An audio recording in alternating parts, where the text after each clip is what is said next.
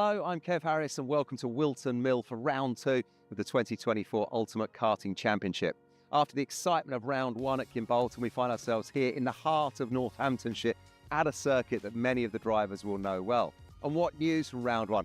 Well, it didn't disappoint, did it? We saw fast and furious action under scorching hot skies, and there was close racing in every class. There were experienced champions running alongside seasoned campaigners and a few new faces in the mix as well, all wanting to make their presence known. And come the podiums on Sunday night, well, anyone who stood there, it was hard fought, wasn't it? But I think the winners overall, they deserved the spoils. So let's remind ourselves then of who came out on top at Kimbolton.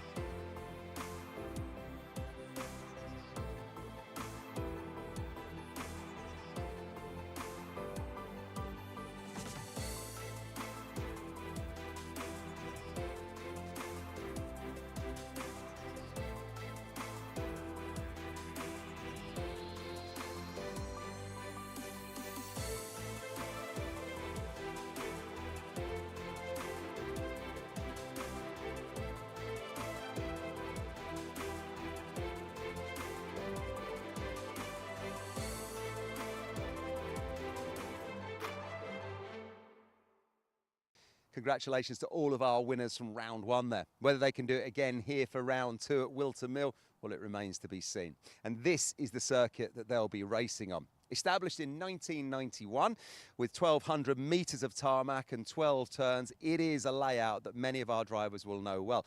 And it's one that has it all. From fast straights into hairpins and fast corners and double apex sections. And the names of some of those, well, they're famous within karting, aren't they? We've got Oblivion, and then we've got Fine Lady, Manuel's Bank, Christmas Corner, and the infamous Boot, which has had a little bit of a redesign for 2024.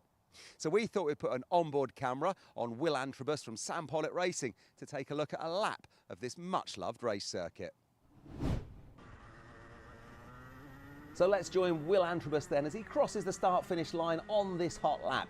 Through Oblivion, down into the bottom end of the racecourse. Take plenty of curb because you're going to need it as you sweep through Fine Lady and up Manuel's Bank into Christmas Corner.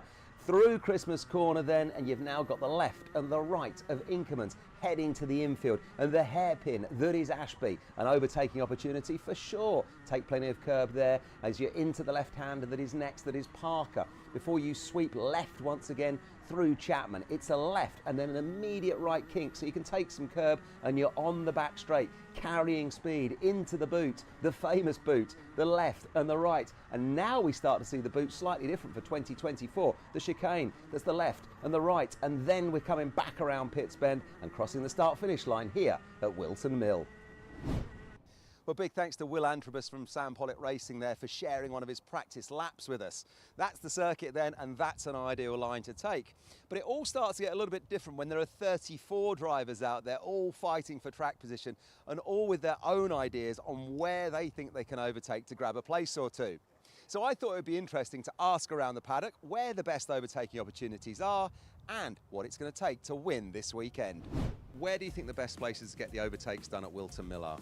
I think at Christmas Corner because it's got a hill and you can like brake really late there so you can get the move done.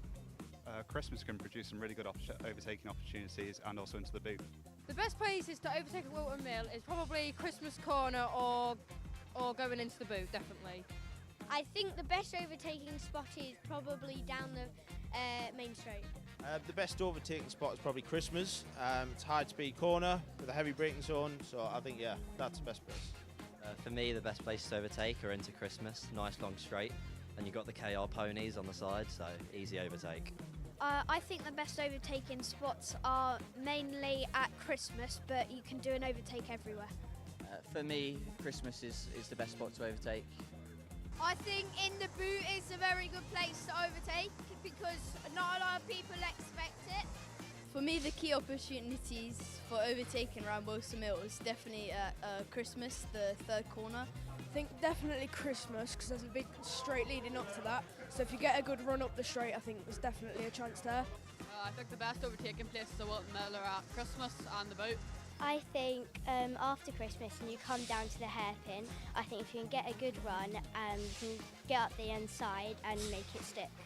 So to win this weekend, Maria, what do you think you've got to do? To win this weekend, I think I need to make sure I'm on pace, and even if I fall back, just put my head down and overtake to get to the front. For me to win this weekend, it's going to take a lot of speed, practice, and I just got to try and do my best. I think it's going to take a lot of confidence with the overtaking and a lot of pace with good setup ideas. To win this weekend, I have to have a good quali and avoid the crashes that happen in the middle of the pack. To win this weekend, I've got to be consistent and alert to make some moves. Yeah, to win this weekend, you just got to be consistent from the start to finish and just make no mistakes. To win this weekend, you've got to be consistent and have the strength for the bumpiness, really. Well, thanks to everyone that we spoke to there, and apologies if you didn't quite make the edit. We simply couldn't fit you all in. But listening to you, it seems that we're going to see a lot of overtaking up there at Christmas Corner. Some of you will try to get it done through Ashby, and some of you will still try to get it done through the boot, even with that new redesigned section. And what's it going to take to win this weekend? Well, as we were just hearing, you've got to be consistent all weekend long and keep your head if things don't go your way. Right, without further ado then, let's find out who will be putting themselves on the podium come the end of today as we go and join your race commentators, Jake and Kai. Thanks, Kev. It's going to be a very exciting battle ahead of us here at the Ultimate Karting Championship, second round of the 2024 season after a brilliant start at Kimbolton. And now we are here, ready to rock and roll at Whilton Mill. It may have been changed a little, but it's still the fast-flowing, frenetic barn dance of a race circuit that we have always enjoyed.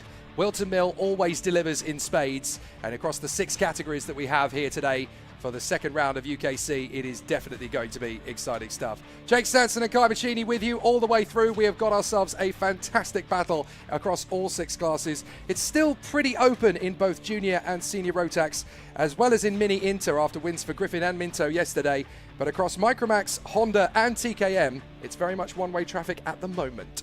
Yeah, it definitely is, Jake. I mean, it's so tight between all of the categories, and with a brand new final sector being chucked at the drivers, it's a brand new spanner in the works, which they need to take on, they need to tackle this weekend. We've got glorious sunshine beating down on the circuit, so that's going to be at the heart of the drivers. They're going to be looking forward to that this weekend. There you see clear skies, and we see heights of weather of about 16 to 17 degrees, so high track temperatures, high grip, and high levels of action we're expecting.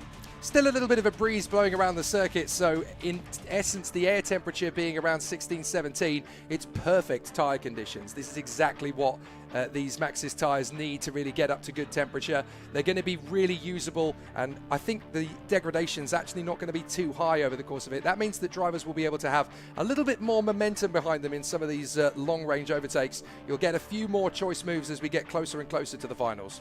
Well, I mean, that's what you love from a driver's point of view. Less degradation. You don't really need to worry about managing those tyres and the tyre life that you have underneath you.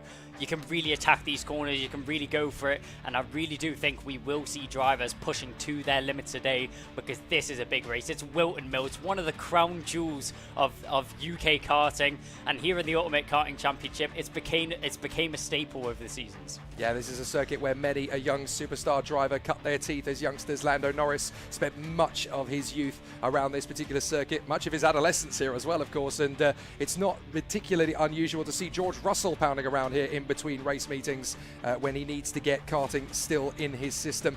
This is the first time we've actually been to Whilton Mill since the track configuration layout change, so it's definitely going to be an interesting one. Superheats are underway. The Mini Inter is going to be the first race out on track today, and we've got 8 Superheats before we get ourselves to the 6 finals later on. Big race action to come here at Whilton Mill.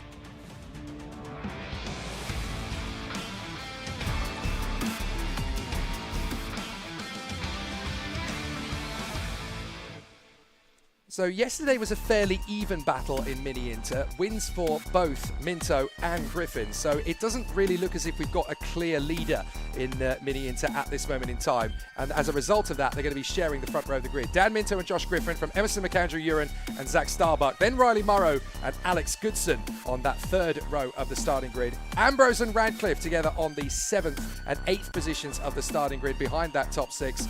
Watch out for White and Cleary as well on the 5th row of the grid. They want to really make a big impact into this race. One of the key riders in the runner for this one is on the 6th row of the grid alongside Braskov.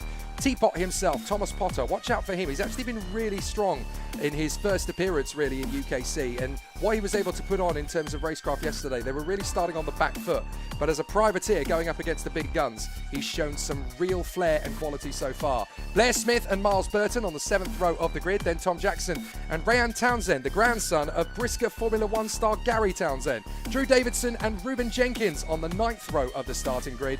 It'll be very competitive indeed in Mini Inter this time. Soren Gallagher and Zach Jennings, followed by the Scotsman David Hjorns, and then Charlie Stapleton, with Lomond Wilcox rounding out the field. Plenty of big talent, good rookies in the field as well, and a very changeable circuit here at Whilton Mill. I was actually talking to a few of the teams and drivers yesterday. Fascinating how different teams and different engineers have got a different opinion as to how this Whilton Mill circuit has changed with this new chicane at the end. Some people were telling me that in terms of the gear ratios, they've been changing them anywhere between 3 and 4 teeth on the gearbox. I asked a few teams, any changes? They said, nah, not really. Well, I mean, setup's always been a massive thing around Whilton Mill. Tyre pressures are always going to be a big difference for the drivers. It depends on how hot you go at the start of the race or if you want to conserve yourself for later on in these races. But with not long on the clock on these Super Heats, only 10 minutes are these races. It may feel like long for the drivers, but that time really goes by in a blast. The drivers will be out on their formation lap, weaving side to side, trying to get as much heat into their tyres as possible on the one singular formation lap that they are handed.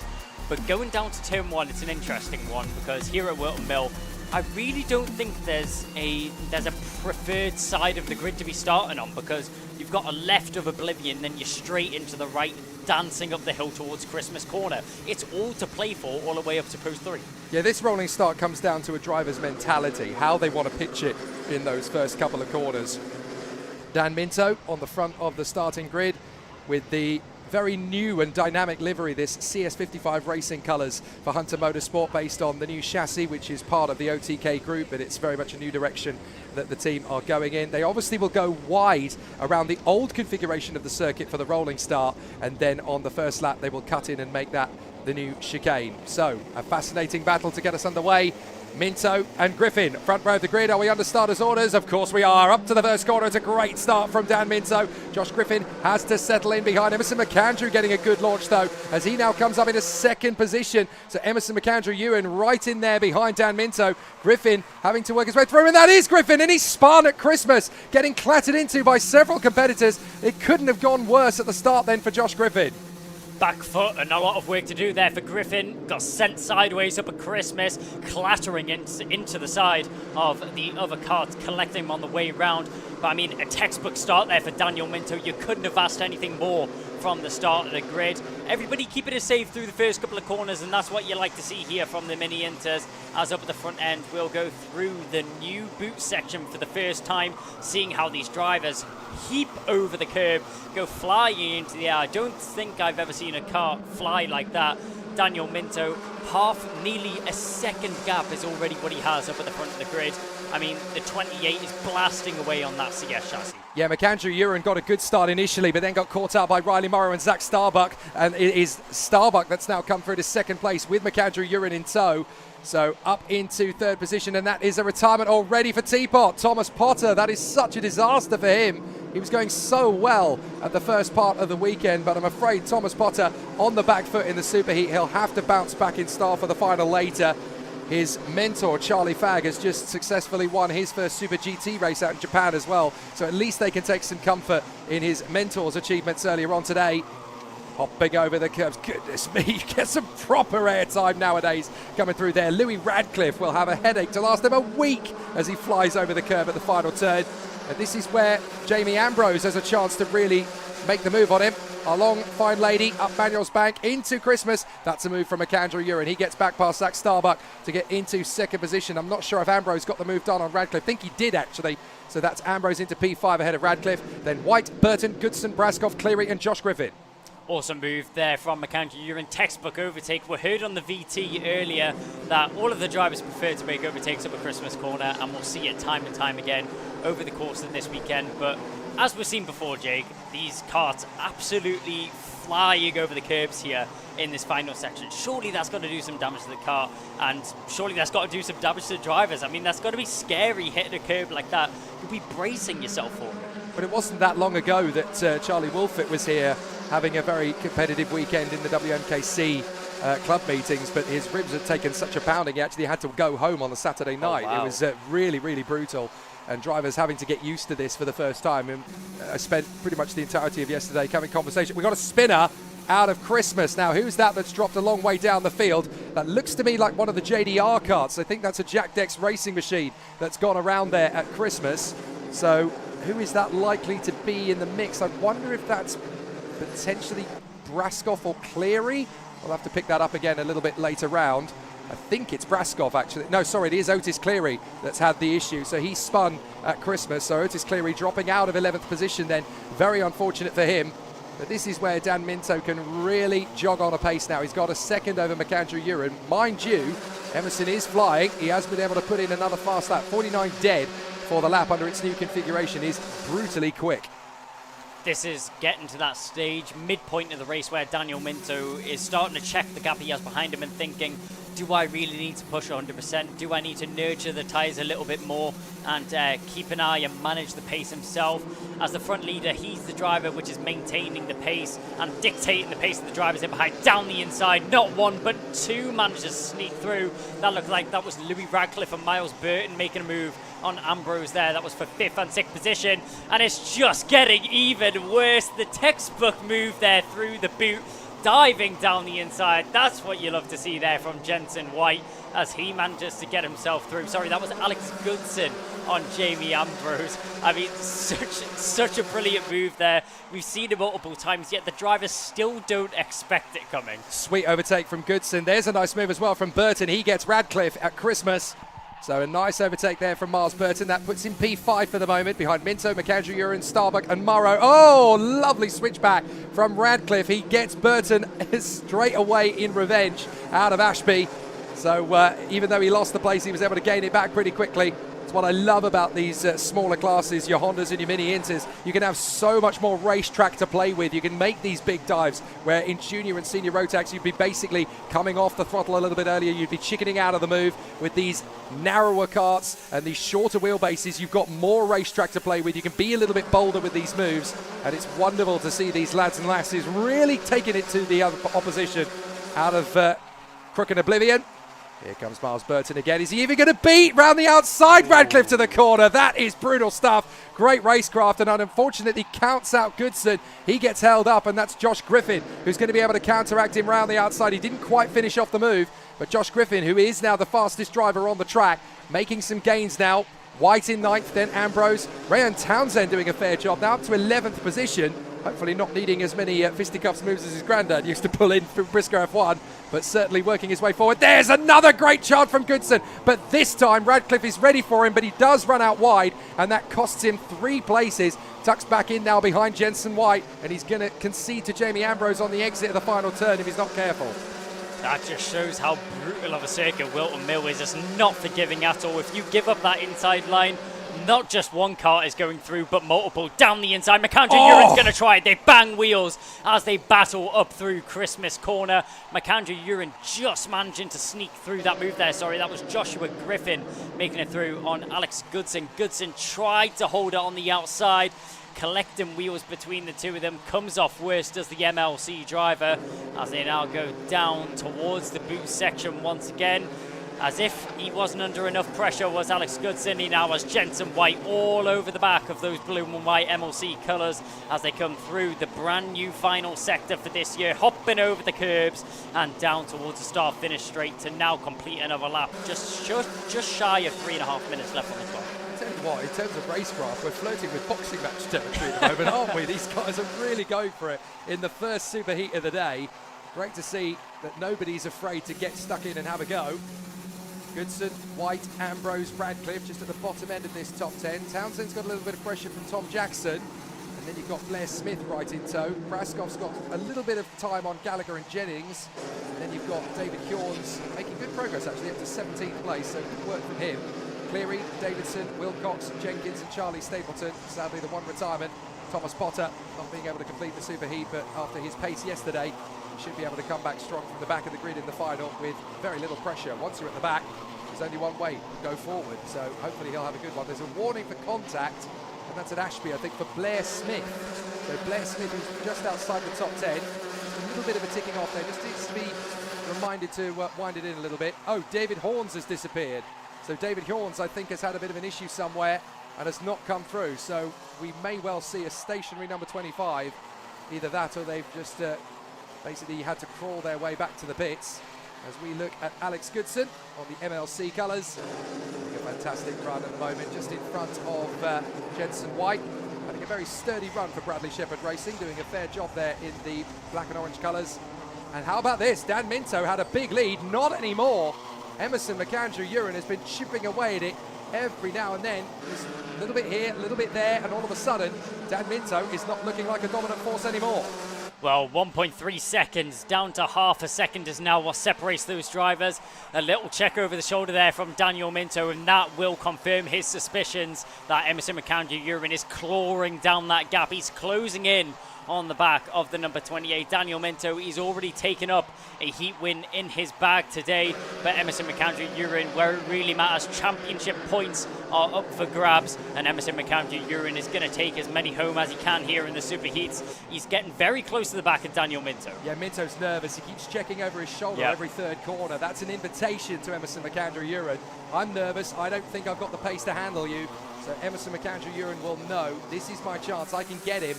Minto needs to stop focusing on the man behind. He needs to just continue looking up the road. Focus on your apexes. You've got 5 to 6 kart lengths on McAndrew-Uren. That's enough to win the race. Stop focusing on what's going on over your shoulder. Look up the road, because McAndrew-Uren is out of your control, but you can go a bit quicker just by focusing on each of your own radiuses and apexes. McAndrew-Uren has hunted him down on the Lando Norris chassis. Now he's got an opportunity. So it's CS55 versus Lando Norris kart. And both of these chassis, of course, part of the OTK group. But now we're going to see a battle royale. Minto versus McAndrew-Uren. Minto's having to go defensive down towards the boot. He holds the middle of the road. McAndrew-Uren's going to try and slingshot him out of the toe. Can he get alongside? No chance. Minto wasn't born yesterday. He's not going to concede any easy overtakes in this one. No, McAndrew-Uren also a very opportunistic driver. We know that he'll wait until he has the best opportunity available to him. And as you mentioned, Daniel Minto just looking shook out there on the circuit, not looking in his element like he was earlier on in this race, positioning his car just in the middle of the circuit, not giving Emerson McAndrew-Uren a sniff at the inside line as they now dive down towards Ashby's. To the inside goes McAndrew-Uren, and that'll be a move. He goes sideways under braking, but no threat at all there for the number 33 as he slides through on the inside, straight on the defense. This is where he's got to pin that car to the inside line. Doesn't want to give Minto a look back at the inside line because he knows that 28 will dive if he sees it, but parked there through the boot and running straight into the rear bumper of McAndrew-Uren is Minto, and maybe that has just gave him the little bit of the advantage that McAndrew-Uren needed to try and run away on this final lap. The original move, sweet as a dandy from Emerson McAndrew-Uren, but now on defence he's having to find himself almost being nudged around the course, and there Dan Minto gets the warning from the officials. Got to be careful. You do not want to be battering into the back of the Lando Norris kart chassis too often, and as a result of this, look who's joined the party. Zach Starbuck is not a million miles away. If these two get fisticuffs, then suddenly Starbuck could actually pick up something pretty sweet here. But it looks to me as though McAndrew-Uren's been able to look after the tyres just about enough to be able to cement his position up at the front end.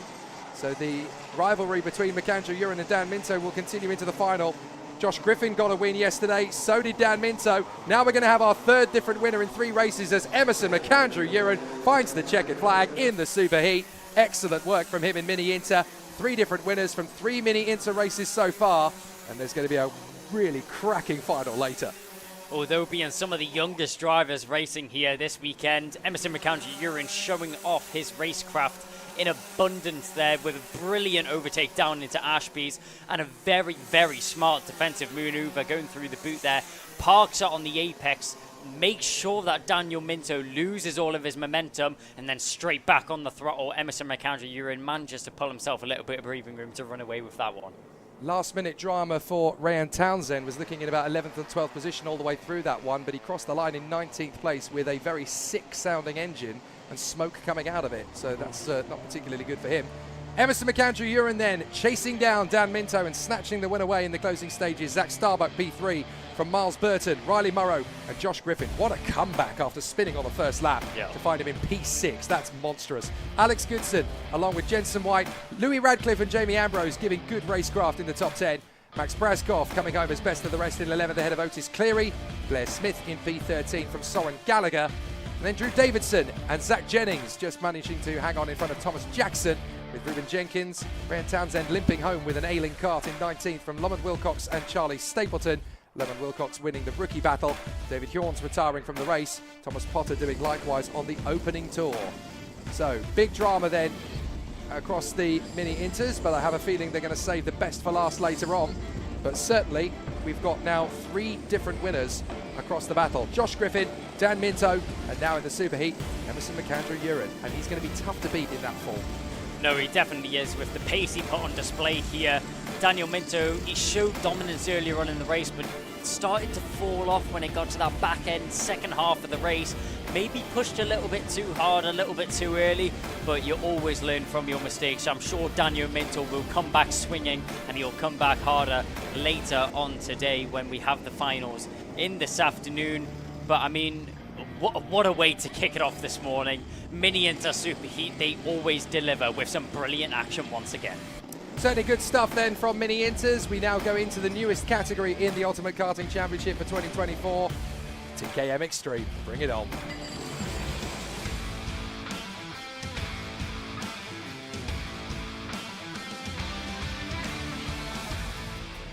Anybody who knows their British karting history knows full well TKM is the world that gave us the talents of Abby Pulling, 2-time British champion in the TKM categories in her youth.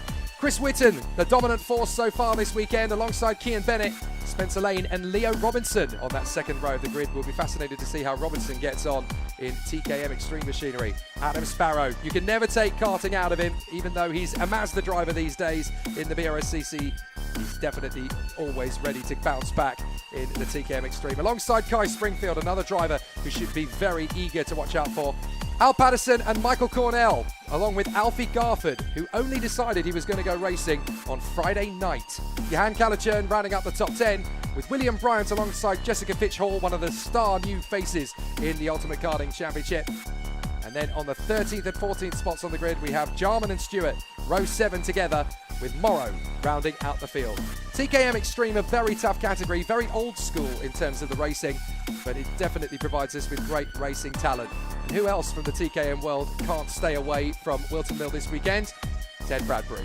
He's always a factor within TKM. You can never quite get him away. Even though he's not on the grid as a racing driver, he has to come here to support his mates and figure out what's going to happen next. It's been fascinating to see how the TKM Extreme have really adapted to life in UKC, and I think it's fantastic that Paul Phelan has opened the gates to this very exciting category.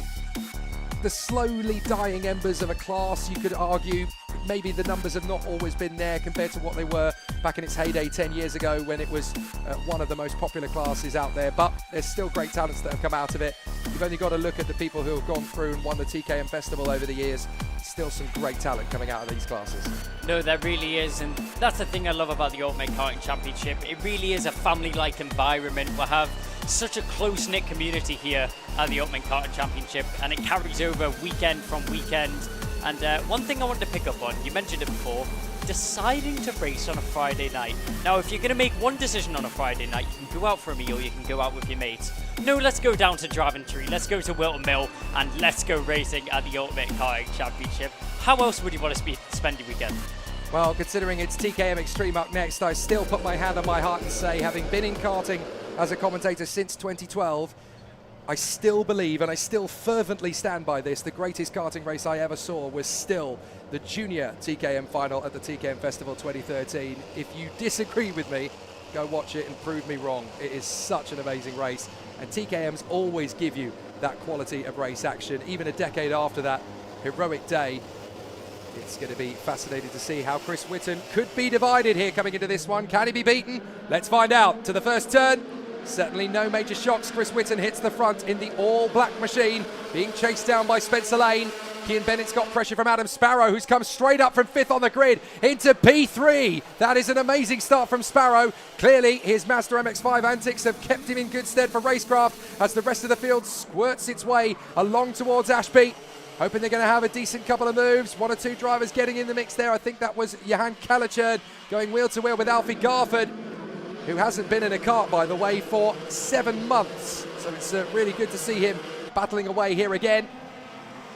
Here they come once more, and it looks to me as though Spencer Lane is going to be hustling Chris Whitton, at least until Whitton really starts to open up the taps. Whitton, he's displayed brilliant pace so far at the beginning of this season. Last race's winner, Cian Bennett, slipped down a little bit on that first lap, started in 3rd, now finds himself in 5th position. He's got a little bit of work to do if he wants to find himself back up in a podium position. He's going to get that work done early as down the inside, getting himself up at a 4th position past Michael Cornell. Good move there from Cian Bennett, repping the number 5 on his car, showing that he's a seeded driver and he's not here to play at all. Out of Ashby's we go, down through Inkermans, and now we find ourselves into the final sector of the lap up at the front end, focusing on Chris Whitton, the all-black stealth machine out in front, as you mentioned before, Jake, the number 33. He always comes to put on a show and display his pace as they hop over the curbs once again. A little bit faster than we've seen in the mini-inters, as you'd expect here from the TKM Extreme, but nonetheless managing to keep those carts under control as we blast up the hill once again, head down to the steering wheel, trying to get that aerodynamical advantage is the number 33 of Chris Whitton, currently punching a hole in the air for 4 drivers in behind him. That's going to be a difficult position to find yourself in, because you know you're the one setting the pace and all the drivers in behind have an easier run up the hill and are doing less work in a straight line. So Whitton's certainly not having it the dominant way at the moment, but then there is not really such a thing as a dominant force in TKM. You never really get that far away from your competitors, but it becomes down to the tactical games of chess that you have at the wheel. Check out these cars. This is the corner to watch in terms of how this layout has really changed, not the least of obviously because that's the part of the course that has changed, but what it does to the kart around the rest of the circuit. A lot of teams have basically said that they've had to change their setup completely, despite the fact that it's only 2 corners that have changed. Sparrow on the inside of Lane. Job done. Absolutely committed to the inside line. Oh. And there's not enough room for Cian Bennett. He tried to get through on Spencer Lane as well. Squeezed out to the grass, and that's dropped him all the way down. He's going to have up the inside Al Patterson and Johan Kalacherd trying to come through, as well as Alfie Garford. So that's going to drop Cian Bennett all the way down to about P9, essentially. Dancing over the grass is Cian Bennett as he finds himself in a world of trouble now.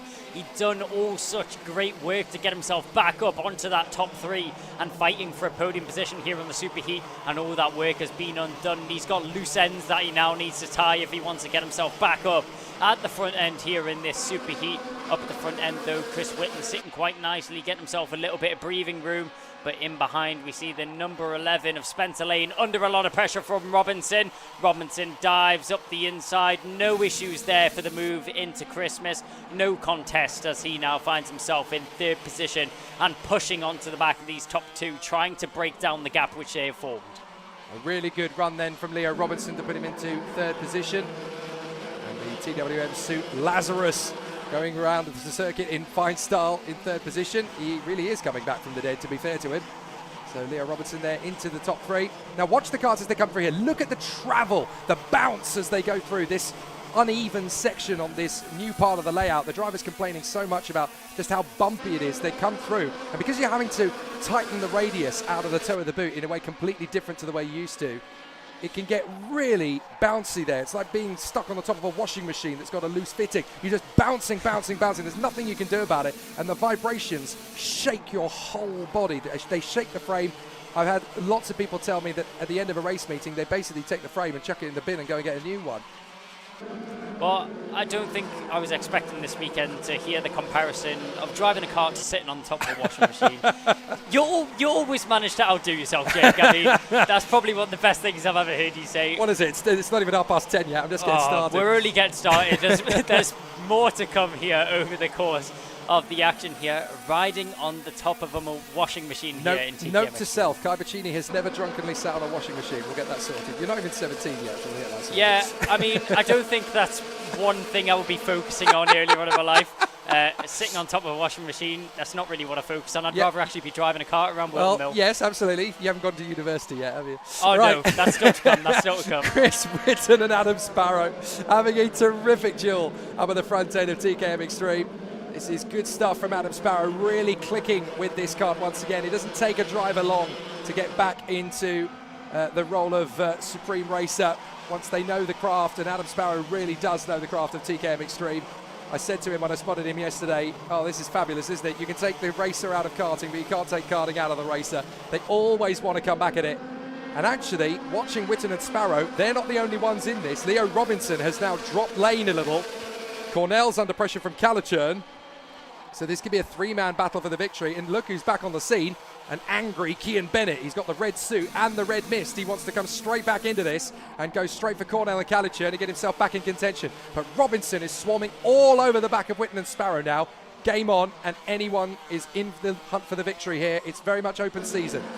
Well, Kian Bennett's going to have vengeance in his sights as he now finds himself back on an attacking position, back up at the front end. But Liam Robinson glued to the rear bumper of Adam Sparrow there as they make their way into the boot, really poising himself here in an attacking position, ready to go on the offense as they come blasting down the home straight into Crook and Oblivion once again.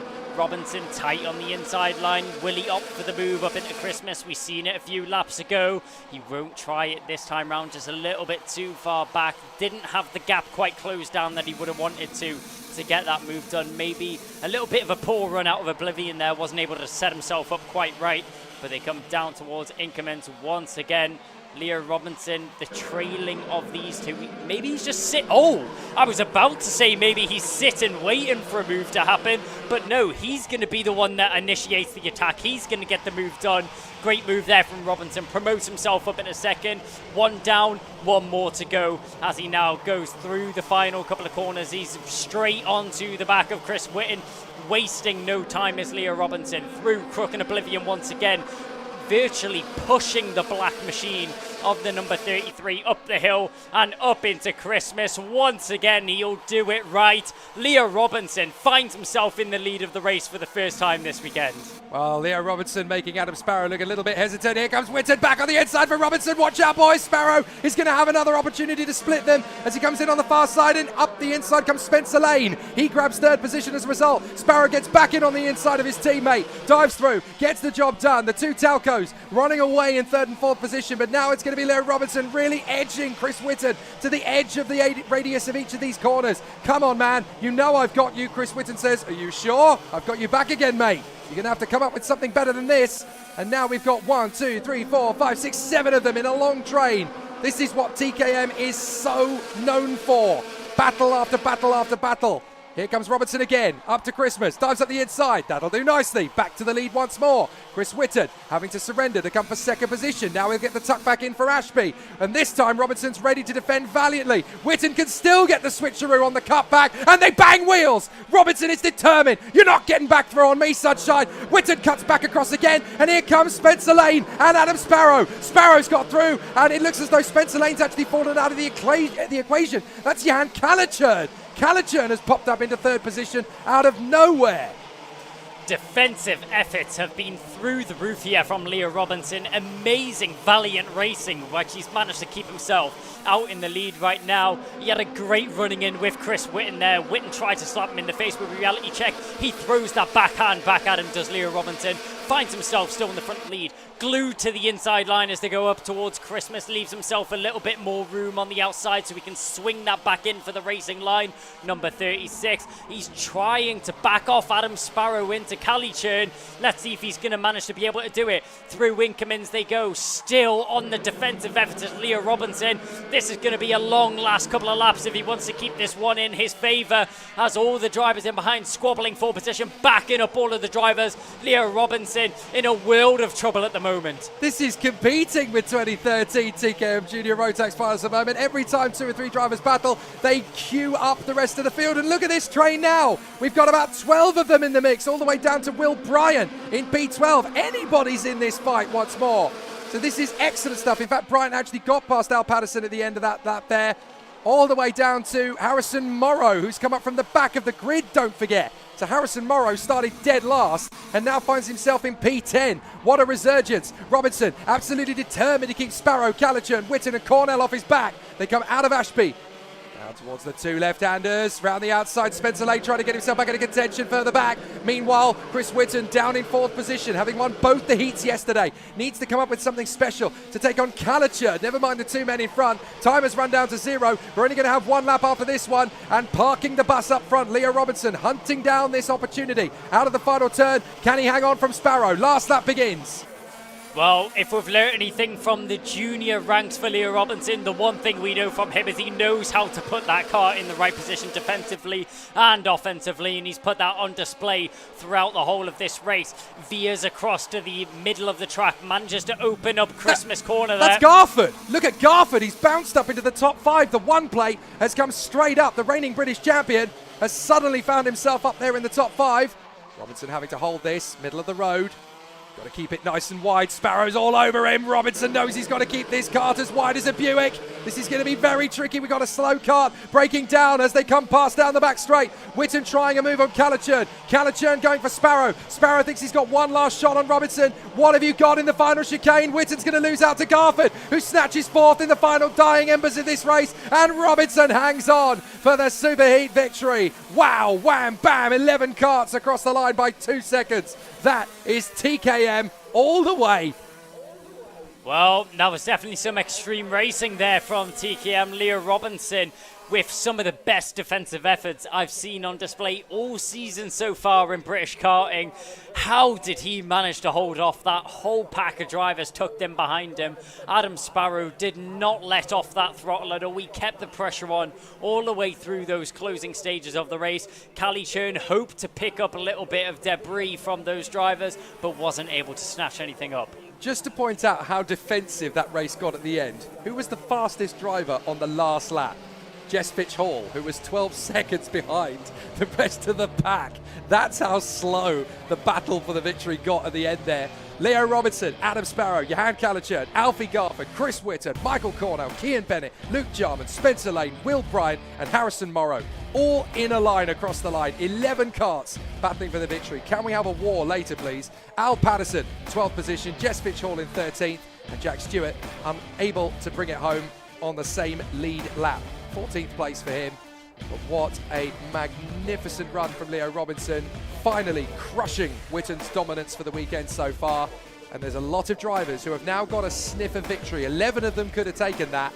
So when we get to the final later, all bets are off. Well, what a way to kick off the action. Mini Enter followed up by a hot and heavy TKM Extreme. 10:30 on a Sunday morning, and we're already warmed up and ready to go for the rest of the day. If this is a sign of what is to come, I am so excited for the finals later on this afternoon. Yeah, really good racing from our TKM Extreme competitors. A really strong addition to the UKC catalogue of racing. And I have to say, it's so good to see TKM in UKC. Right, we continue to march onward. The Superheat is up next in Micromax.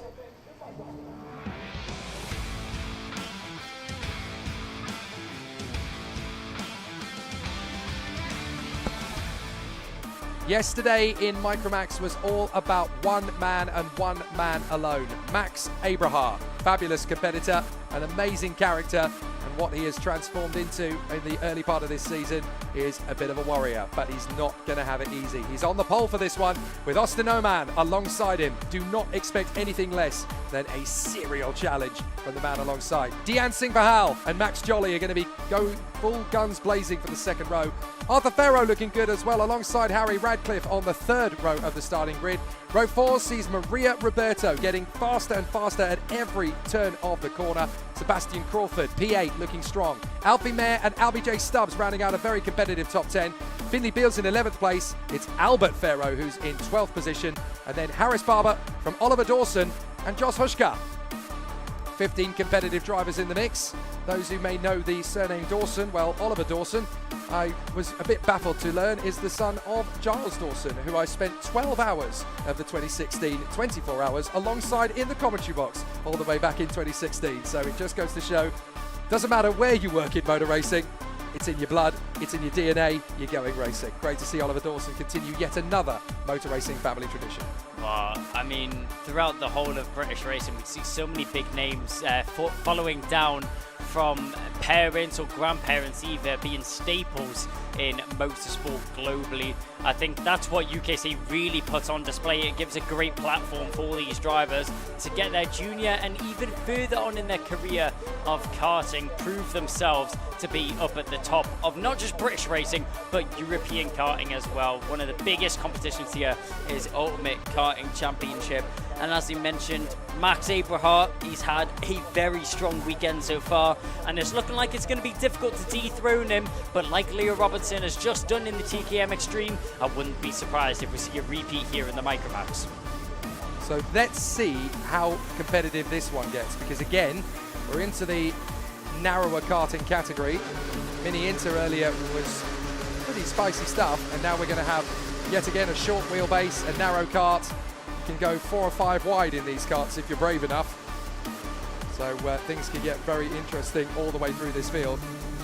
And Max Abraham, definitely the man to beat, but watching the career progression and the way that the racecraft has really stepped up a pace for the likes of Dean Singh Bahal, of Max Jolly, of Austin Oman, particularly Harry Radcliffe really starting to come on a pace as well. I've got my eye on Maria Roberto as well. She really seems to be taking a little bit of strength now. There's always that little bit of a light switch in these drivers at this race. You've done it yourself, Kai. You know it's you're waiting for that click of the understanding of, oh, that's how I'm supposed to race. And that's all you're waiting for in these classes. Yeah, I mean, it's something that the drivers will get over time. The more time they have in the seat, the more experience they get racing. And that's something they'll develop as drivers over the course of their careers as we go blasting down the home straight. Will we go racing first time round? Yes, we will. False start there. So we have the chevron flag out at post 1, which means that we'll go round once again. Maybe just a little bit too eager from the front end. We see that a lot in the younger classes. The drivers just a little bit too eager to get going racing again and just want to get it over the way and done with as well. Max Abraham a little bit too fast to jump the gun on the accelerator there out the final corner. You're seeing just escaping from the rest of the grid. They will slow it down this time round, pack back up into their formation, and I'm sure we will go racing this time once again.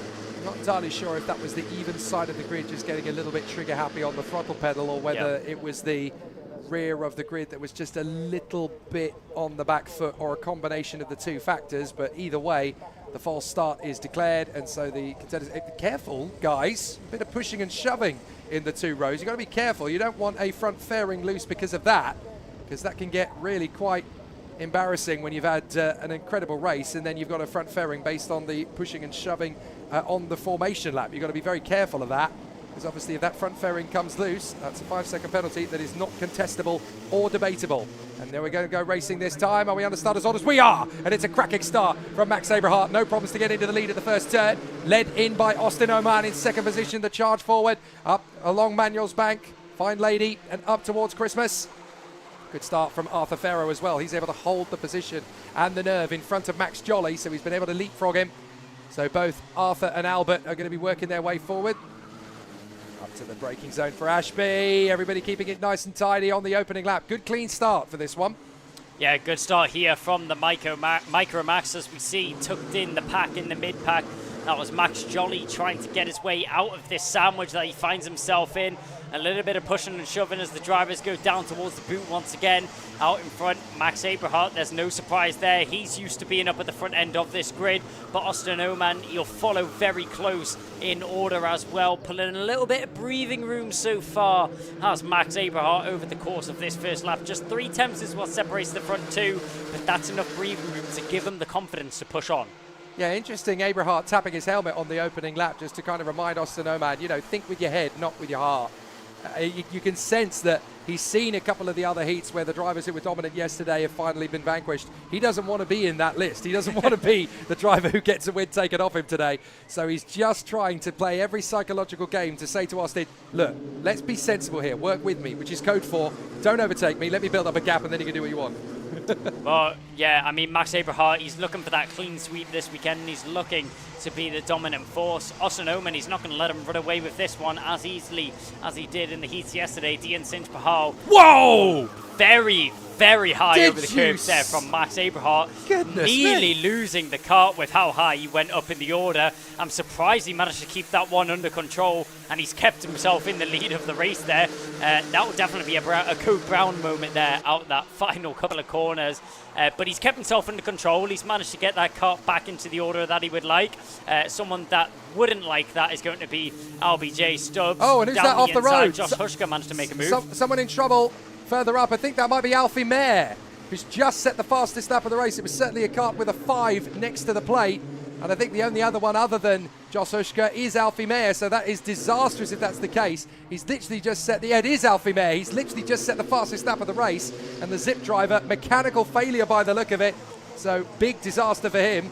Right, Max, take it a little bit more gently. Wow, they're still leaping over. This isn't a race at the front for Max Aberhart. This is an audition for EasyJet. Goodness me. He's absolutely launching his way over those curves. Yeah, he's not afraid to be pushing the limits of this kart. I'm sure his mechanics will be stood on the sideline, biting their nails every time he goes through that section, just thinking of the damage that could be doing to the kart. He's not worried about that. He's worried about getting moves done. Somebody else who's getting moves done there is the number 16. That's Sebastian Crawford getting a move there done on LBJ Stubbs. So up into 9th position and out of 10th goes Crawford as he gains himself another position throughout the field. Looking at this mid-pack, there's still a good battle going on as we're still keeping an eye on Crawford.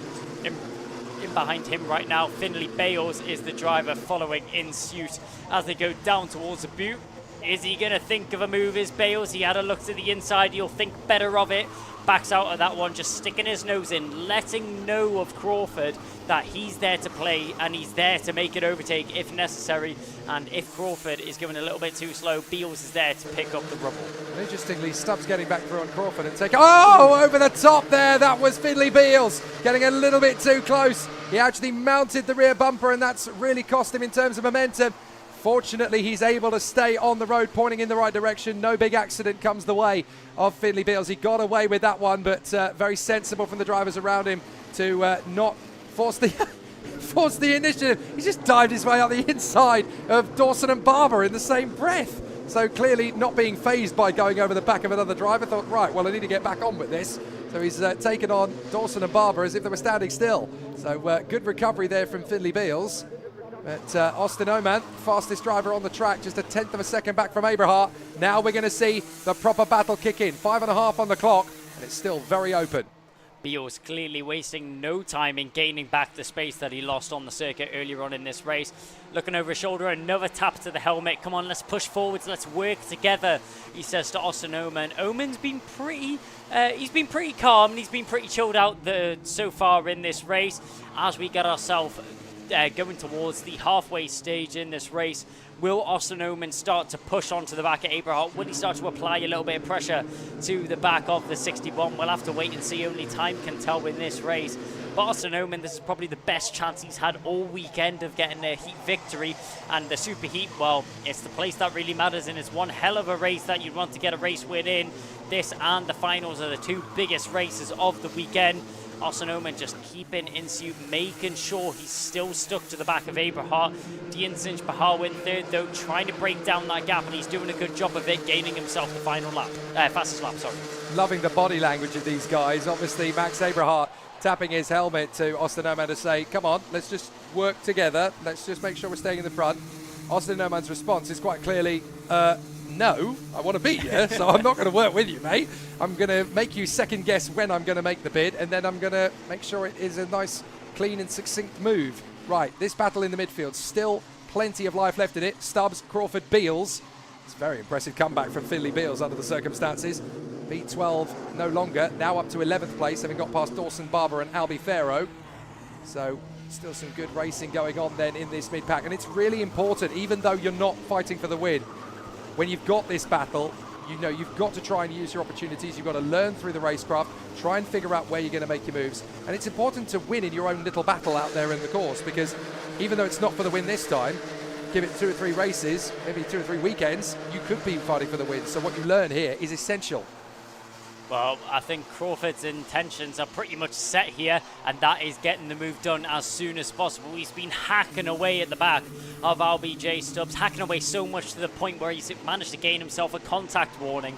So maybe the steward's telling him to calm down a little bit. He's pushing a little bit too hard. Needs to reel it back just a little bit. He's going to try on the outside of Incumbents. Has to pull back for the switchback. He'll try it. Not able to pull that one off there is the number 16 of Crawford. Looking left and right every single corner. He'll look for the move as they bang wheels going into the boot there. Crawford and Beals going at it once again. Beals went over the back. That was vengeance. The final corner. That was pure vengeance by the look of it. Goodness me. Sebastian Crawford did not like getting shoved around there by Finley Beals, so he retaliated. It was that red mist that came down. He was angry, he was frustrated, and he just missed his braking point, tapped the back end. Finley Beals spins around, his hand is in the air. What was that for? Well, big frustrations there in Micromax as the two drivers battle away. Further round, we've got another terrific tussle. This is Jos Hushka versus Maria Roberto. Great comeback drive from Jos Hushka. This is now 7th position for a fantastic race drive through the field. Yep, slicing through the field like it's butter right now is the number 55 of Jos Hushka. We can see fighting all the way throughout the field. Loads of mini battles going on, and that's what we'd love to see around here.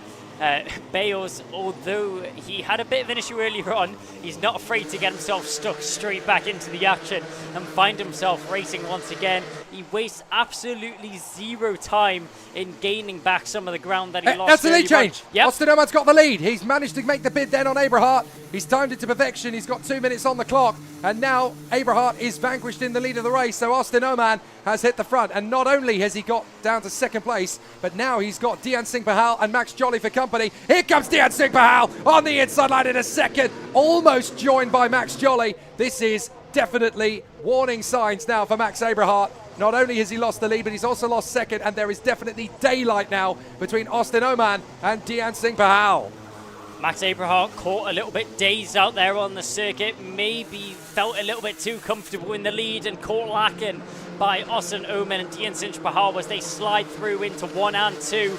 Now Abrahart needs to go straight back on the attack. He has no time to waste. Only a minute left on the clock. He'll try and get one done up into Christmas, but it's well contested there by Diancinch Bahal. Bahal managing to hold the inside line there and manages to just about keep himself in 2nd for the time being. Through Ashby's around the outside, hand in the air. How is he doing this, says Max Abrahart, as they go through Ashby's and into Incumbents now. Going down towards the boot. This is where it's going to really be interesting here. Will Max Jolly even try for a move on Abrahart, or will Abrahart keep applying the pressure onto the back of Bahal? Yes, he will. And there goes Dian Singh Bahal. So what happened there? Was there contact? Did the engine seize on him? What on earth happened? Well, he certainly didn't seize on him because he's able to keep going again. I couldn't really see. Was there any contact? Was he just nerfed on the inside line there? Very tough to tell. Or did he lose it on his own over the curbs? Whatever, it's Dian Singh Bahal who's now essentially kicked out of the battle for P2. So unfortunate. Now we've got Max Jolly all over the back of Max Abrahart, and that's going to be a window of opportunity for Jolly. Can he find an opportunity now? They come into Ashby. And a long way back, you've got Radcliffe and Farrow having a great ding-dong for 4th position. That spin for Dian Singh Bahal has actually really benefited Jos Hushka as well. That's now P6. ahead of Maria Roberto, and Dian Singh Bahal has recovered in P8. I couldn't really see, the angle wasn't clear whether that was Dian Singh Bahal making the mistake or whether he was escorted to the scene of the spin, essentially. Yeah, it wasn't quite obvious from our perspective. Might have just used a little bit too much curb and hooked that cart around, or was there contact? I guess we'll never know. That will be down to the steward's office later on if they decide to investigate that incident or not. But back up at the front end, all eyes are peeled on this battle right now. Final lap, and Abrahart's done the work that he needs to do to get himself back into a lead race fighting contention. It was about 7 tenths which separated these drivers. Now just shy of 4. Check over the shoulder there from Oman. He knows he's in trouble. He knows he's under pressure here from the 61 of Abrahart. Abrahart, he's gunning with the fastest lap under his belt. Will he be able to convert that into a race victory though? Will he be able to get the clean sweep? He's only got a few corners to go. They dive into the boot, and there he goes down the inside. Abrahart, he manages to get it done. What a brilliant move there from the number 61 of Abrahart, and a move that even he can't believe. Hand on his helmet and hand on his heart when he went for that move. Max Abrahart, one of the overtakes of the weekend, has just been put on display in the Superheats. What a way to round out your morning, and what a way to assert your dominance going into the finals this afternoon. Max power from Max Abrahart. What a slam dunk of an overtake into the boot. That really took some conviction. He had to know that it was worth the gamble, it was worth the risk. That was just stunning from Max Abrahart. Found the gap, found the opportunity. Thank you very much and good night. And he's still got a final to try and wrap up this clean sweep. Austin Oman P2, Max Jolly in P3. And very unfortunate that Dian Singh Bahal was not able to stick in that battle. Here is the provisional result then. Max Abrahart snatches it on the final lap from Austin Oman and Max Jolly. Harry Radcliffe in a very strong P4 ahead of Arthur Farrow. Josh Hushka, great fighting comeback there ahead of Maria Roberto. Very solid again in the top 10. Dian Singh Bahal, what a shame. 8th position is all that he can take away from this race. Sebastian Crawford winning over in the battle between him and LBJ Stubbs, and actually getting clear of him as well. Oliver Dawson in the mix there as well. Good run from him in 11th place. Finley Beals, Harris Barber and Albert Farrow. Plenty of racecraft from them. And rather sadly, Alfie Mayer retiring on the opening couple of laps of the race with a mechanical failure of some kind. Well, exciting stuff from the Micromax Superheat, and for Max Abrahart, it's going to be very tough for anybody else to pull off a kung fu move like that one. Was perfectly clean, no worries at all, but you had to be really brave to know you could pull that off. Chucks caution to the wind does Max Abrahart. I mean, an outstanding dive to the inside line. Not many drivers would even think of taking that feet on and going for that overtake. Max Abrahart, a league of his own out there on the final lap, and really proving that he is one of the top drivers here this weekend and a force to be reckoned with. Still great race action to come then at Whilton Mill, the second round of the Ultimate Karting Championship 2024.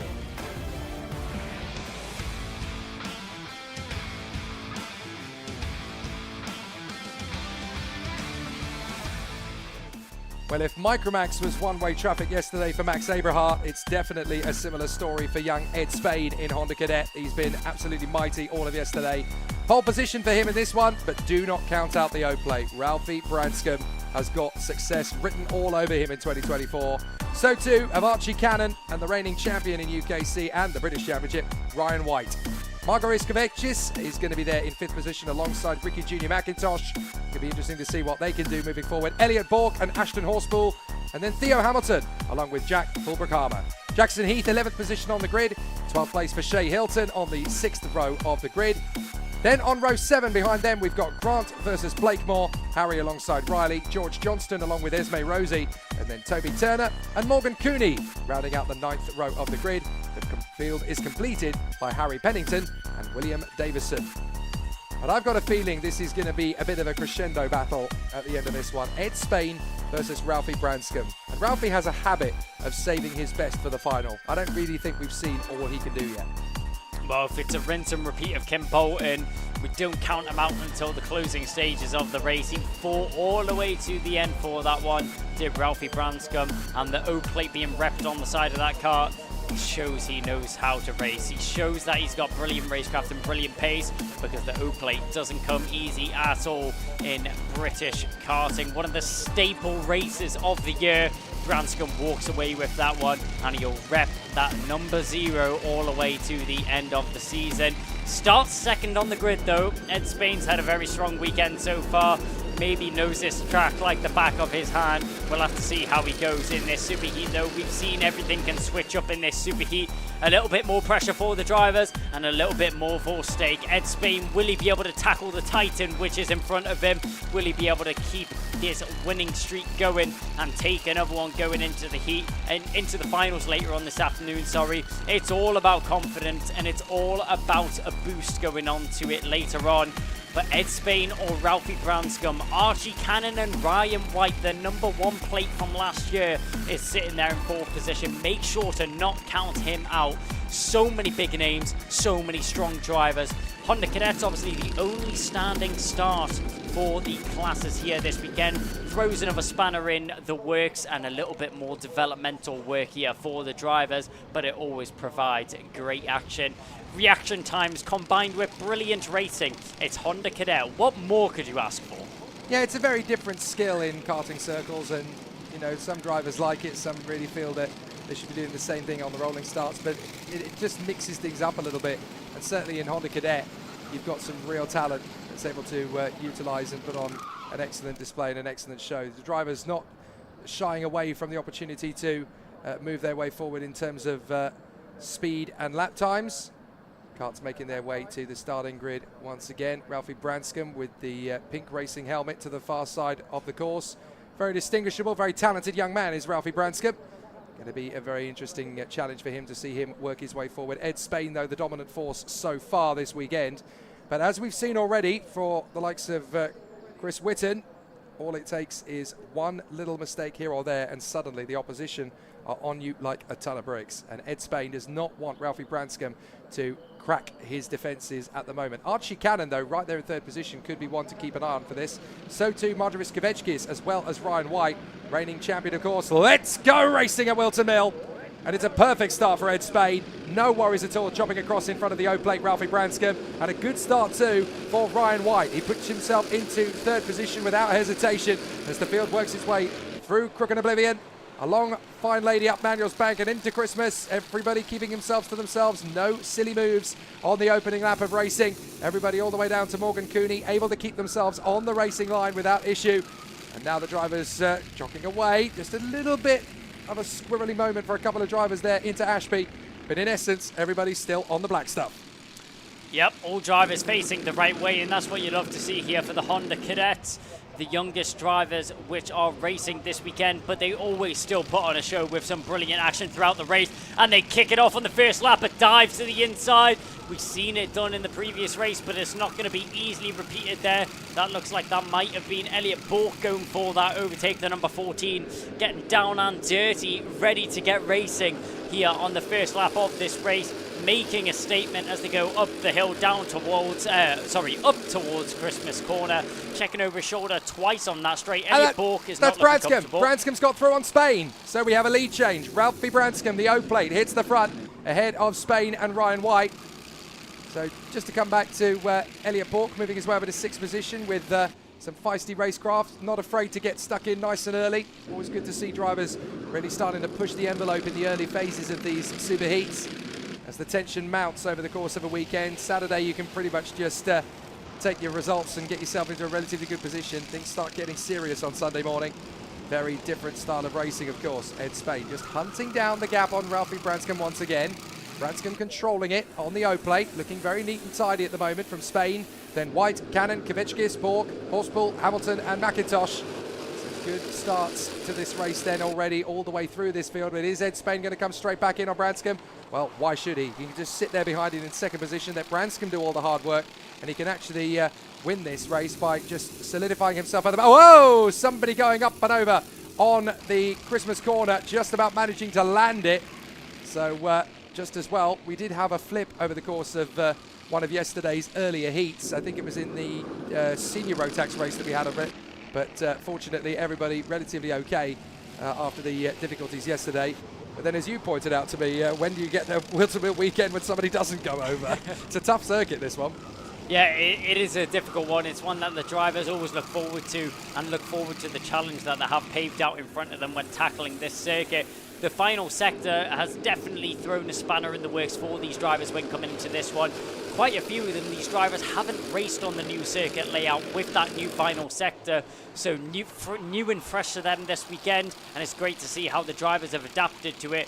Ralphie Branscombe, though, he may find himself in the lead of this race earlier on, but he's definitely got his work cut out for him if he wants to keep himself in that position. You know, and it's been a tough one for these guys in terms of simulator prep as well, because it's happened so quickly, this layout change. They haven't had a chance to practice it on the sims. So it's basically been a bit of a new experience for the drivers to learn this circuit without having any preparation time on the sims beforehand. And you're sitting there at home thinking, yeah, but how much of a benefit can you really gain in karting on a sim compared to, well, you'd be surprised. The drivers at this tender young age, they do learn an awful lot about racing lines, about where the throttle needs to be applied, where the braking zone should come in, how that changes in a racecraft situation. You'd be surprised just how efficient those simulators are actually proving to be, particularly in the younger categories.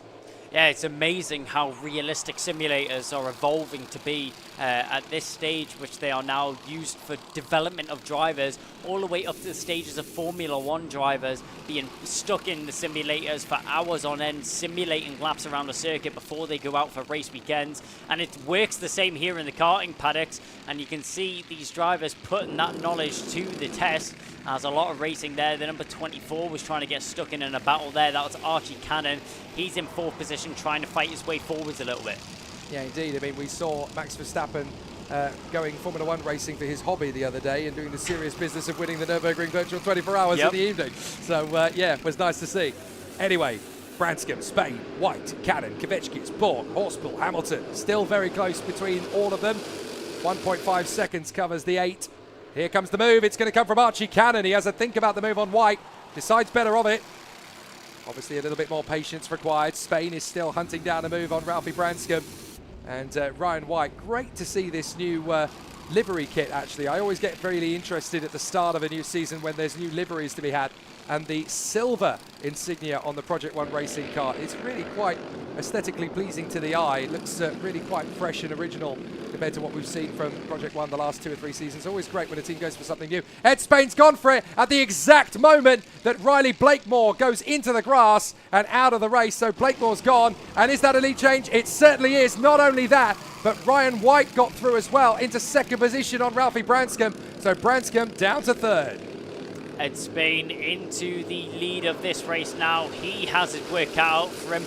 The glistening silver of the Project One dancing in the sunlight as they go up towards Christmas Corner. There was a stationary yellow because of Blakemore's kart. Now, was there a green? We didn't see the green flag, but we did see the yellow flag in the background. It was a stationary yellow. So as long as he's made that move by passing a green flag, he's okay. But I didn't see one, so they'll have to investigate it. Yeah, I'm sure that'll be looked into by the marshals and the stewards on the circuit. But for the time being, Archie Cannon, now finds himself up into third position as he made the move just there on Ralphie Branscombe. The bright pink helmet has been dropped down from first down to fourth. It's a ruthless category here, is Honda Cadets. Maybe the youngest drivers, but they still put on a show when they put their racecraft on display. Ed Spain, opportunistic, did great timing for that overtake, and great time for another overtake. Feels Archie Cannon as he goes down the inside. This time, no yellow flags out in the view. He gets himself up into second position, meaning that Ryan White, last year's champion, now down into third position. Ed Spain, will he be the next victim of Archie Cannon?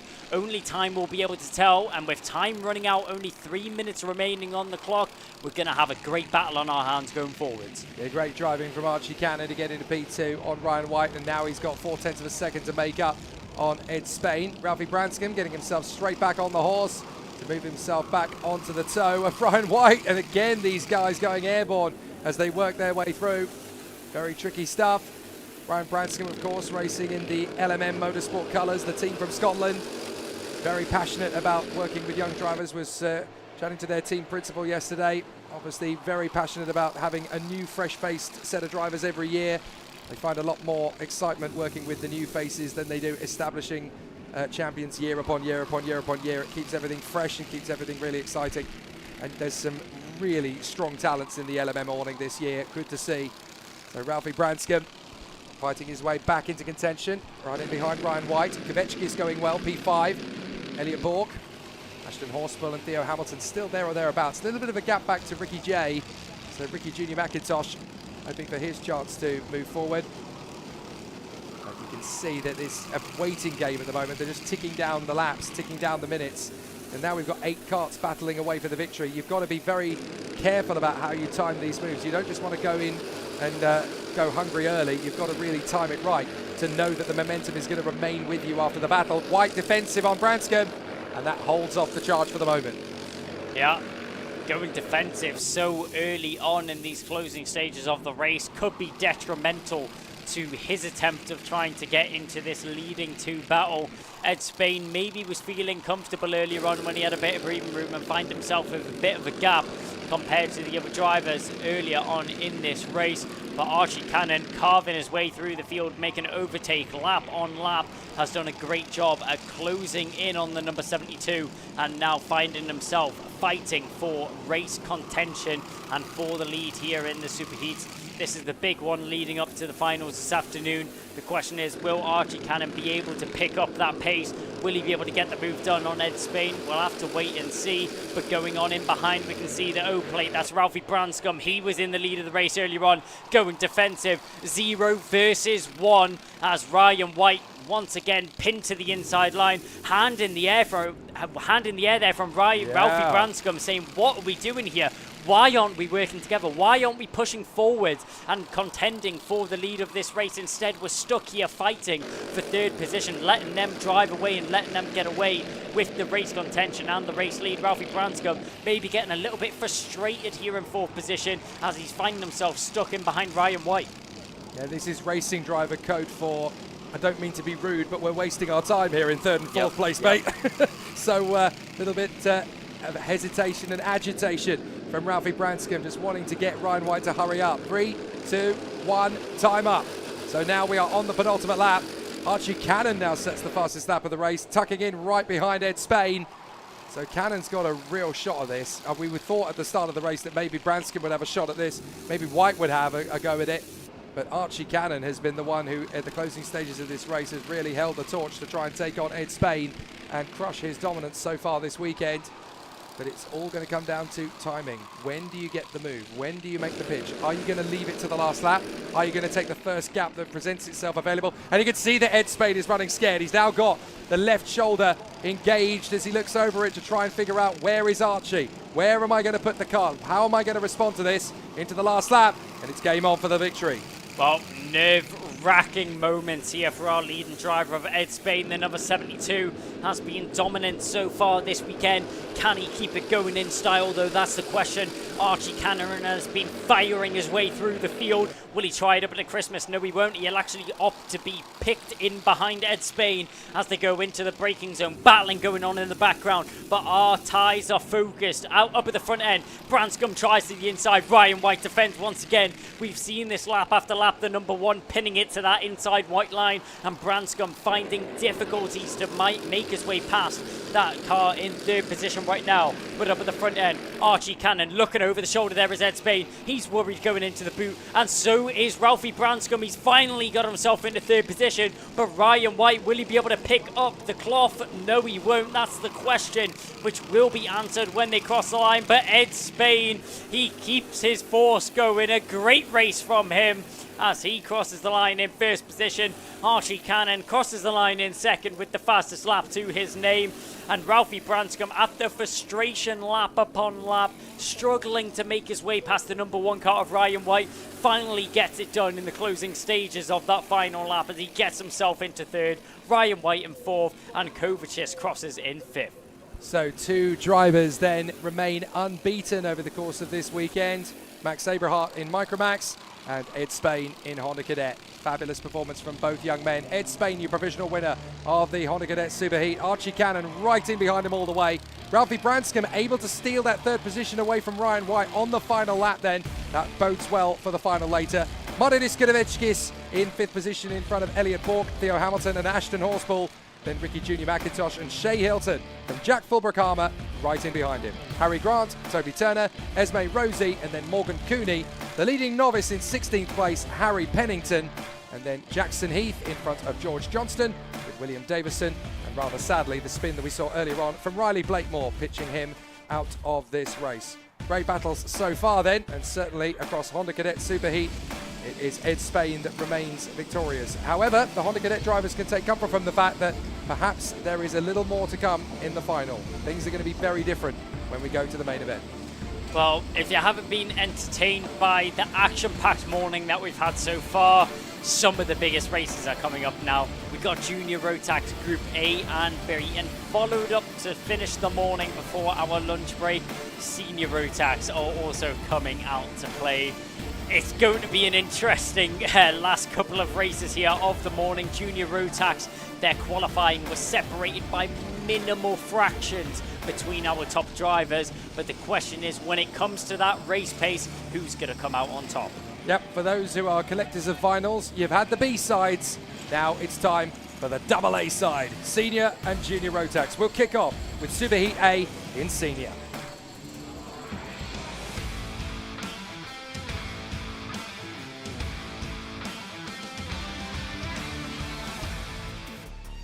There are two types of racing driver in this field. The ones that are going to climb the ladder of motor racing that will one day find ourselves in Monte Carlo, Indianapolis, or Le Mans. The other type of racing driver are already in the pinnacle. There's nothing quite like Senior Rotax at the top level. Reigning champion Kai Hunter, pole position after 2 heat wins yesterday. Brandon Klein Nagelvort alongside him.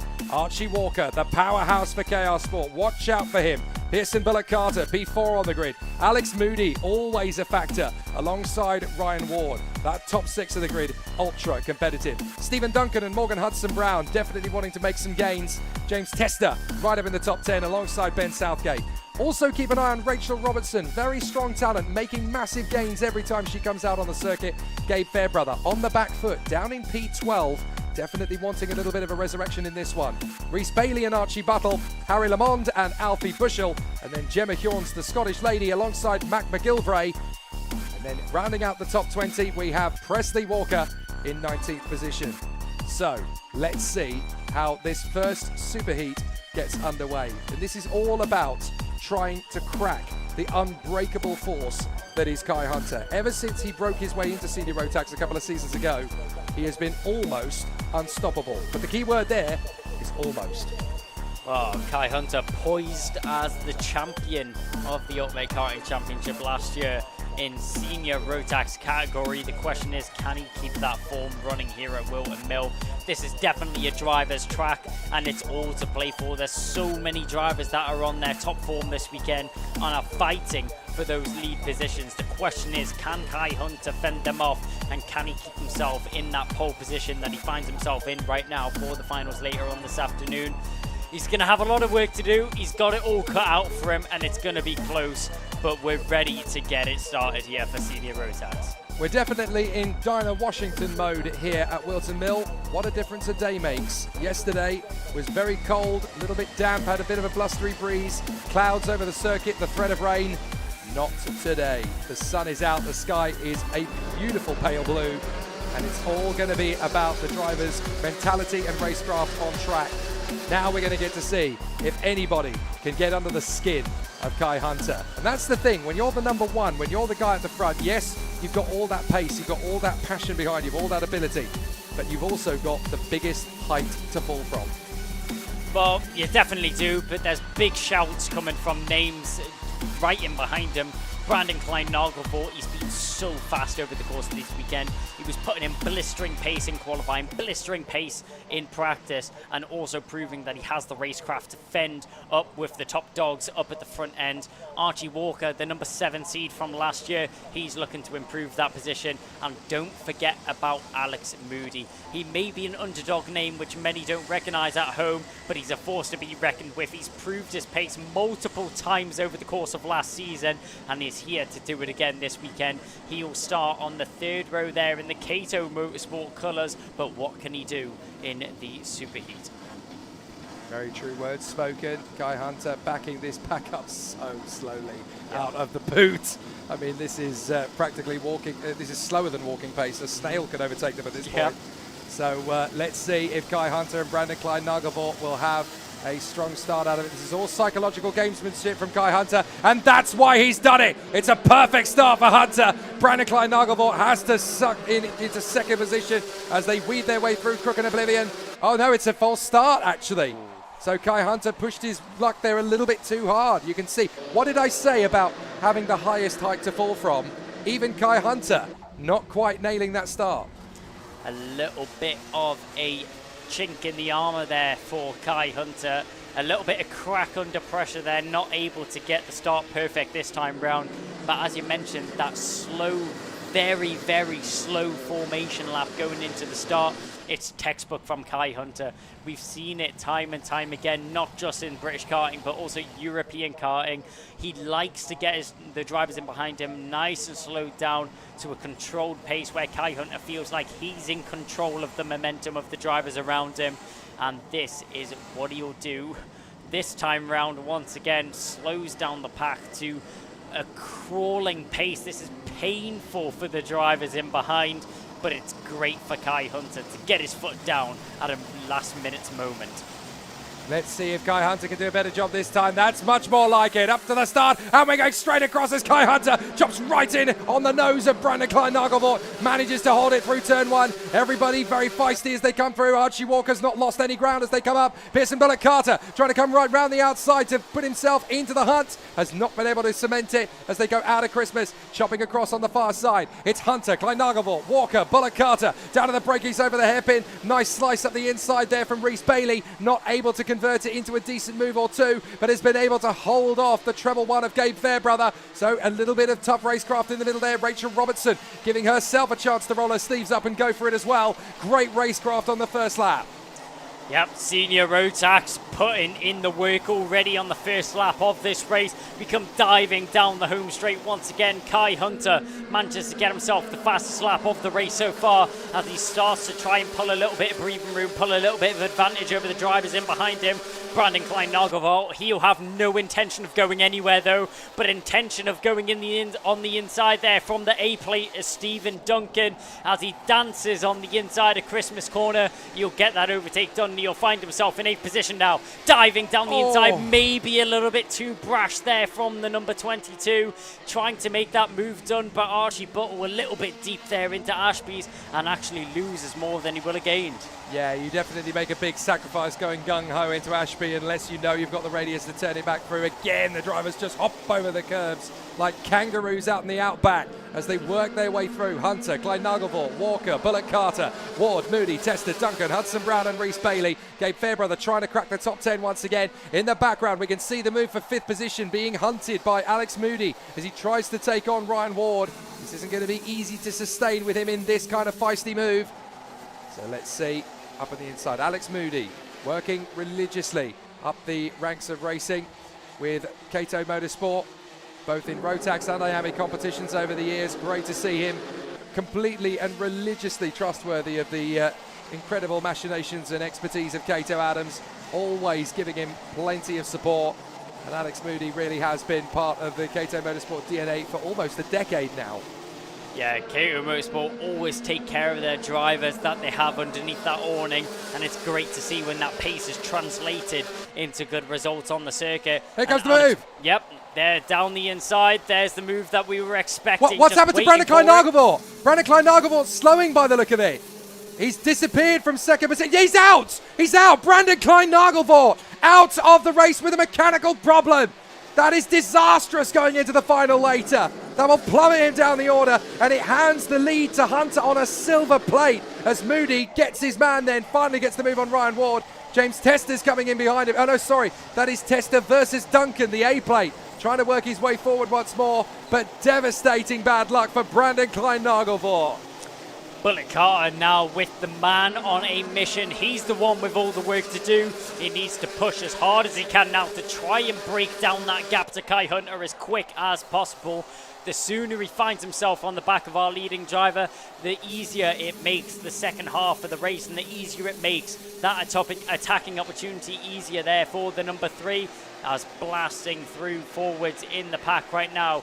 Great camera angle as we look down through Ashby's. Now we're keeping an eye on Stephen Duncan, and it's a good job we work, as down the inside he dives nonetheless to make the move on James Tester up in a 6th position. Stephen Duncan not afraid of putting that car in a dangerous position to get a move done, and it pretty much always pays off for him. Flies over the curb there as he goes down towards the final corner. A little bit of airtime never hurt anyone.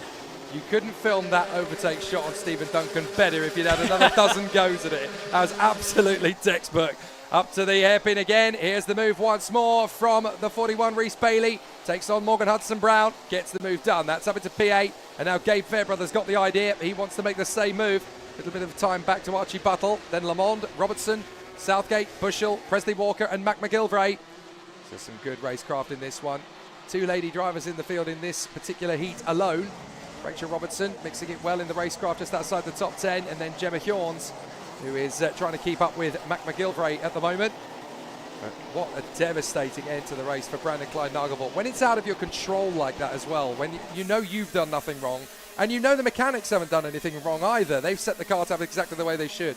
And it's just the racing gods have decided they're going to throw up all over your victory. It's very devastating, I'm sure. Very late lunge from Gabe Fairbrother.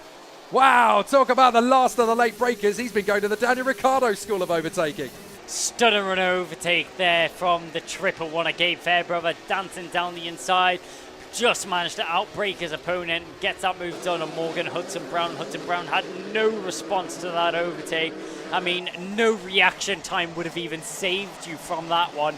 Gabe Fairbrother pushing the limits of overtakes, and it pays off this time round. Down through the final section of the circuit, hits that curb at the right angle, sets himself up nicely for a run out of the final corner. Down the home straight we go once again. Hudson-Brown still all over the back of Fairbrother, as up at the front end, Stephen Duncan. He's been a man on a mission this race, and he's been putting this car in some beautiful positions. The A plate makes it past Moody, as the number 89 is now on the back foot as they go through Ashby's. He tries to push the LN cart through the corner and tries to open up an opportunity. Talking about opportunities up the inside, James Tester tried it, stuck the nose in, but Moody carries beautiful momentum around the outside of Inkermans and keeps that Cato Motorsport car in contention, and he still keeps it in contention of getting that move back on Stephen Duncan. The A plate, it may look a little bit strange on the car, but what's not strange to Stephen Duncan is a fast and furious Lando Norris underneath him. Duncan, Moody, Tester, Bailey, Fairbrother, Hudson-Brown. Great racecraft at this point of the race. Stephen Duncan trying to keep it nicely together. James Tester on the MS car, just trying to work his way further forward. He's got the hungry Scotsman behind him, Reese Bailey, still trying to put his weight into the battle. Archie Buttle just in behind Morgan Hudson-Brown, as Gabe Fairbrother tries to join this quartet of drivers up in front.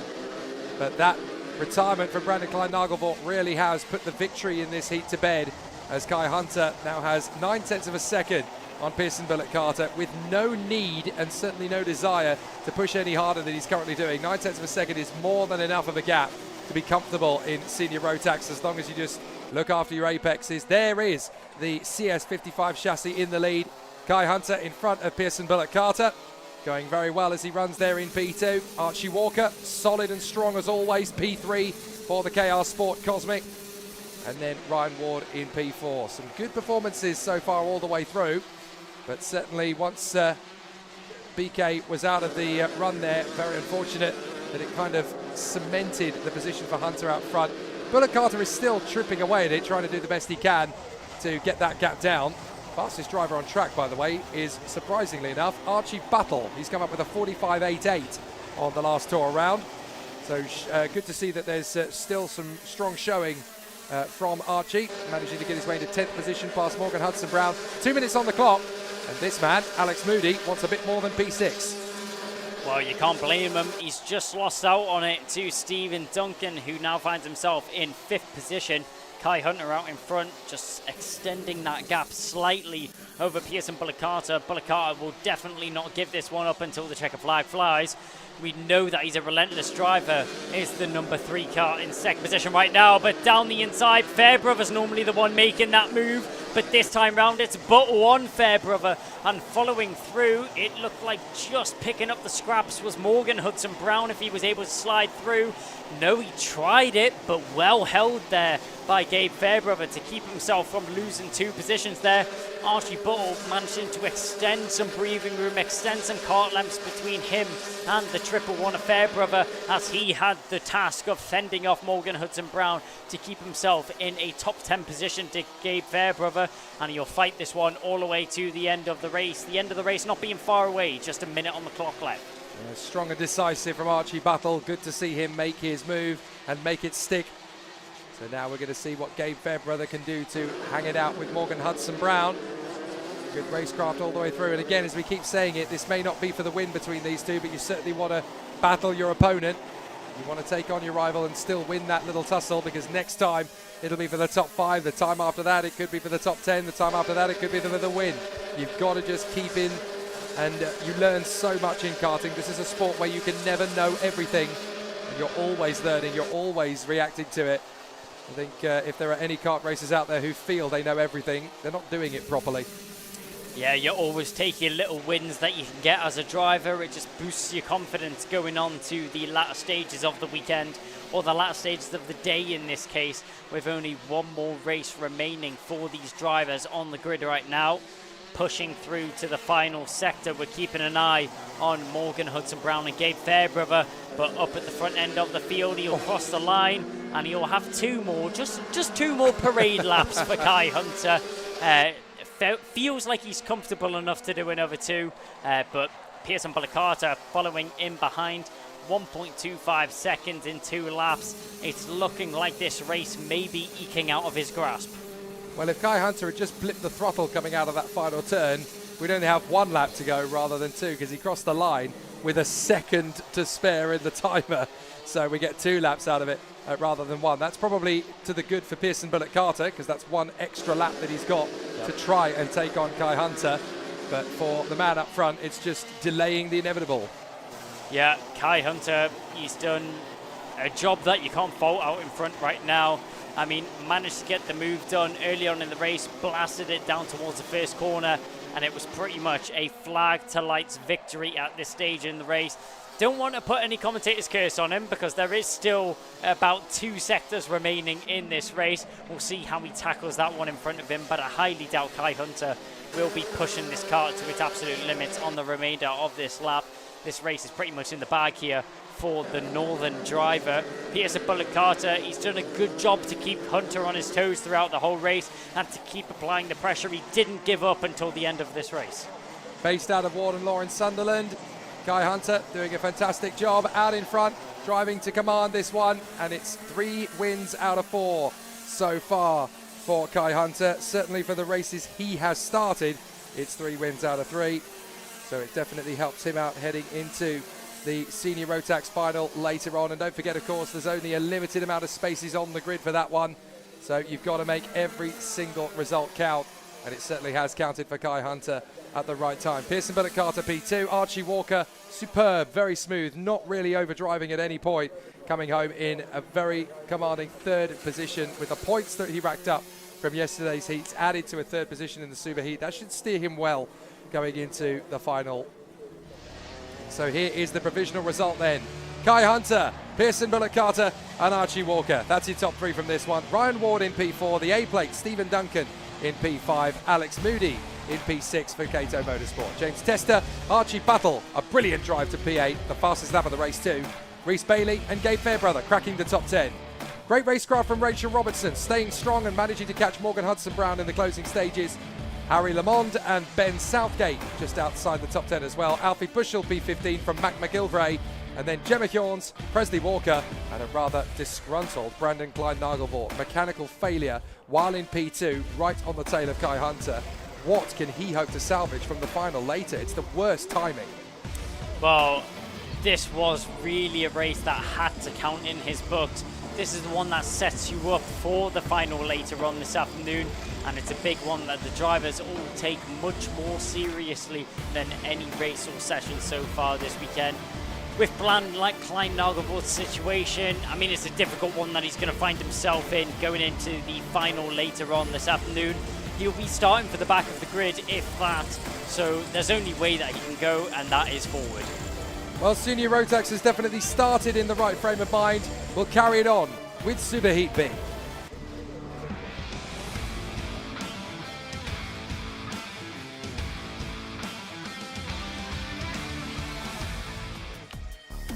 Well, what Kai Hunter can do, perhaps his rival Macaulay Bishop can do just as well. It's going to be a tough race battle for him, and he will go from the sharp end of the field, but not quite as high up as he would have liked to go. Jack Lilly and Alex Cull will be on the front row of the grid for this one. The Charmander, Ewan Charman, third position on the grid alongside Alex Duncan. Jack Collins and Ethan Martin in the top 6. Then we find Macaulay Bishop on the 4th row of the grid alongside Stephanie Heubecker. Then John Brown and Paul Simard to round out the top 10. Callum Kinder, P11, alongside Liam Hartley on the 6th row of the grid. Behind them, it's Miles Roby and Lewis Marika. Aaron Mackay, along with Jay Pearson. Caitlin Seabrook continuing her great progress, as is young James Dunbar for the LMM Motorsport team in 18th place. So some very tough battles to come then in the Senior Rotax Superheat B. Macaulay Bishop winning one of the heats, not getting any luck with the second one. So starting from the 4th row of the grid. Looking at some people's predictions on this one, the question is, how long will it take him to get to the lead? I'm going to be a bit more optimistic. Can he get to the lead? Well, it's definitely going to be a difficult race that he has on his hands. Macaulay Bishop, I think it's fair to say, won't be quite comfortable starting so far down the grid. He's used to being up at the fighting end of the field. So starting on the 4th row, it's going to be a tough challenge for him. Starting 7th position is Macaulay Bishop, but we've seen some world-class overtakes from Macaulay Bishop around this Whilton Mill circuit itself. Around the outside of 2 drivers at Christmas Corner, it sounds impossible. Leave it to Macaulay Bishop and he'll get it done. Well, on this one, I've got an eye for Ewan Charman, the Charmander. He could be a very interesting one here on the Birrell Art chassis. Definitely one to watch out for. He's got plenty of opportunity under his right foot. Alex Cull will want to take full advantage of this chance alongside Jack Lilly on the front row of the grid. Alex Duncan want to keep an eye out for as well. Let's see if we go racing first time. We do, and Jack Lilly into the lead, no problem. Charman goes with him. So Ewan Charman into P2 as the rest of the field squirts their way through Oblivion and Crook. Little bit of decisive defensive moves there from Alex Duncan, hanging on to 4th position on the way up through Christmas, and he was just able to get across to thwart the onslaught from the drivers behind without contact. But that was a little bit tentative from Alex Duncan. He means business as a little bit of a spin further back. That's Caitlin Seabrook, unfortunately, who has fallen away to the back of the field. Hopefully she'll get her chance to recover. But up front, Jack Lilly versus Ewan Charman. Bring it on. Yeah. Top 2 are going to bring us a fight indeed. A difficult start and a bad start from the outside line means the best Cole can recover from that one is 3rd place going down into the first corner, and he's not going to get away with that one at all. Alex Duncan, the 363, will go straight to the inside line, waiting no time to go down the inside into Christmas Corner. Up into 3rd goes Alex Duncan, and Alexander Cole drops down into 4th position. A move in the mid-pack, that looks like that was Jack Collins making a couple moves, and Liam Hartley as well making one further back down the inside. That's the 75 losing out on a position. 2 of the DHR cards both going to war and going to battle. That was Macaulay Bishop and his teammate Ethan Martin. So Macaulay Bishop finds himself in 6th position right now. He didn't get the best of starts off the line, so we'll have to see where... Sorry, he finds himself in 5th position right now as he made up 2 places on that last lap. But how many can he gain in these early stages, as this is where it counts most? Down to the hairpin once again. It's not just the problems that Macaulay Bishop have given him that's causing Ethan Martin some headaches. Now he's got Liam Hartley all over him. Nice moves up the inside. Hartley riding the curbs to try and get side by side with Ethan Martin. And that's enough of an opportunity for Jack Collins. He splits them. So Jack Collins is now trying to make his bid to come through. And the Pro Train driver really starting to hammer in behind the DHR man, Ethan Martin, as they come up to the ankle and then the toe of the boot. They will work their way through to the final section of that particular part of the course. It was hilarious. It always looked like a boot now. Now it looks like a high heel, of course, with that chicane added to it. So Jack Lilly, Ewan Charman, Alex Duncan, then Cole, Macaulay Bishop sets the fastest lap, P5. Then Martin, Collins, Hartley, Brown, Hobecker and Paul Simard side by side down the inside. Liam Hartley still going to blows with Jack Collins. Hartley tried it but wasn't able to get it done. Will Macaulay Bishop be able to get it done though? We've seen him dive down the inside of the 14 of Alex Cole there. Cole not had the best of weekend he would have been hoping for. Issues in the second heat yesterday. He had a broken axle which he had to manage for the whole of that race. So amazing to even see him start on the front row of the grid, and he's making the best of this opportunity. Wasn't able to keep Macaulay Bishop at bay though, as Bishop now finds himself in fourth. He's charging down towards a podium position, and with only three and a quarter minutes completed in this race so far, Bishop already finds himself on the tail end of a podium.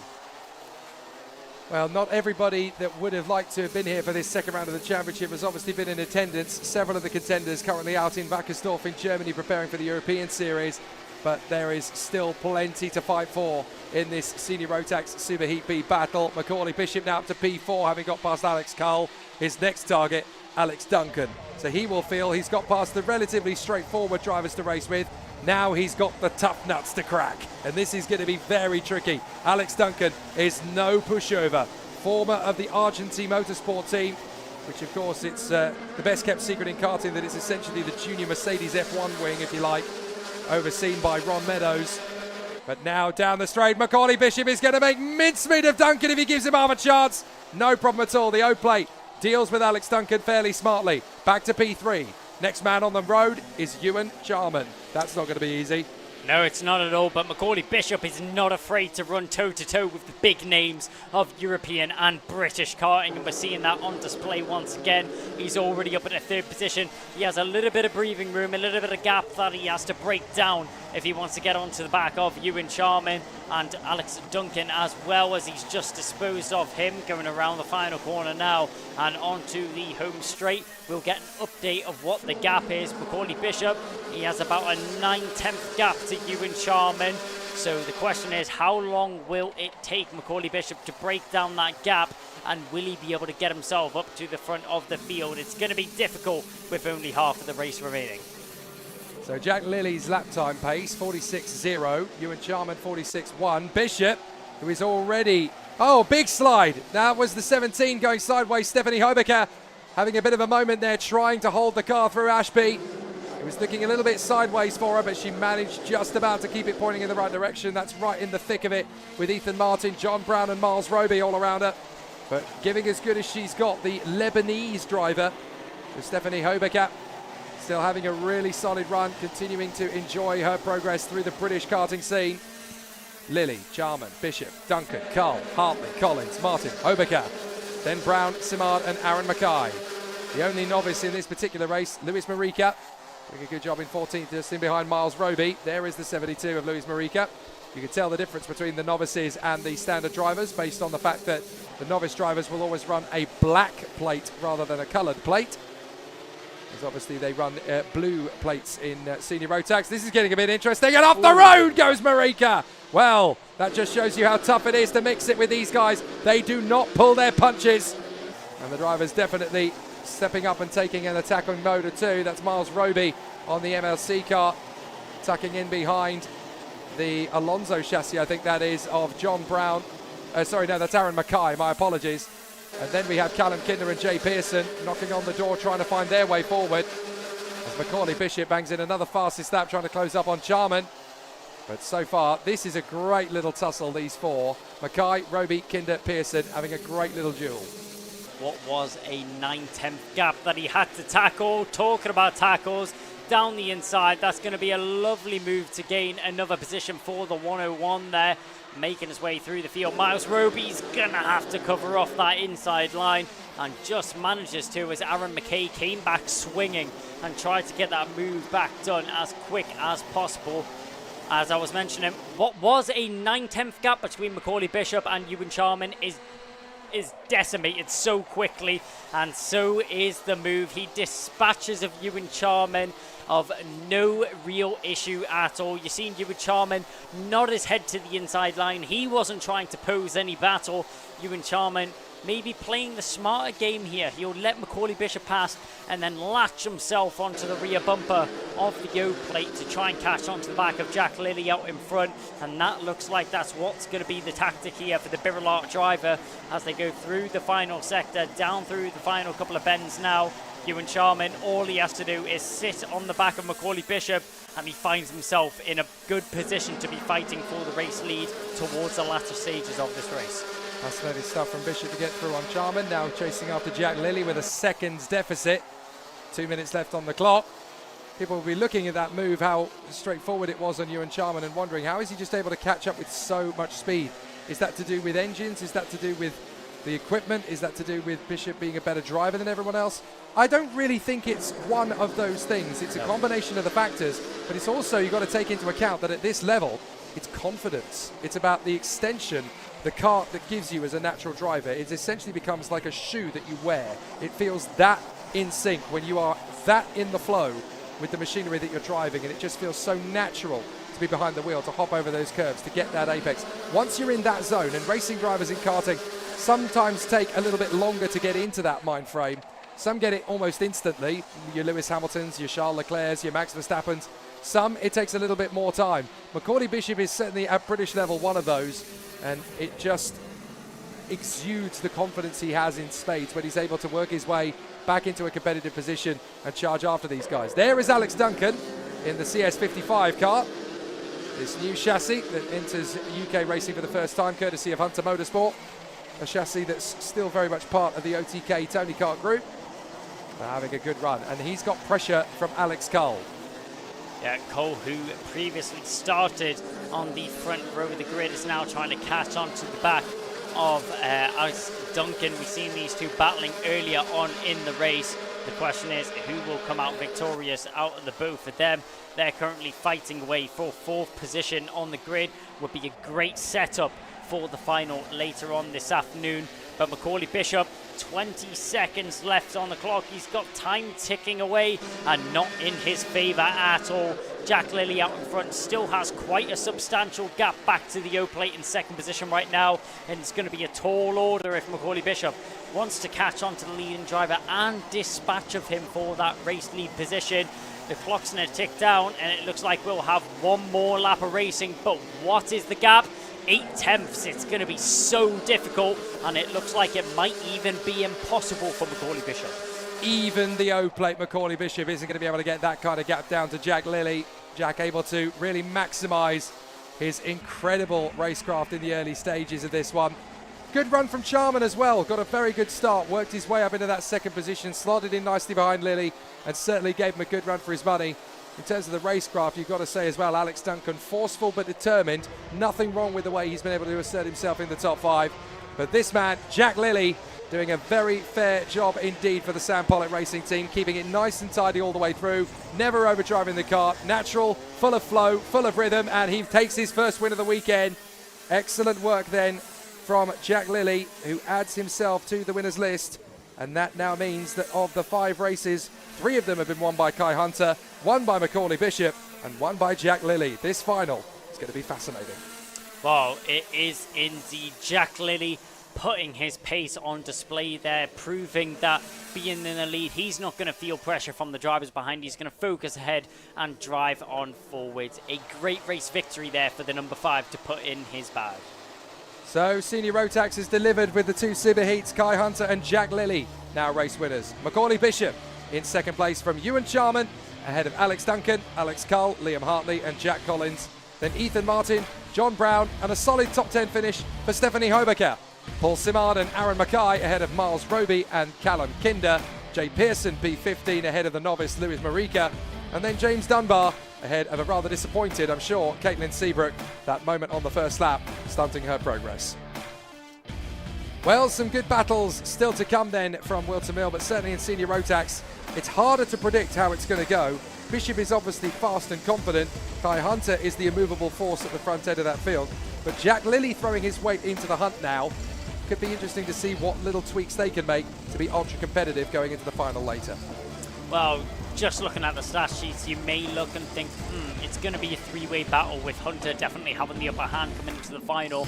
But I say it's going to be more. I say there's plenty of drivers which can put up a good fight. We've got Jack Lilly, we've got Macaulay Bishop, and we've got Kai Hunter, but we can't count out the likes of Ewan Sharman, Alex Duncan, Alexander Cole, and many more drivers which will be challenging up at the front end of this race. It's going to be a tough one to call, but one that we'll look forward to. Senior Rotax will put a pin in it on the board for the moment, but we've got 2 more races to come before we head to the finals this afternoon. Bring on the juniors.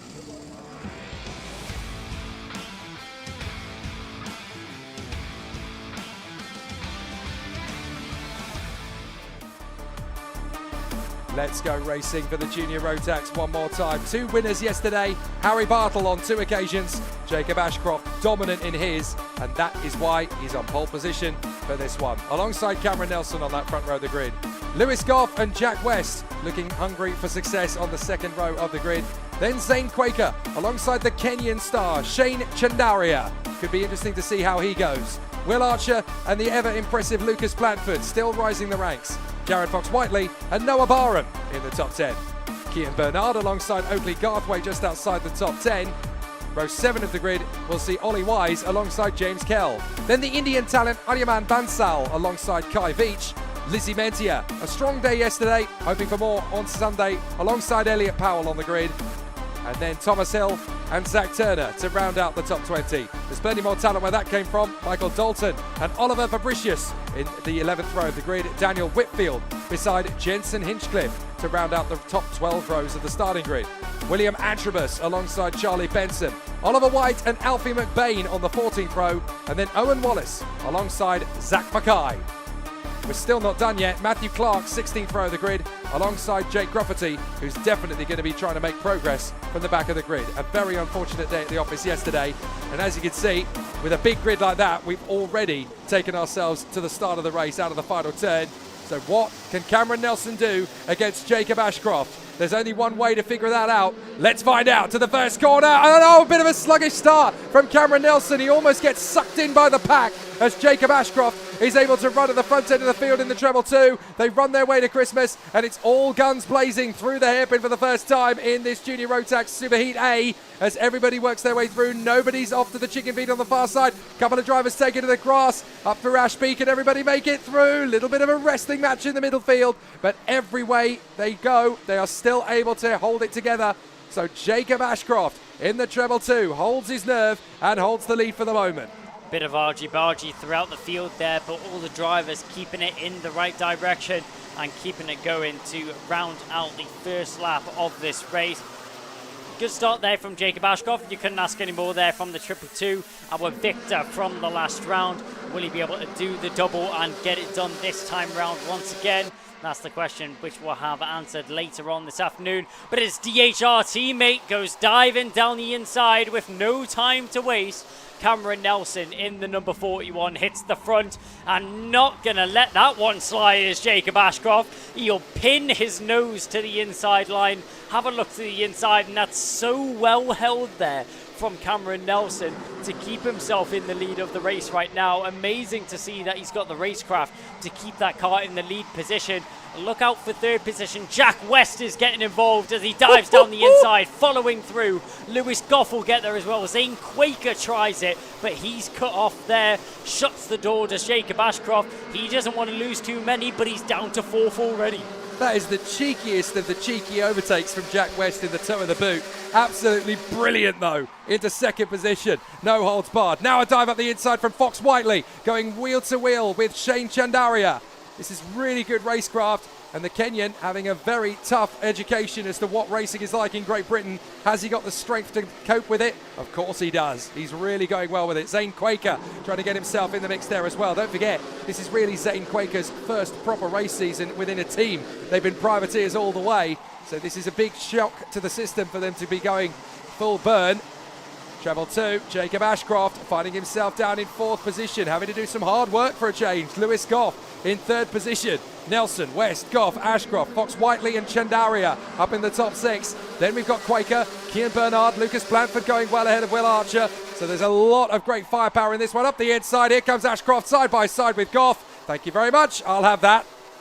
You've seen Jacob Ashcroft biting at the heels of Lewis Goff throughout the whole of that last lap. Manages to get the move done, and getting the move done as well. That was the number 59. That's Lucas Blanford down the inside of Kean Bernard. Will Archer managed to follow through as well. Fox Whiteley's going to lose out on one as down the inside. That's going to be a move, and not a difficult one that he's going to struggle with, as down the inside Shane Chandaria gets the move done into the final section of the circuit. Keeps it held in the Pro Train, and down the home straight once again. Shane Jandaria gets himself up into 5th position.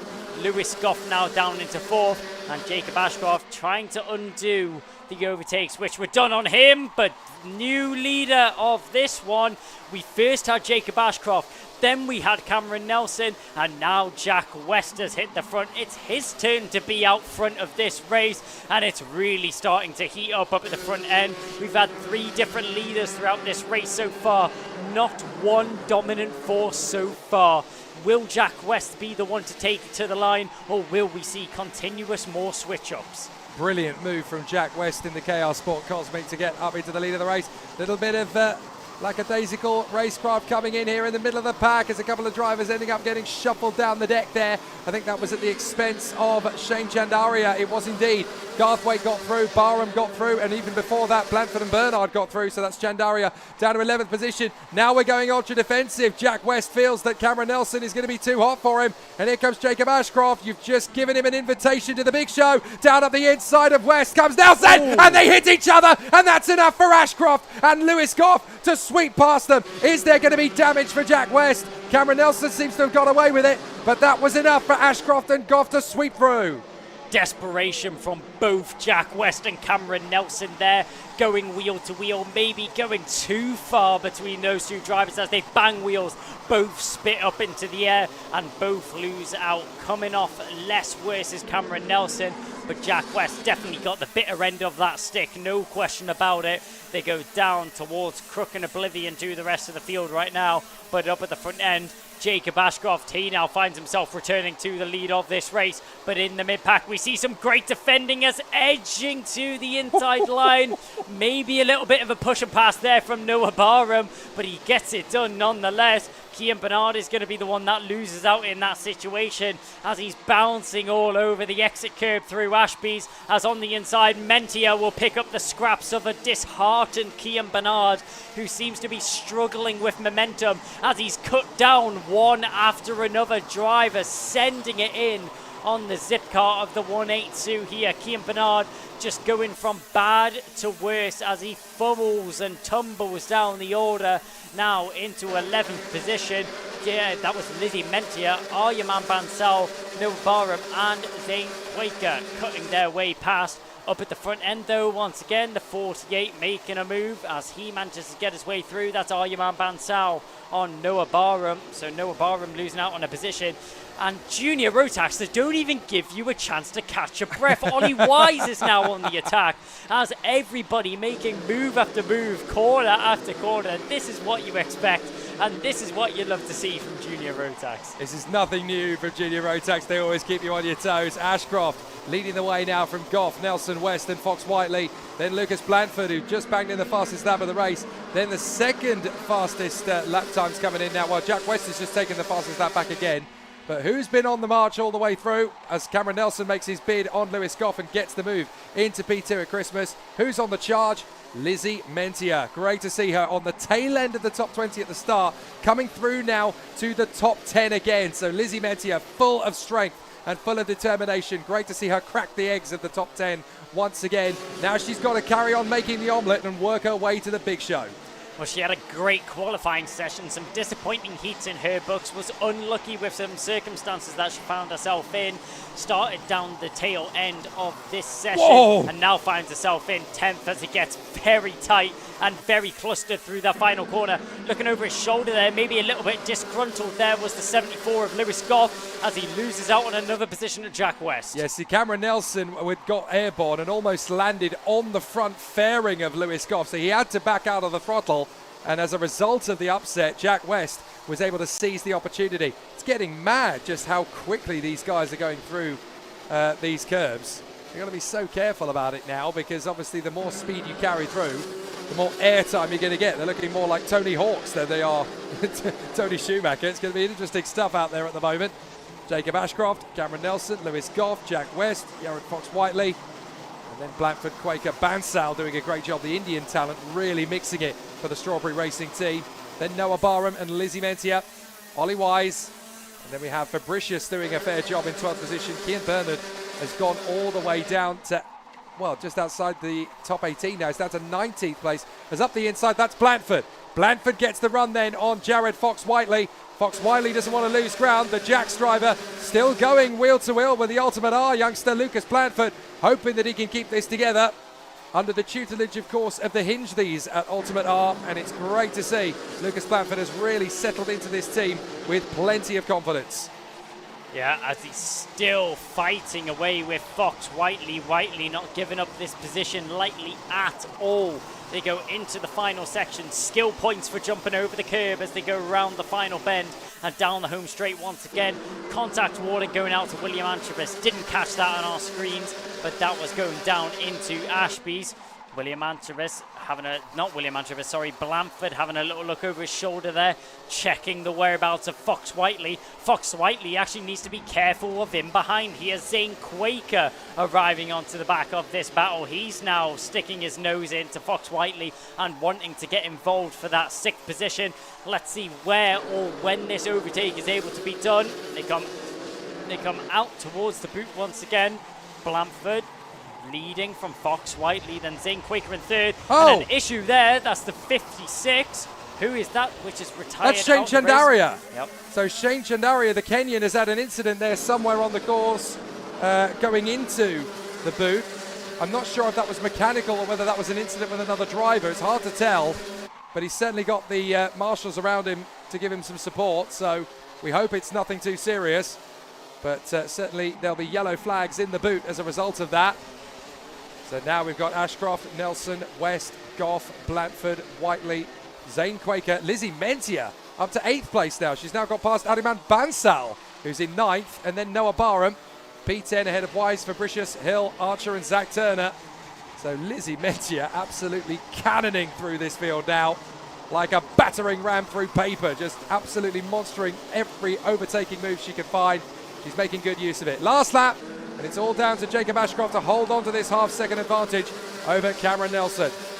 Well, he's looking quite comfortable out in front right now. Half a second is a decent amount of room going on to the last lap of this race. All he needs to do is string together a half-decent lap, and this race will be under his grasp. But Cameron Nelson, he's going to push this kart to the end, because if he doesn't, he might fall into the grasps of Jack West. West is just here waiting for the final stages of this race, waiting for the final couple of corners. An opportunity may arise as he goes into the boot. We'll see. Hooking the curb on the inside. Opportunity has not arose just yet, and I don't think it will through the final couple of corners.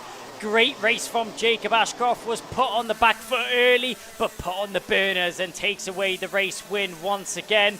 Cameron Nelson in 2nd did a great job to hold off Jack West to the line. Lewis Goff, Lucas Blanford, Jared Fox-Whiteley and Zane Quaker finish in the order. No changes between them, down to 7th. Yeah, really good comeback drive. Goodness me, nearly 4 wide in the middle of the pack there as they came across the line. If you could do it, why not? But no, a good recovery from Jacob Ashcroft. Really had to measure himself through the course of that race to try and earn his stripes back to the front once more. So really good to see drivers all the way through. Looks like Ollie Wise had an issue right at the end there. Was able to come through though, that's the main thing. So Jacob Ashcroft getting the win from Cameron Nelson and Jack West. Very close between them. A 2nd covers the 3. Lewis Goff, Lucas Blanford and Jared Fox-Whiteley in that top 6. Then Zane Quaker ahead of the hard-charging Lizzie Mentia, Adiman Bansal and Noah Barham in the top 10. Oliver Fabricius in front of Thomas Hill, Zach Turner coming home 13th in front of Will Archer by only a 1/10 of a second at the flag. Will Antrobus and Ollie Wise were right in there with them as well. That was the quartet going through the line side by side.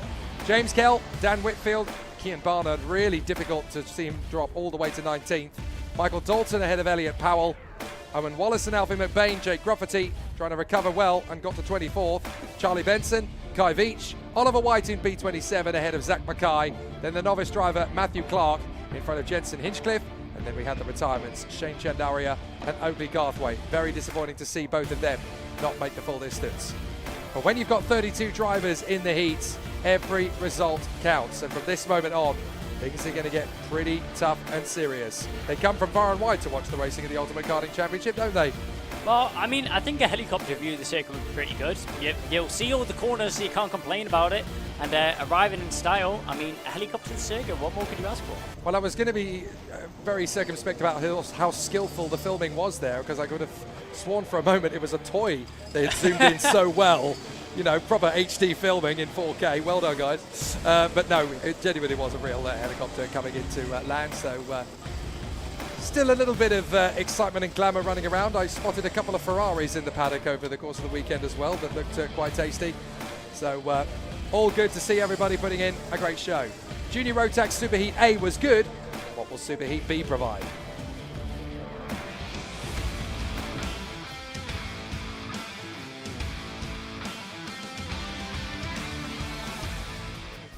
Two each then for Jacob Ashcroft and Harry Bartle. Can Bartle make it 3-2? Let's find out. He's going to be there from the sharp end of the field after a great day yesterday. The Thai-based driver Charlie Neve will be alongside him on the front row of the grid. Then Josh Turnbull and Adam Wooden, second row of the grid. Finley Buck and Jacob Dukes on the third row of the grid. They'll be ones to definitely keep an eye on as we fight for the sharp end of the field. Sky F1's young gun, Zach McDonald, on the fourth row of the starting grid. Seventh position on the grid for him alongside Callum Foster, Benjamin Baker and Addison Smith rounding out the top 10. Jack Thompson and Logan Lauder on the sixth row of the starting grid. Then it's William Webb and Dan Kilpatrick, another great talent to watch out for. Mikey Walker and the now fully recovered Charlie Wolfett. Rayan Dharmadasa will be there in 17th place, the Sri Lankan, alongside Emily Cooper on the 9th row of the starting grid. Rounding out the top 20, Vlad Tomachuk alongside Stanley Clark. Then James Philip King and Rex Ashley, with Amy Peacock beside Joshua Whitcomb on the 12th row. Just beside them, we'll have on the row 13, Henry Cameron will be alongside Sebastian Lush, fresh out of the world of Micromax. Then Alex Lynn and Rachel Turnbull, and then Ethan Hatch and Alessio Lamalfa, rounding out the top 30. The final row of the grid will see Oliver Vo beside Ryan Rapini. Now, for Harry Bartle, there seems to be a little bit more pressure than he would like coming into this one. Having won 2 heats yesterday and been very commanding and strong, he now wants to finish the job and get himself to pole position for the Junior Rotax final later this afternoon. But that's easier said than done. He's going to have a big mission. Daniel Neve would have done his homework overnight. The team will have worked him into a good position, and Strawberry Racing are never to be counted out. They have definitely worked overnight to try and get something stronger from this particular qualifying heat. Keep an eye on the likes of the drivers around them as well. They're going to have a lot of tough battles to come in this super heat. This is the last race before the finals. Well, Bartle coming into this one with, I think it's fair to say, a target on his back. He's been very strong over the course of this weekend, and he has a lot of pressure riding on into this one. Charlie Neve will be looking to take a fight into the first corner on that front row of the grid. On that outside line, is it preferred? That's the question. We've seen a couple mixed opinions going down into the first corner and a couple mixed results as well. Harry Bartle, he'll have to do everything he can to fend himself into the first corner, as it can be do or die. Charlie Neve will start alongside him. Joshua Turnbull and Adam Wooden, though, on that second row, they'll be looking to take a challenge and push these leading drivers to their limits if they can. Yeah, I really rate Josh Turnbull's chances in this one from that third row of the grid for the DHR squad. He's got a real opportunity here to do something pretty special with it. He really wants to split the Strawberry Racing duo up at the front end of the field. Keep an eye on their stablemate as well. Zach McDonald will want to come through from the fourth row of the grid to really challenge them. Finley Buck has never backed down from a decent fight, and he's going to be a real contender for the Ultimate R squad. Expect him to really stand up and pay attention on this one. And don't forget, of course, for the KR squad, you've got Adam Wooden in the mix as well. Let's do it! Up to the first corner. Oh, there's contact already! Problems in the first corner!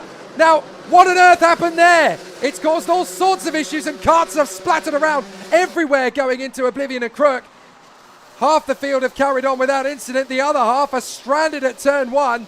Now, I don't think we're going to see a full course caution here. The race is carried on regardless, but all sorts of problems and all sorts of melee trying to figure out which drivers haven't made it through.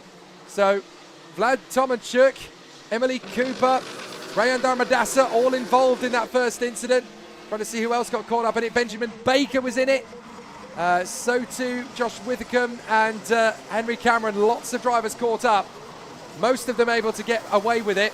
But there were definitely some problems as drivers ended up getting tagged in at the first turn. So it's Charlie Neve who actually leads this race. There is the damage to the 63. So that is very unfortunate for Vlad Tomachuk. His was the car that was essentially in the epicenter of the problem. And up to the front again comes Harry Bartle. So that did not take long. Not only does he get past Charlie Neve, so too does the KR Sport driver Adam Wooden. Well, Neve, not a long-lived throne seat that he found himself in the lead of this race so far. Harry Bartle snatches that up very quickly and finds himself in the comfortable position he's used to, as down the inside, that was Joshua Turnbull making the move on Adam Wooden for third position.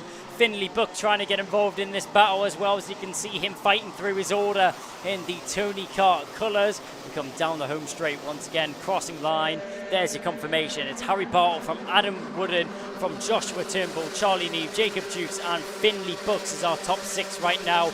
All of these drivers covered in order right now, battling in the background. That's the number 33 on the switchback. Will he be able to get it? Yes, he will. Logan Lauder doesn't need to worry. Callum Foster is not even a challenge for him going up into Christmas. That's a great switchback he's able to pull off going down as we go through Ashby's and now through Inkermans. Diving to the inside there. That's going to be Jacob Dukes on the charge. New colours for him this season as he's fighting his way through the order. The ex-kart graduate, he used to be a factory driver, finds himself in a new team, in a new environment, and he is going strong.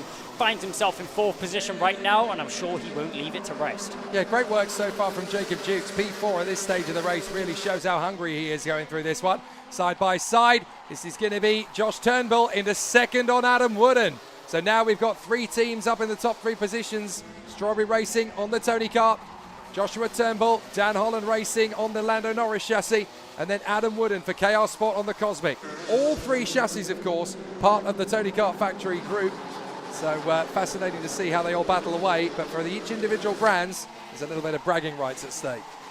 Oh yeah, 100%. I mean, even though you may not be on the same team, if you're on the same chassis, it's all even playing field for the manufacturers back home in the factories watching along. But across the line, Harry Bartle putting in the work early to try and extend his lead out from Joshua Turnbull in 2nd. And as we look going through the corner, that's Finley Buck and Zach McDonald getting ever so closer, is the back of that number 80 for Strawberry Racing onto Finley Buck in 6th position right now.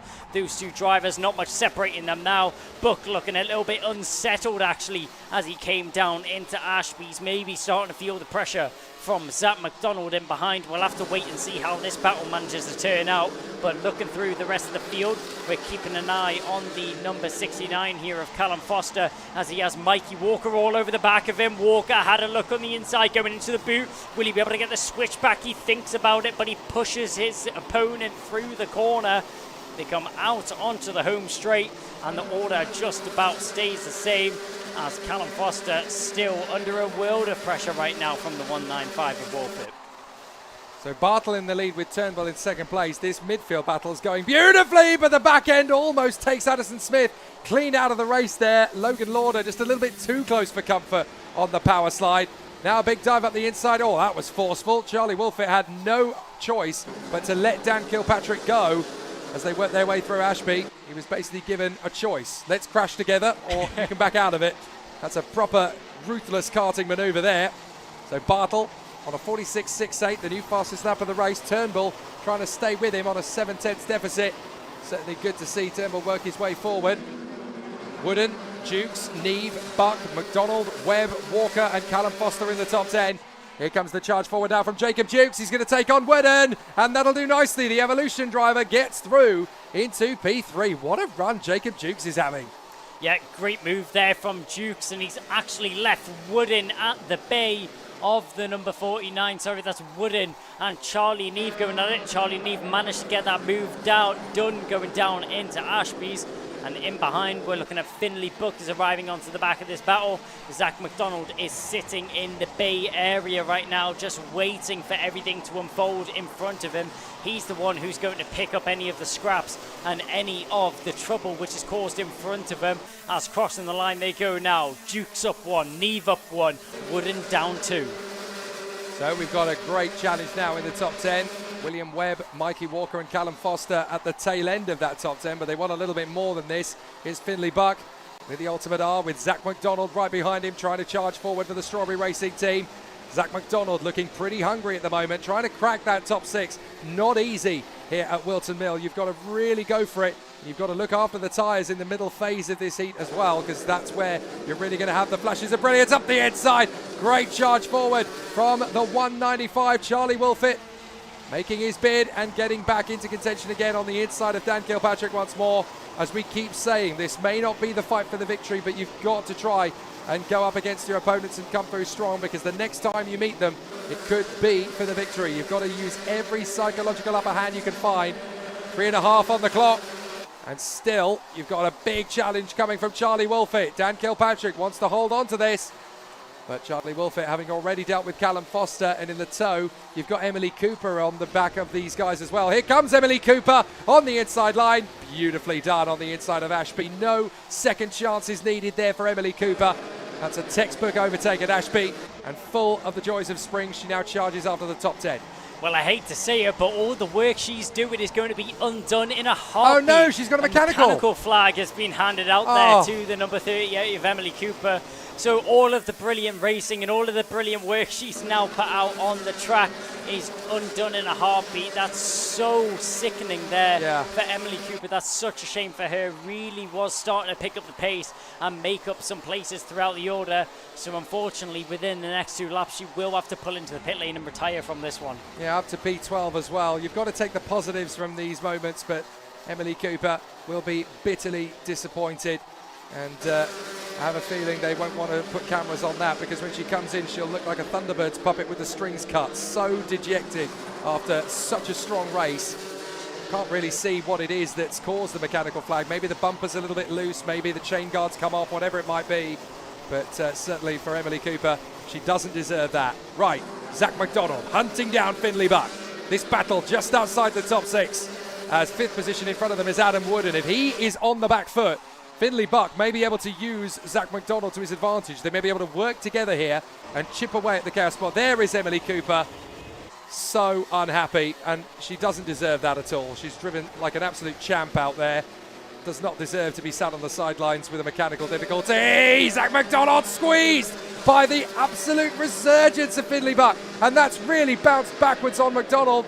Through comes Webb, through comes Walker, very nearly through comes Charlie Wolfett. So really feeling the after effects of that as Zach McDonald caught out. Very unfortunate, but that's 2 places lost.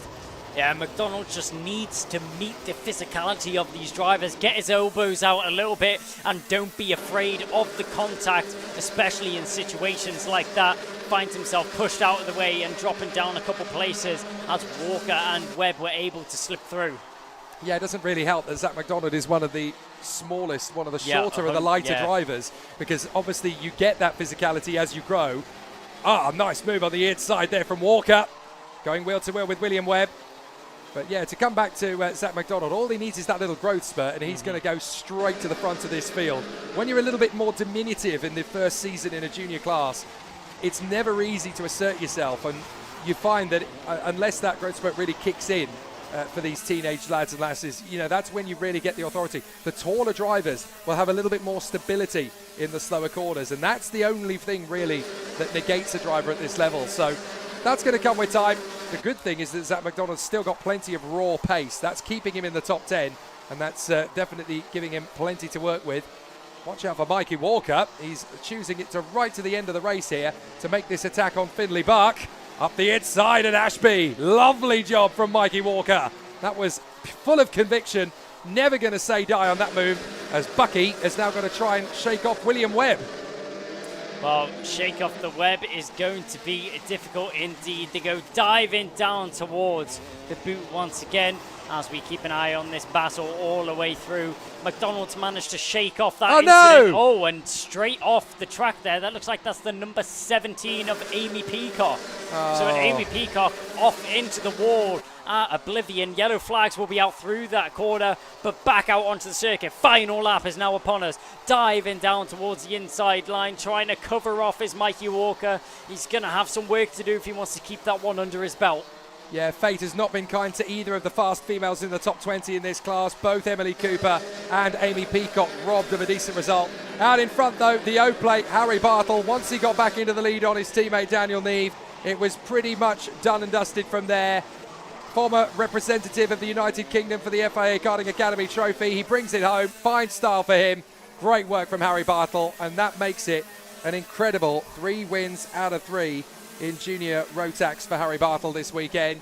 Excellent work ahead of Joshua Turnbull. Full credit, though, to Jacob Jukes. That was a really strong race for him to come through in 3rd position. Some really good work done on that kart overnight. And good to see Jacob with his elbows out, really giving some good overtaking moves to his opponents. Not backing down for the fight, not losing ground, not losing heart when things weren't going right at the start. So it's good to see Jacob Jukes really push his weight around and come up with the goods. Yeah, opportunistic to say nonetheless for Jacob Jukes there. Every single time he arrived onto the back of a driver, it was instant dispatch and down the inside, got the move done, and no messing around at all. He wasn't waiting around for anyone, and the result really shows that. Jacob Jukes, a brilliant 3rd position. What more could you ask for? Super result for Superheat B then for Harry Bartle. He canters away with a 2.4 advantage over Josh Turnbull. Jacob Jukes, solid racecraft against Charlie Neve and Adam Wood. And Mikey Walker, great final charge to get into P6 ahead of Finley Buck and Zach McDonald, who finally dispensed with William Webb on the final lap as well. Charlie Wolfett, P10, best of the rest ahead of Callum Foster, Addison Smith, Dan Kilpatrick and James Philip King. And then Stanley Clark in P15 ahead of Ben Baker. Jack Thompson, Rex Ashley, Henry Cameron and Logan Lauder in the top 20. Ethan Hatch doing well there in 21st ahead of Josh Withcombe. Rayan Darmadasa winning in his battle ahead of Oliver Vo and Alessio Lamalfa. Rachel Turnbull and Vlad Tomenchuk were able to bring it home to the flag. But then we had some catastrophes. Alex Lynn bringing it home in dead last, unfortunately. Amy Peaker and Emily Cooper, nothing short of robbed in that race. They should have had top 20 finishes on merit. Sebastian Lusch caught out in the opening lap incident. So, great racing so far then. And it is going to be a really exciting battle for all of the contenders in UKC. Kai, the final's coming up. It's definitely going to give us some big entertainment. Well, yeah, it definitely is indeed. This morning has displayed some of the best action we've seen so far this season. Well, it's only the 2nd round and it's just starting to kick it off indeed. It's going to be a brilliant final rest of the day. We've had some great action on display and plenty more to come. It looks like we're going to get underway with the action not long from now, kicking off with the Micromax at around 1 o'clock. Yep, so stick around. We're going to keep the stream going. We've got some nice features to take you through the drivers and teams lunch break here. We'll get back underway again here at Whilton Mill for the UKC 2nd round of 2024, just before 1 o'clock. Stick around.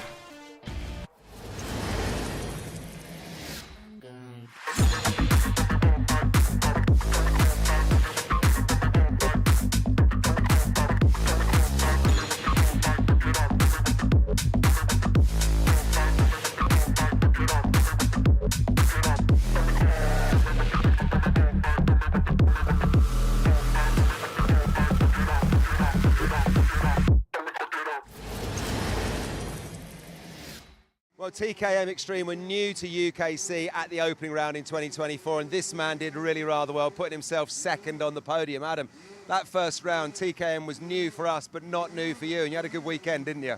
Yeah, I had a good weekend. Some solid points on the table. Didn't get the win, obviously, but leading the championship, which is the main thing.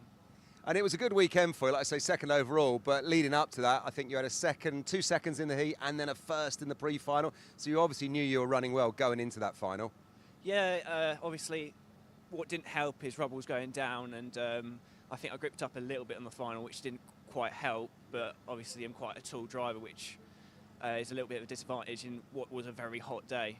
See, that's interesting, listening to that. You said rubber was going down and I gripped up a bit, and that didn't help, but like a layperson or even me would think more rubber on the track the better, more grip, that's better, surely. It is better in general, but obviously I'm a tall driver. I'm comparing to Kean, who won it and he drove a brilliant race. I've got a little bit more weight up high, which would be a bit more grip. I see. So looking ahead to this weekend, it is a bit grey skies and a bit chilly here. It might not be as sticky and as hot on the tyres, but what are you thinking ahead of this weekend? Points is the main thing, but yeah, just see how it goes. qualifying's a major thing. Make sure we get that so we're in the ballpark, and then take every race as it comes. Adam, very best of luck for the weekend. Thank you very much.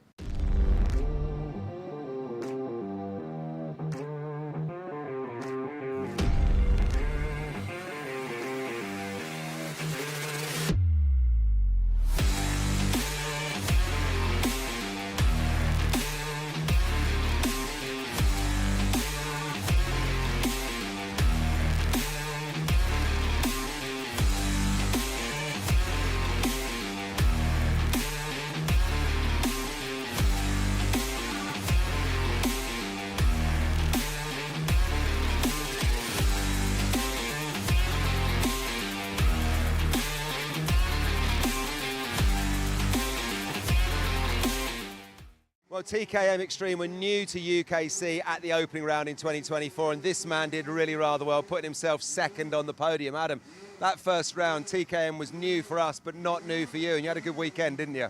Yeah, I had a good weekend. Some solid points on the table. Didn't get the win, obviously, but leading the championship, which is the main thing.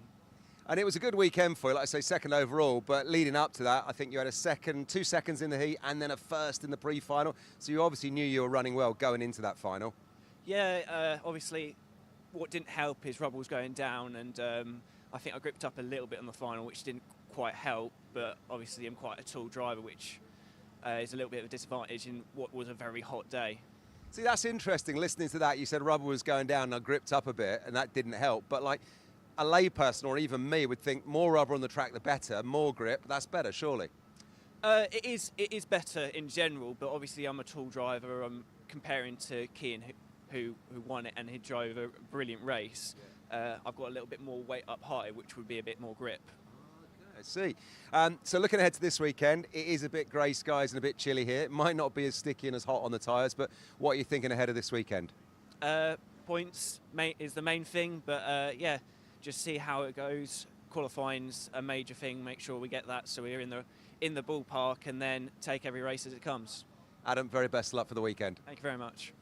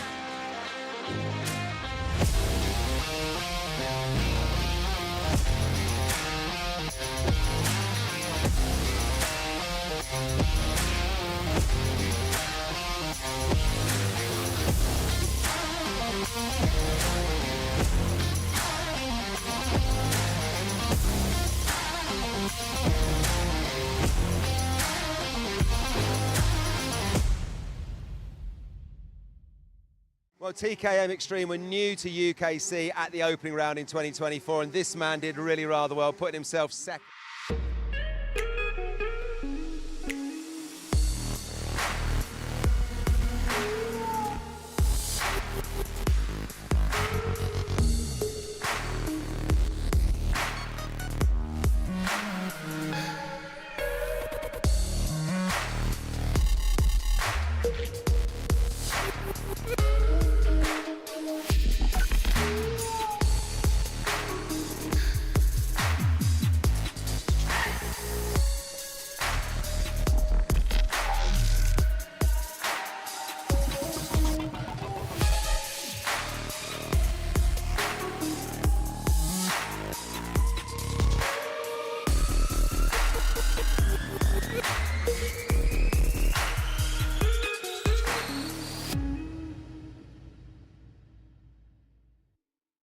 Senior rotax was hard fought at round one, and this man, Archie Buddle, put himself on the podium. Archie, talk to me about that final. It was all go, wasn't it? We had Kai and Macaulay battling it out. It was quite some race, wasn't it? Yeah, it was one to really, well, I was really enjoying to drive. when it all happened, it was just like Aaron parted ways and through I went. And then it was just hard fought battle with Gabe to the end. So. Yeah, it was a good battle. It was a great one to watch. Your weekend, it did well. Kind of got better as it went on, didn't it? You had a 6th and a 6th in the heat. I think a 3rd in the Superheat. And then you got that 3rd in the final. So you're obviously sort of like, moving in the right direction the whole weekend. Yeah, we missed Friday because of exams, and then we just kept finding pace with the kart throughout the weekend, and then just tuned it for the final. Brilliant. So coming into this one, how are you feeling? What are you thinking ahead of round 2? Just going to try carry the momentum. Got a strong pace this weekend already. Just need to focus on a couple of corners, and then we should be up there. Is Whilton a track that you like? Yeah, I prefer the old one with the old corner. The new one's quite tricky, but getting used to it. So. All right, well, best of luck for the weekend. Thanks for talking to us, Archie. Thank you.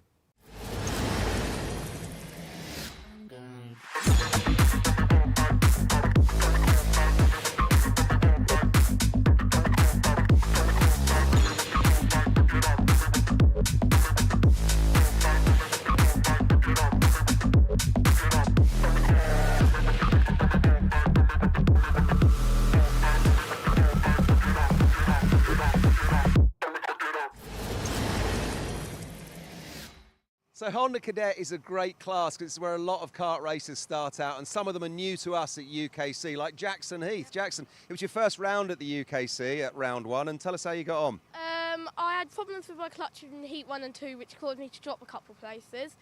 And so I didn't do the performance I wanted to do, but in the final I gained a couple places and I was happy with my performance. Yeah, brilliant. You did your best. You weren't on the podium, but like you say, you're happy with your performance. How are you feeling coming into round 2? Very confident. I think I can definitely, hopefully, get onto the podium. Brilliant. What's brought your confidence here for Whilton Mill? Is it the circuit, or is it the setup of the car, or is it a mixture of things? I think it's actually the setup with the car, because I tried it without camber, but I just thought 1 degree is better, and it gave me a bit more grip around the corners. So I feel I can just push a bit more now. Brilliant. And it's a tough field this weekend. 20 racers in Honda Cadet, I think, registered. But what's your target for the weekend? Where are you thinking? Hopefully to the podium, but I'll be happy with top 8. Listen, very best of luck, sir. We'll keep our eyes out for you. Thank you.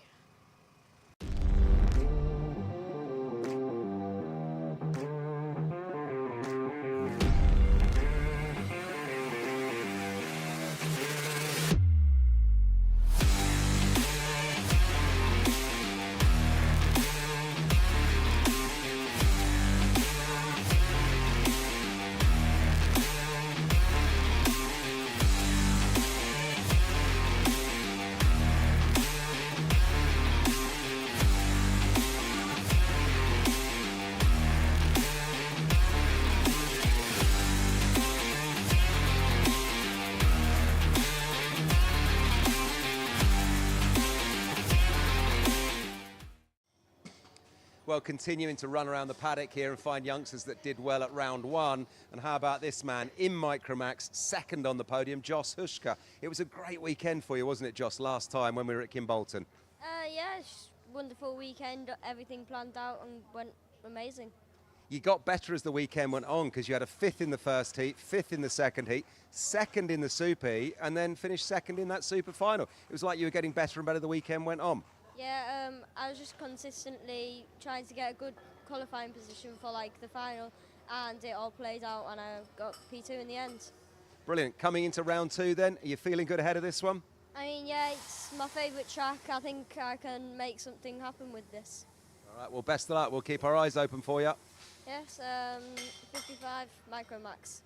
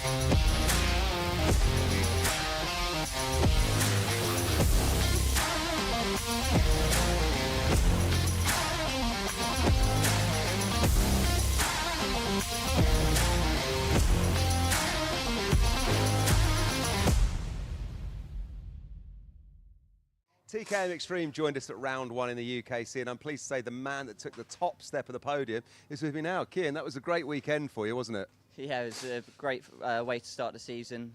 My first, obviously, final win at UKC. And yeah, it was a tough weekend. We got disqualified from qualifying, and then coming through to win it in the final by 4 seconds was just, yeah, I wouldn't have expected that. Yeah, it was brilliant. It was close racing right across the field, and I guess you know a lot of these other drivers, don't you? Yeah, it's such a close field as well. So we had Adam and Chris on the podium with me, and been around a long time. So I've not been around as long as them, so still got a lot to learn. But it's great to be involved with them. So yeah. And how's it looking this weekend, round 2? Yeah, not been too bad so far. We've been sort of top 5 all weekend, so it's good. Good bit of confidence going into qualifying. Just tweaking a couple of little bits and see how we go. Hopefully, yeah, top 5 or top 3. Just take it as it comes. And a quick word about Whilton Mill, a track that you know well. A couple of changes. The boot has changed, obviously. Yeah, it's. I actually quite like the changes. I wasn't sure before I came here, but yeah, we only come once a year here, so that buzz you get from around here, the bumps, it's just great. I had such a great day yesterday. Brilliant. And what are you looking to achieve this weekend? What are you thinking? What's the plan? I don't know. I don't like setting targets, but you know, top 5 is about consistency in a championship. So just get the points on the board, especially at this point in the season. So yeah, it'd be nice to get another podium, obviously, but let's just see. Best of luck. Thank you very much.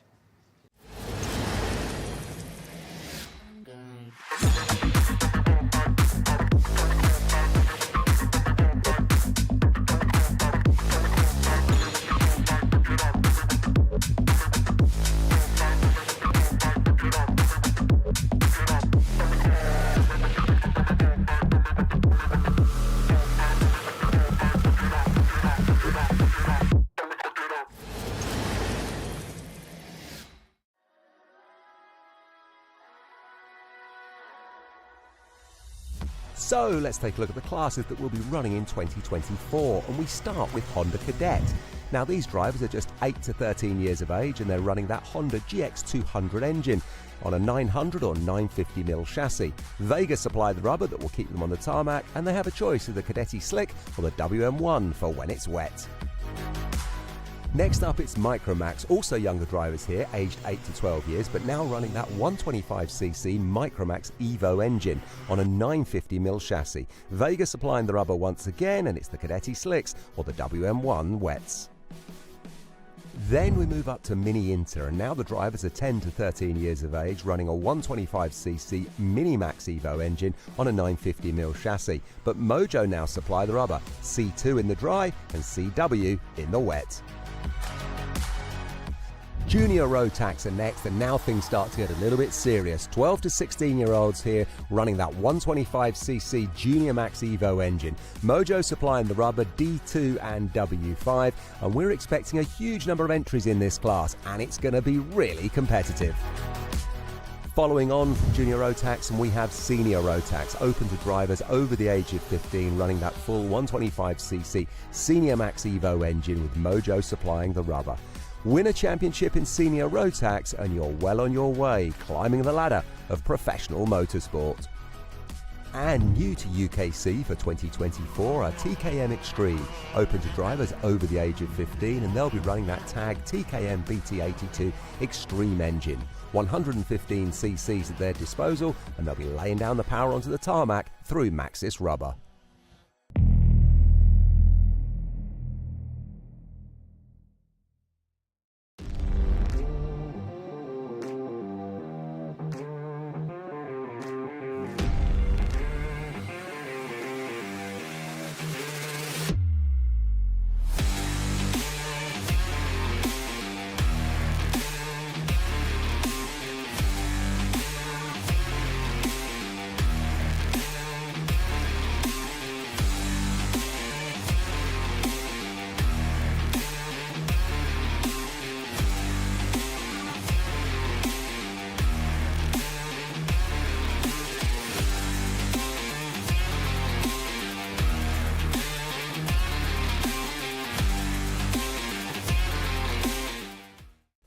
Let's take a look then at the road to the podium over race weekend in 2024. It all starts on Saturday morning with timed qualifying. All drivers take part here, and this will determine your starting position for the heat races. Then all drivers take part in a minimum of 2 heat races where you'll gain championship points and determine your starting position for the Superheat. The Superheat follows for the top 68 drivers, and not only will you gain championship points here, but you'll also decide your start position for the Superfinal based on the heats and the Superheat. Then it's the top 34 drivers who will compete in the Superfinal and gain those all-important championship points based on their finishing position. And if you're in the top 3, well, you'll be standing on the podium come Sunday night, picking up the trophy and the prizes. So there it is then, through time qualifying, the heat races, the Superheat, the Superfinal, and then hopefully the podium.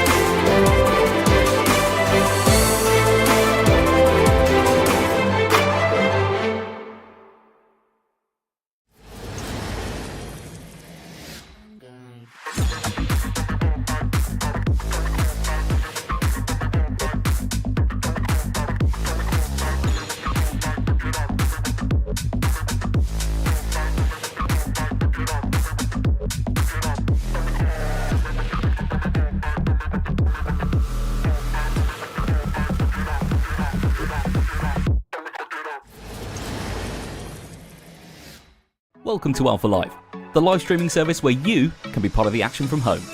You can watch via your smart TV, phone, tablet, or even your gaming console. We've got you covered.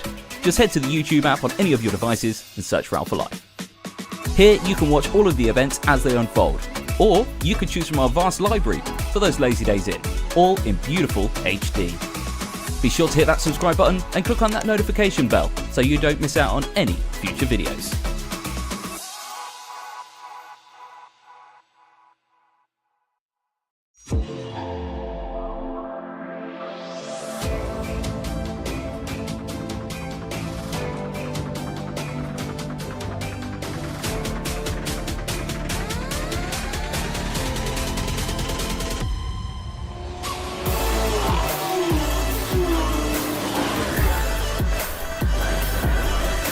Side by side, who's going to be the bigger man?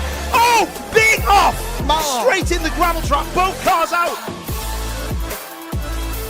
Is it going to work for Sean? He slides up the inside. It's getting very close. He's not made it.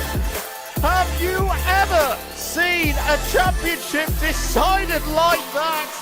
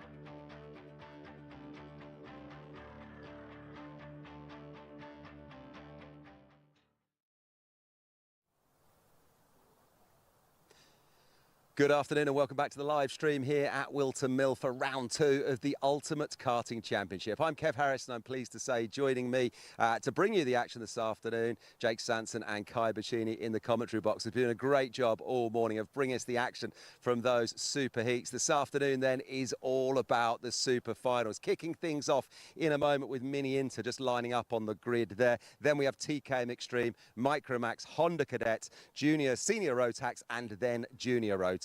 Now this morning, the fastest round the track in those super heats, maybe predictably, was a senior Rotax driver, Kai Hunter. 45.88 is what he managed to do in the super heats this morning. But also this afternoon, we're waiting with bated breath to see if Jacob Ashcroft in junior Rotax can do what he did at round 1, and that's win everything. Both heats, the super heat and the super final. He's on course for it today. So that junior Rotax race later on this afternoon is certainly going to be a great one. But lots of action to bring you then, kicking things off, as I just said, with these guys, the Mini Inters, Emerson McAndrew Uren on the front row of the grid there, lining up alongside him, Dan Minto. So without further ado, let's go join the action.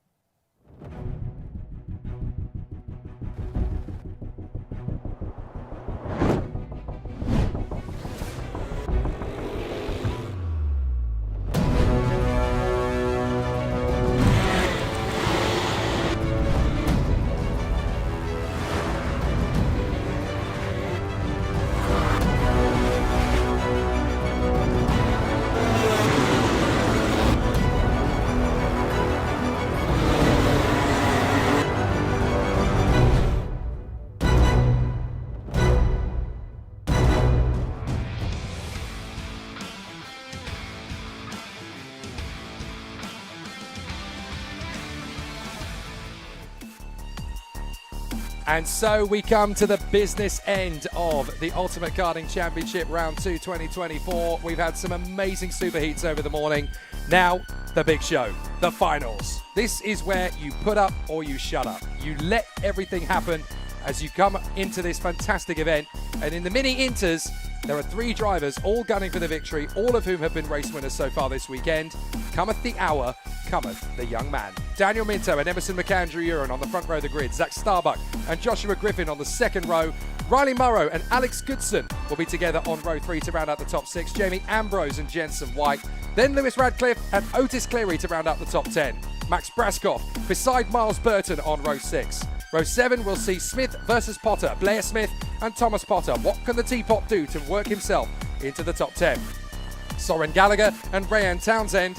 And then towards the tail end, we'll have Thomas Jackson, Ruben Jenkins, David Hjorns, Loman Wilcox and Charlie Stapleton. The 2 novices at the back there will learn about life in UKC in a Mini Inter final the hard way. This fabulous circuit, so much great action. I'm Jake Stanson, beside me Kai Bacchini. The finals coming up. This is the real test of what these kids have been learning for the entirety of the last 48 hours. Well, now we're just going to feed more fuel to the flames. As if it wasn't tense enough, it's about to get 10 times hotter out there on the circuit for these drivers. This is the race we've been waiting for. It's the ultimate part of the weekend. It's the best races that we'll be looking forward to. It's all or nothing for these drivers. It's every man for themselves, and it's pure action all the way to the checkered flag. And what a way to kick it off with the Mini Inter here. They really put on a show, really put on a display of power out in the super heats. Let's see if they can turn it up a notch for the super finals here. The Ultimate Karting Championship. We're always here to deliver the best action in British karting, and Mini Inter are here to prove that by an abundance as well. I mean, just in the superheat alone, we had so many overtakes, so much action, and so much going on. Emerson McAndrew Uren was the one who walked away with the superheat victory. Daniel Minto, Zach Starbuck, Miles Burton, and Riley Bureau, though, all gave him a big run for his money. Emerson McAndrew Uren, he may have taken home the win in the superheat, but he's not going to get it so easily in the final. Considering how tough the build-up to this has been for our Mini Inters, we're now in a really exciting duel for supremacy. There is the starting grid. The competitors gearing themselves up ready for an exciting showcase. And the 3 drivers right up at the sharp end of the field here. It's going to be hard to choose between them. There is Thomas Potter, the young superstar working his way into UKC for the first time in 2024. And you're going to see a lot of great competitors work their way forward. rising up through the ranks. It's tough to choose between the 3 drivers that have already won races over the course of Mini Inter this weekend. Joshua Griffin, Daniel Minto and Emerson McAndrew-Uren. It's actually the latter that's the favourite coming into this one after such a brilliant run in the Superheat. So let's see how it's all going to play out. And no, folks, you've looked at your screen there and you thought, is that snow? It isn't. It's cotton. It's absolutely blowing all over the place, and everybody's really been enjoying their lunchtime treat of cotton and chips. It's been really, really pleasant over the lunchtime period. But great to see as the sunshine and the wind really comes into its zone here at Whilton Mill. Great to see the drivers getting geared up for an exciting battle in Mini Inter. Well, summer skies and summer action here at the Ultimate Karting Championship. As you can see, spring is pretty much just out the way, moving into summer now, and this is where the drivers really come into their element. What is better than some summertime karting? The sun is blazing, the heat is soaring, and the engines are roaring as they take off the grid here to start their formation lap for the super final. Mini Inter, it all comes down to this. This is going to be the pinnacle of the weekend and the pinnacle of the sport as well. These drivers have a lot to play for and a lot to give up as well. Emerson McAndrew-Uren, the man with a big target on his back. Can he be dethroned from the Superheat, or will he be able to continue it on into the Super Finals? Daniel Minto is going to be the first man to answer, joining him alongside on the front row. But Joshua Griffin and Zach Starbuck, they will start very close in behind, edging these leaders closer and closer to their limits. 6 more races will determine the fate of round 2 of UKC. And we are in for an exciting showdown between these young men on the front end of the field. Daniel Minto and Emerson McAndrew-Uren. Watch out for Zach Starbuck as well. This could be his chance to become the 4th different winner of the weekend in Mini Inter. And what a race it would be to win the final. He's got every much as good a chance as the 3 previous winners. Riley Morrow looking good every time he takes to the circuit as well. Definitely worth a quick watch. Alex Goodson and Jamie Ambrose were very good indeed this morning in the Superheat. Lots to choose between in terms of racing talent. We are under starters orders and off we go for the final. The Mini Inter Super Final underway. And it's a great start from Minto. No worries at all for the Hunter Motorsport ace to take the lead, but he's going to have big pressure right from the outset. Great start from Zach Starbuck. He is initially second, but then he loses ground to Emerson McAndrew-Uren, who pops up in a second position. Now Joshua Griffin's going to be on the warpath. He'll want to try and get into 3rd position as they go through Ashby. It's Minto, McAndrew-Uren, Starbuck and Griffin. McAndrew-Uren wasting absolutely no time in gaining himself back the ground that he initially lost, and now on the back foot, losing a few positions. 2 places going down right now is Zach Starbuck. It looked so promising off the line, and now he's dropping down with Joshua Griffin and Emerson McAndrew-Uren able to slip past on this first lap of the race. All of the drivers bouncing over the curb, coming down the straight for the first time this race. We cross the line. Daniel Minto with a start of dreams. He gets himself into the lead, but Emerson McAndrew-Uren, he's the Grinch. He's going to steal it, maybe even at Christmas, as they come down through Christmas corner for the 2nd time in this race.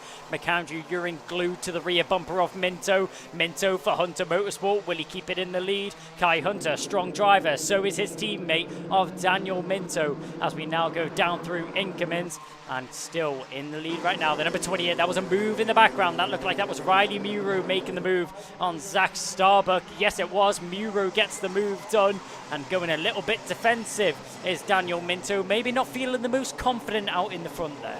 Never easy to pull clear in this Mini Inter field. They come off the turn, and that's going to be very close indeed between Starbuck and Morrow as they come off the course. Morrow's actually been able to get into 4th position to slice in on Zach Starbuck, and so the 3 previous winners have got away clear. Minto, McAndrew-Uren and Griffin. Here comes the move from McAndrew-Uren. He gets into the lead of the race then. Emerson McAndrew-Uren up at Christmas takes it on and manages to get the lead away from Dan Minto for the time being. Joshua Griffin there in 3rd position, out through Ashby. Back on the charge and down the drop they will go through the next 2 left-handers. But Dan Minto, plenty of time to get himself back into a winning position. He's going to go for it in the 2nd apex. And a lovely charge forward from Dan Minto. Oh, he had absolutely no hesitation taking on Emerson McAndrew-Uren one more time. Joshua Griffin is now going to try and make his bid to come through past both of these young men as they tighten up again in the final apex and then onto the main straight once more. Minto, McAndrew-Uren, Griffin. Tough move there from Minto, snatches back the lead. Emerson McAndrew-Urin thought he had a glimmer of hope, and that's instantly squashed there by the number 28 of Minto. And just to put the cherry on top of the cake, pulls himself the fastest lap of the race as well, as he's in the motion of doing so. Down towards Ashby's. The two DHR drivers will be able to file through. You can see a little stick of a nose cone there into the corner. Daniel Minto, he's not phased though. He's not going to back out unless the car is fully alongside him. Caution is going to the wind in this race. It's every man for themselves. A long look over the shoulder there from Daniel Minto. Yellow flags going into the boot there. As one car is stranded in the middle of the circuit, very close to causing an incident. Great awareness from the drivers there to avoid causing an incident and causing a crash. I think that scare there has maybe gotten to Emerson McAndrew-Urin a little bit, as he's gave Daniel Minto some breathing room. That is as close to a standing crash incident as you are ever going to get without any actual impact. I'm afraid it's game over for Rayan Townsend. Blair Smith having problems as well, I notice, has already fallen a lap behind the field, and Ruben Jenkins pulled off at the end of lap 1 as well. There's the move on the inside from Emerson McAndrew-Urin. Slices in on Dan Minto and Ashby. And still this battle rages on. The two drivers still going for it. Here comes Josh Griffin in the second apex of that complex. He now gets past Dan Minto. So it's the teammates at Dan Holland Racing on their home turf. Don't forget, this is their playground. 1 and 2, and driving beautifully at the moment. Emerson McAndrew-Urin in the lead, Josh Griffin in second, Dan Minto third. From Morrow, Goodson, Starbuck, Burton, Radcliffe, Ambrose, White. All bets are off now. Minto made a crucial mistake of leaving the car wide there on the corner. Whilton Mill is all about the inside line, and we see that time and time again. Joshua Griffin, opportunistic on the inside. He saw the gap and no time wasted. Dives to that gap, gets it on the inside line, and now finds himself in second position, trailing his teammate of Emerson McAndrew-Urin. Daniel Minto, is the race done for him though, or is he going to be charging back forward? He's got to keep an eye on Zach Starbuck in behind. Starbuck initially had a beautiful start to the race and found himself in second position.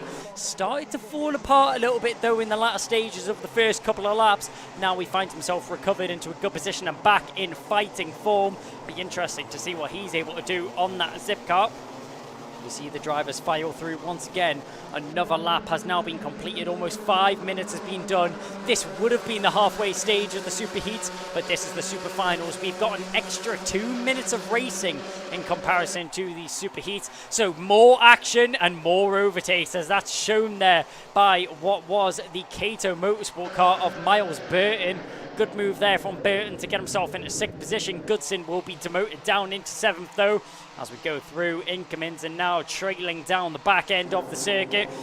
All the drivers, sorry, keeping it very neat and tidy there as they make it down towards the boot. Up at the front end, maybe stringing a little bit further apart than the drivers would be hoping for in the case of Zach Starbuck and Riley Muro. They really need to try and catch on to these leading 3 drivers if they want to be in contention for the race win. Still a quarter of a second between our leading duo, Emerson McAndrew-Urin and Josh Griffin. Dan Minto right there in 3rd position. Still pushing on a pace. Here comes the battle for 4th. Riley Morrow ahead of Zach Starbuck, Miles Burton and Alex Goodson. And still they charge away up at the far side of the course. Up to the hairpin at Ashby, looking for the move. But Emerson McAndrew-Urin still going full guns blazing as we see the charge from Zach Starbuck, having got himself into 5th position there. Behind Riley Morrow, ahead of Miles Burton. Still plenty of opportunities to work his way further forward. This isn't done yet by any stretch of the imagination. Starbuck closing in on Morrow as they go through the radius of the toe of the boot. Then up to the heel. And through the chicane onto the main straight once again. And they fly up to Crook and Oblivion. In these karts, it is flat on the throttle through these first 2 corners. And you've got to keep it nice and planted on the exit. You don't want to go too far over the curbs as you go down the straight to Christmas. And here comes Miles Burton. He is the Grinch that stole Christmas. Got the move on the inside line there on Zach Starbuck. Lovely job. And that puts him up into the position. He's going to go for another one in Ashby. Wow. Ruthless. Wow. Ruthless from Miles Burton. Oh, and a tag as Zach Starbuck goes around for a spin. Oh, what a shame. He just got the rear quarter of the kart tangled in with the battle with Morrow, Burton and Goodson, and there was nothing he could do. What was a beautiful comeback there from Zach Starbuck. Unfortunately, he just falls apart. And now Murrow's finds got himself damage. Dropping down. Murrow's got damage. Yep. Something's not quite right with the car. It looks You can like see the axle. Yeah, it looks like the axle. You're absolutely right. Something's definitely not right with the engine either. He's got some flapping debris on the right side of the car. So surely that's going to be a mechanical anyway. But I'm afraid to say that Riley Murrow is in serious trouble here. Here comes Jamie Ambrose. Makes light work of him. And on the inside comes Otis Cleary. He gets Jensen White. Good switchback there from Muro to keep himself in contention of that battle. He'll do the most that he can with the car he has in front of him. The 82 there just having an issue getting out of the way. That's Louis Radcliffe as he went drifting wide through Ashby's corner. Having a little look on the inside. That looks like that was the 71 or the 11, sorry, of Otis Cleary as he dives down the inside into the boot. A late maneuver and deep on the brakes. Great to keep that car under control. Yeah, good run from Ambrose there to keep himself in the mix. But I do worry about his rear bumper, actually, on the right side of the car. Ambrose's bumper looks just the tiniest bit out of line, and if he's not careful, if he keeps bouncing over those curbs, that's going to turn into a mechanical. Certainly looks okay at the moment, so I think he's all right with that, but these guys are definitely running the gauntlet by hopping over these curbs the way they are. So Emerson McAndrew-Urin in front of Josh Griffin, the fastest member of the Griffin family that Peter, Brian and Stewie don't talk about much. Dan Minto in third position, then Burton, Goodson and Riley Murrow, who somehow is keeping this all together despite the fact that he's already been in the middle of that melee moment further back in the pack. Now, what has actually happened to Zach Starbuck? He has carried on in 11th position, so he's lost a lot of ground, but at least he's still in this one. Look at the air time that these guys are getting in the bottom end of the top 10. That's very nearly 7 to 8 inches off the deck as they come through. That's massive in these cars. Oh, yeah, as you mentioned, Jake, I think it's fair to say that Joshua Griffin's a family guy as he pushes forwards in this battle right now in second position. Emerson McAndrew-Urin just shy of 4 tenths is now what separates Griffin and McAndrew-Urin out in front. I mean, it's going to be a difficult one to try and break down that barrier. McAndrew-Urin's been consistent throughout this race, but on the inside, trying to get the switch back there. Nearly got it done. Otis Cleary looking for every opportunity available. Louis Radcliffe left that door open just slightly, trying to slide down the inside is Cleary, but he clearly wasn't able to get that one done that time round. Down the home straight and into Crook and Oblivion we go. Nose to tail with these two drivers as they blast up the straight towards Christmas once again. Will Cleary go for a late dive on the inside? He had to think about it, edged that kart towards the middle of the circuit, but ends up backing out of the overtake. Now he likes Ashby's, he likes to go for a move down here, but does he like it this time round? Yes, he does. He waits for the opportunity to arrive. And inch perfect there was Otis Cleary in getting that move done. He didn't want to dive too early, didn't want to go too early under braking, waited until a little gap opened up on the inside and pounced at the opportunity when it arose. I'll be fair, when Otis Cleary was starting that move, I never thought in a million years that move was on. He absolutely proved me wrong. Fair play to Otis Cleary. A pat on the back is coming your way, sir. Excellent racecraft. Not easy to get a move like that done at the best of times, never mind when it's literally at the 11th hour of the apex. So very well handled there by Otis Cleary. That puts him into 7th, chasing down Riley Murrow. Then Louis Radcliffe, Jamie Ambrose, Jensen White, Zach Starbuck in 11th now. From Braskov, Tom Potter, Drew Davidson, Soren Gallagher and Zach Jennings. There's the battle for the lead here. And that is Emerson McAndrew-Urin, Josh Griffin and Dan Minto. It is literally stalemate. We go into the final half minute of the race. So this is going to be the penultimate lap that we begin. And Emerson McAndrew-Urin has definitely had his Weetabix this morning. He was amazing in the Superheat yesterday. And now, this morning I should say. And now here he is leading the charge. Joshua Griffin and Dan Minto just can't keep up with him. Well, it's all to play for Emerson McAndrew-Urin. Nearly 7 tenths of a second is the gap that he currently has extended out in front. That gap could go in the blink of an eye if he makes just one minor mistake around this circuit. Whilton Mill is not forgiving at all when drivers make a mistake around here. And we'll have to see if he can keep his head and keep his cool on these last 2 laps of the race. He's looking pretty secure to take another one home with him, is Emerson McAndrew-Urin. But you can't count it out until that checker flag flies, as Joshua Griffin and Daniel Minto will be racing to that line. So the time has ticked down to 0. Watch again as they fly through this chicane. So physical. These guys are dealing with it well. Into the last lap goes Emerson McAndrew-Uren with a 0.7 of a second cushion over Joshua Griffin. That should be enough to not have to worry too much about it, Emerson. You can coax this through all the way to the line. And what a great run this has been for the Dan Holland Racing youngster. He's been so strong in the lower categories. He was a very talented competitor in Honda Cadet. Stepping into the Mini Inter category, this has really been a massive revelation for Emerson. He's always had the speed and he's had a lot of flair in his past, but now he's really starting to unlock this vapid pace that is going to characterize his 2024 campaign.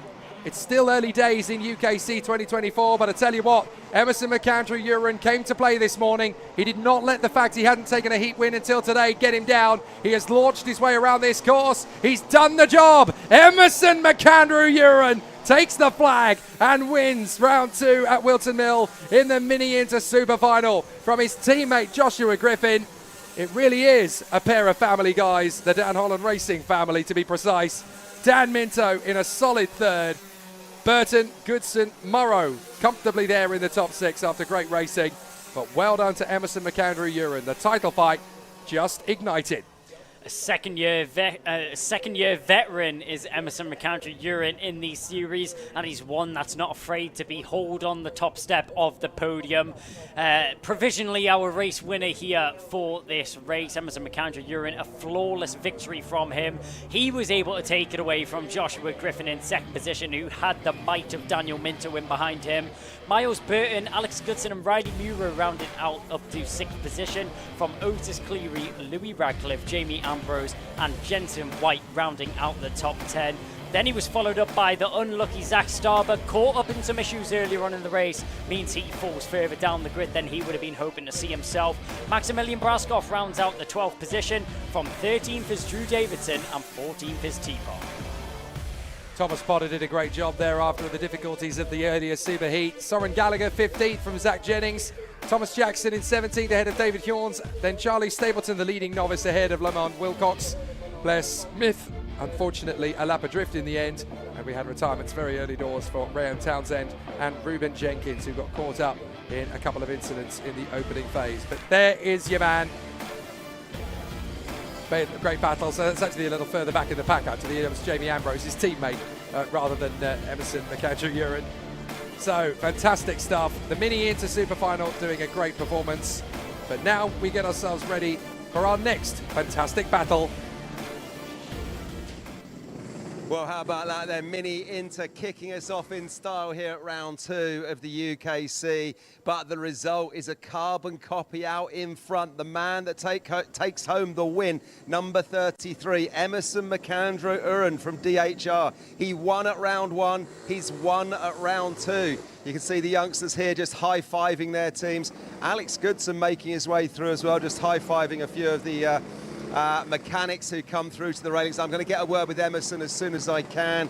And Dan Minto in 3rd from pole. Will he be happy with that result? A podium, but he did it start in pole.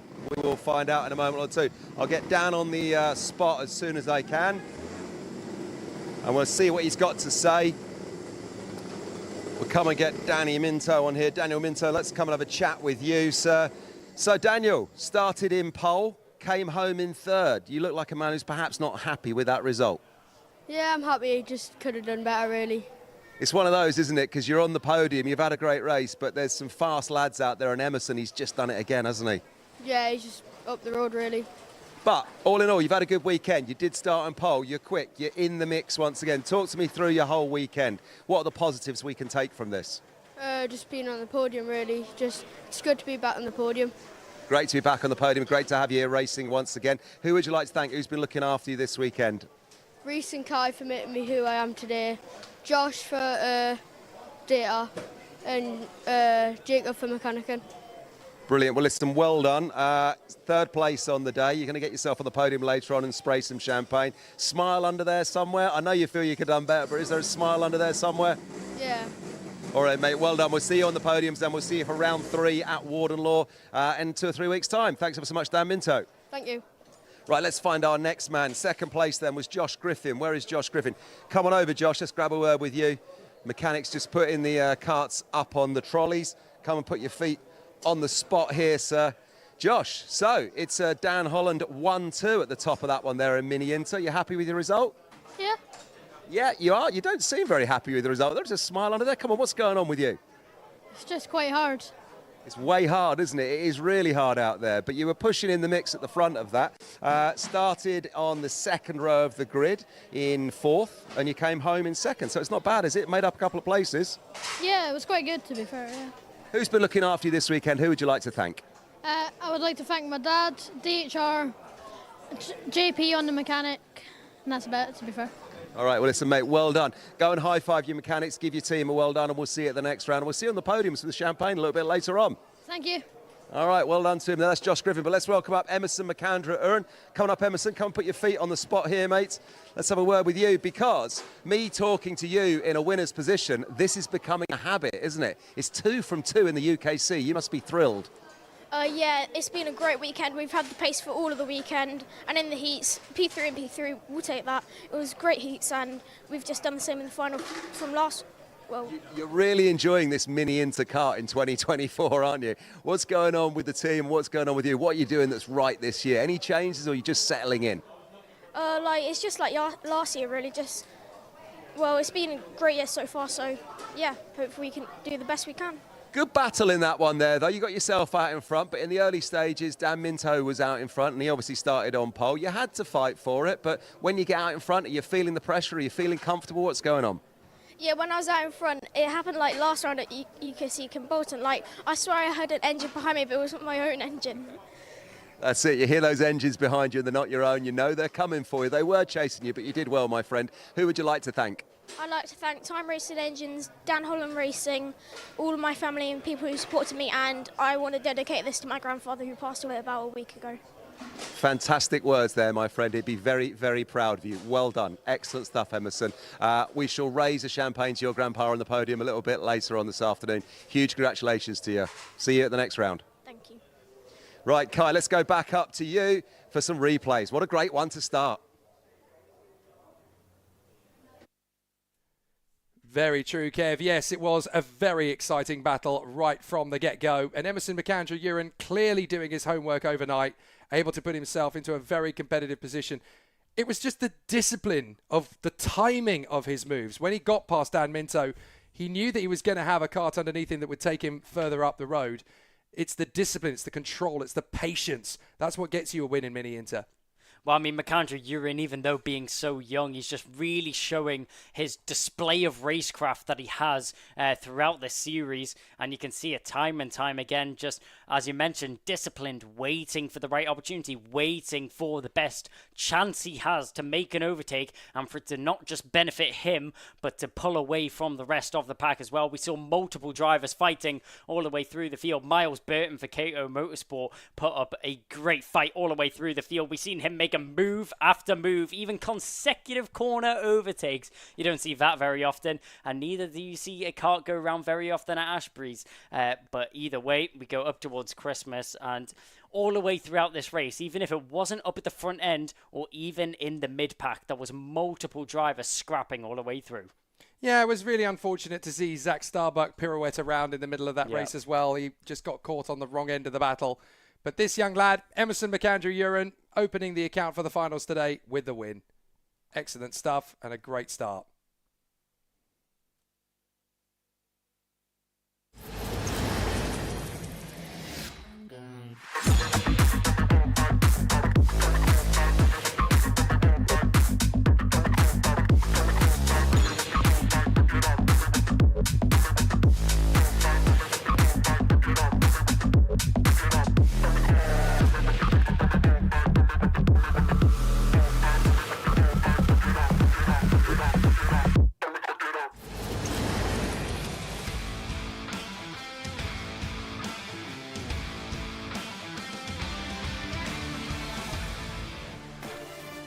Time to go for an old school final battle now. The TKM Extreme Super Final.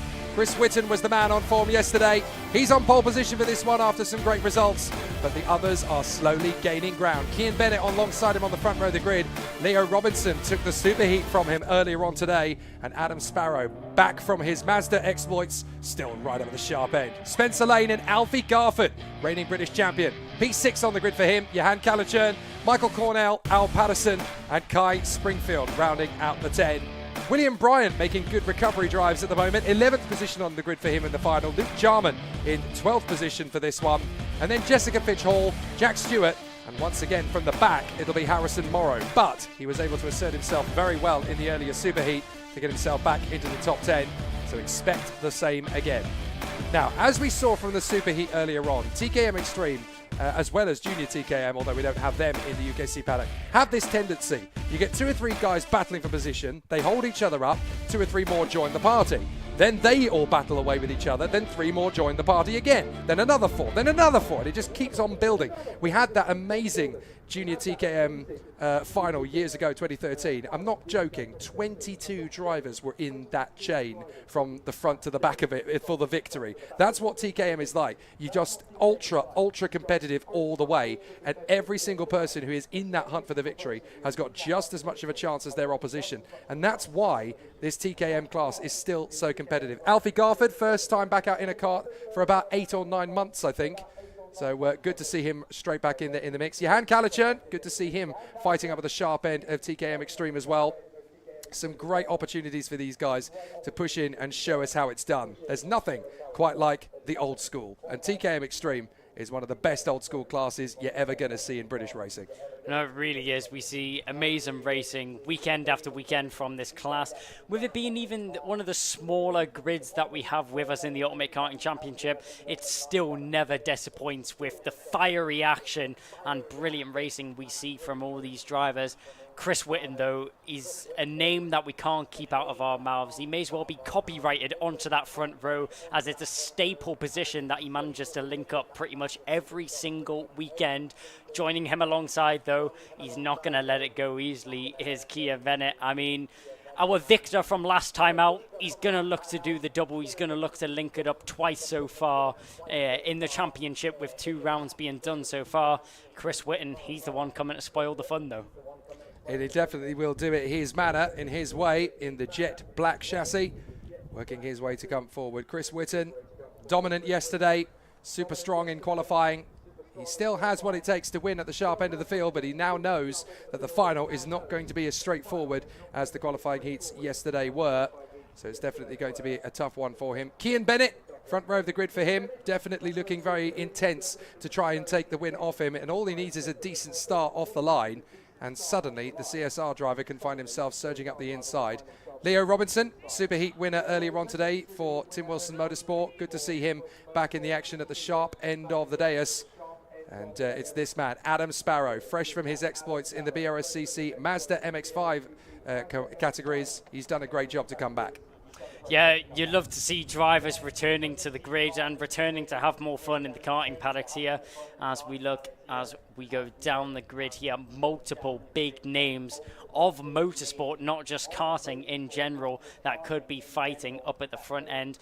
I don't think it's anyone's game here. We've had 2 different victors. We've had Chris Whitton taking away both the heats, and Leo Robinson came to throw a spanner in the works and join the party, taking home a brilliant superheat victory. He showed when he was opportunistic to make his overtakes, and also showed some crucial defensive maneuvers to secure himself the victory.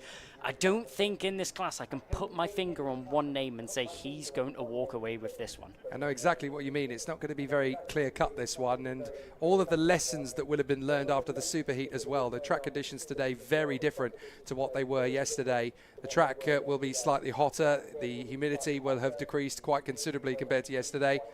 Jessica Fitch Hall looking to continue her journey through the world of UKC, and certainly going at it in one of the toughest classes to do so, TKM Extreme. But we already know that this is a class that can give women a fantastic path up the ladder of racing. Morgan Kidd, who went on to do some fantastic work in the Fiesta Championships on the British Racing and Sports Car Grid, and of course, two-time British Junior TKM champion Abby Pulling, who is now a race winner in both F1 Academy and British F4, the first woman ever to do so. From these small trees, mighty oaks will grow, and it is wonderful to see that TKM is one of the classes to really showcase what racecraft is really all about. From that front row of the grid, Chris Whitton and Cian Burnett, this will be a fascinating charge to the first corner. I mean, you've summed it up perfectly, Jake. This class and this championship in general is a breeding ground for young British talent to make their way up through the routes of motorsport and make their way through the stages as well, which we'll see some drivers already doing in this class, just coming back for a little bit of fun for an Ultimate Karting Championship weekend. What more else would you want to do on a weekend off apart from jump back into your roots of racing and karting as well?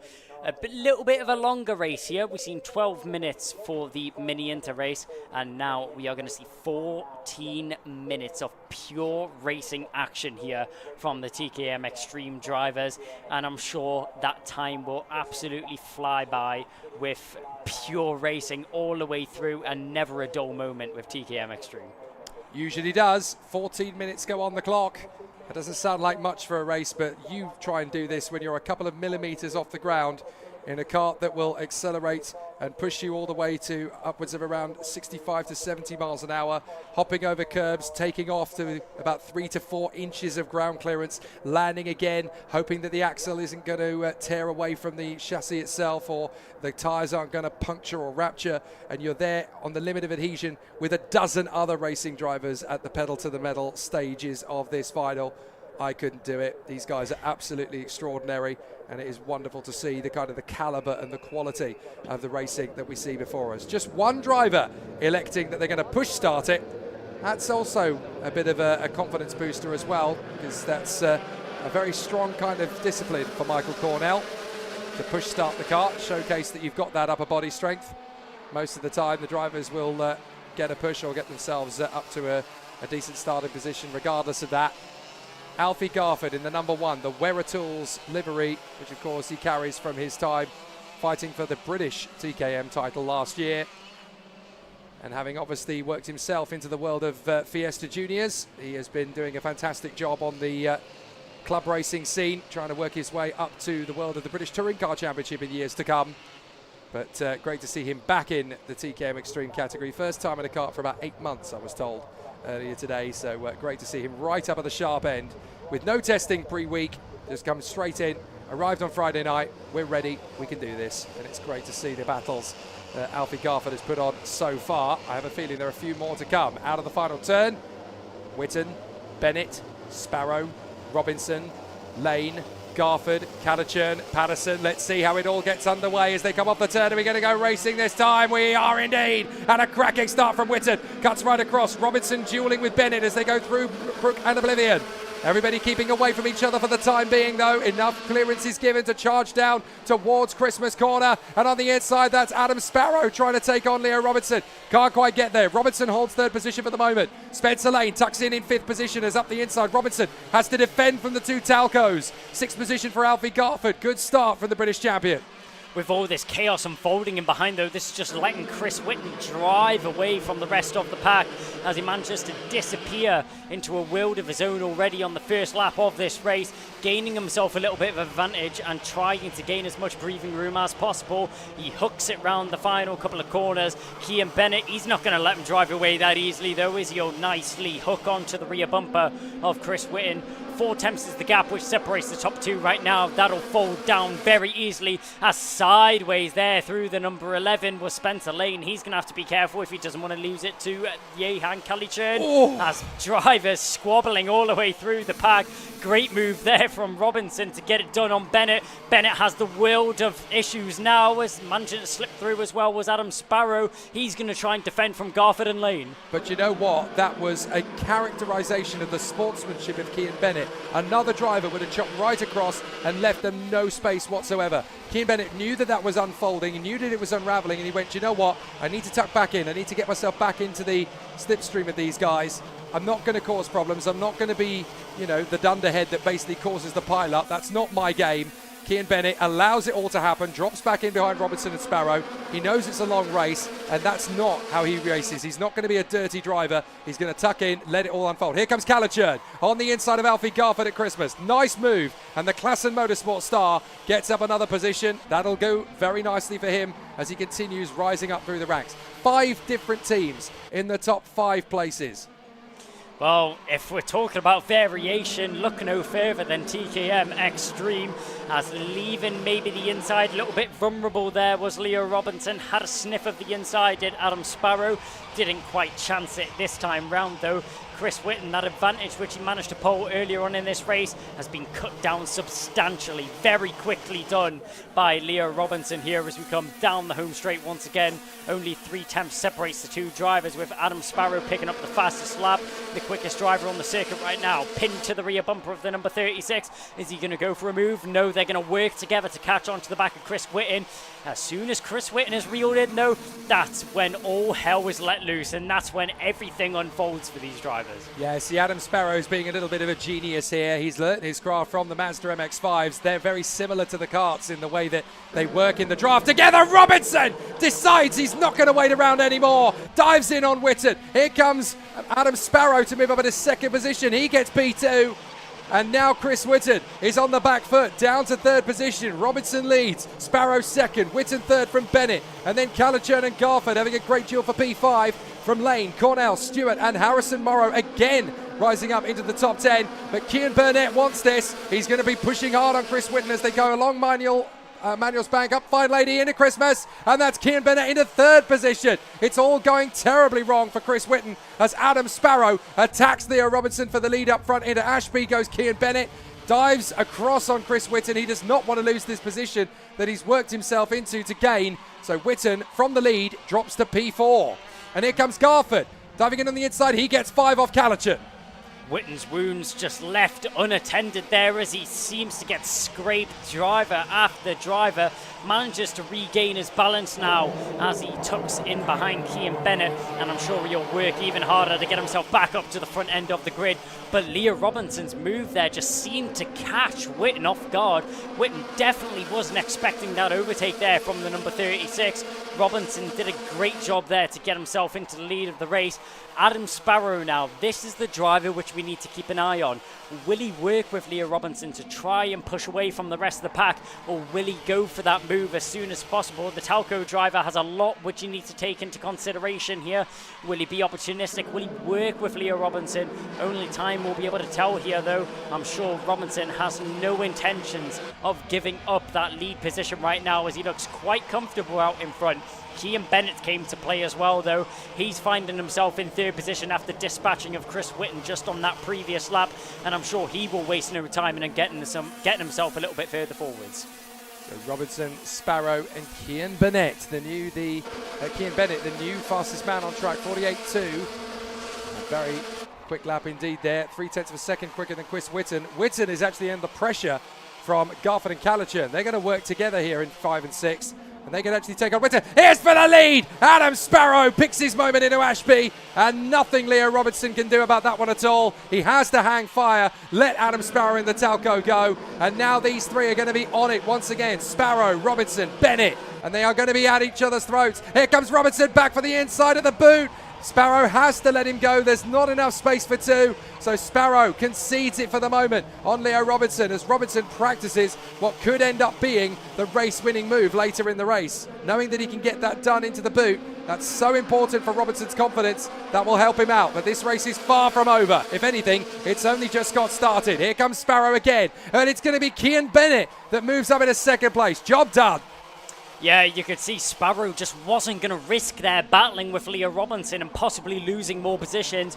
Does the smart thing, tucks in behind Leo Robinson, doesn't want to battle that move any more than he has to, but now he's got a fierce and feisty Chris Whilton tucked in behind him. Whitton's coming for revenge in the black stealth machine as they come down towards the boot once again. Who's going to be the first one to nudge? Nobody this time round, but Leo Robinson out in front. He's not afraid to get a move done, and he's not afraid to get on the move as well. Keep an eye on Cian Bennett in second. That's my new favourite camera position in karting. I love that down low through the chicane as they hop over the curbs. And it didn't take long for that one to get established as my favourite karting shot. Here comes Cian Bennett for the lead on Leo Robinson. We have had a fourth different race leader almost in successive laps now. Whitton was the leader, Robinson was the leader, Sparrow took it, Cian Bennett took it, and now Robinson takes it back again in Ashby. Brilliant racing at the front end of the field, and once again TKM Extreme proves one thing and one thing alone. The fat lady is nowhere to be seen. We are nowhere near the end of this one. But the question is, Robinson, with all this fighting that he's doing, is it because he doesn't feel comfortable in his pace as a driver? Does he feel like he has to keep battling to get himself into this lead position, to even have contention of fighting up at the front end? He's definitely got the pace to be up there, but does he have the pace to be fighting from behind? Robinson not one to be sleeping on the back foot. As soon as a move is done, we'll see it once again up into Christmas here from Bennett. Will Robinson respond down into Ashby's like he did last time? Let's see if he does. He's tucked in on the bumper and he doesn't go for it this time, but Bennett covers it off just in case. Goes to the middle of the circuit, covers off the line, doesn't want to risk losing that leading position already.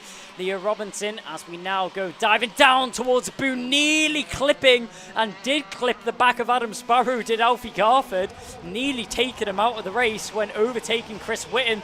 These drivers will continue to go at it as the number 33 of Chris Whitton is going at it with Adam Sparrow now as they dive down through the boot and around the final couple of corners across the line. It's getting really messy here and really scrappy in the TKM Extreme Final. It's all to play for, and up at the front end, Leo Robinson. When's he going to make the move? Now he is. Down the inside goes Leo Robinson for probably about the 5th or 6th time this race.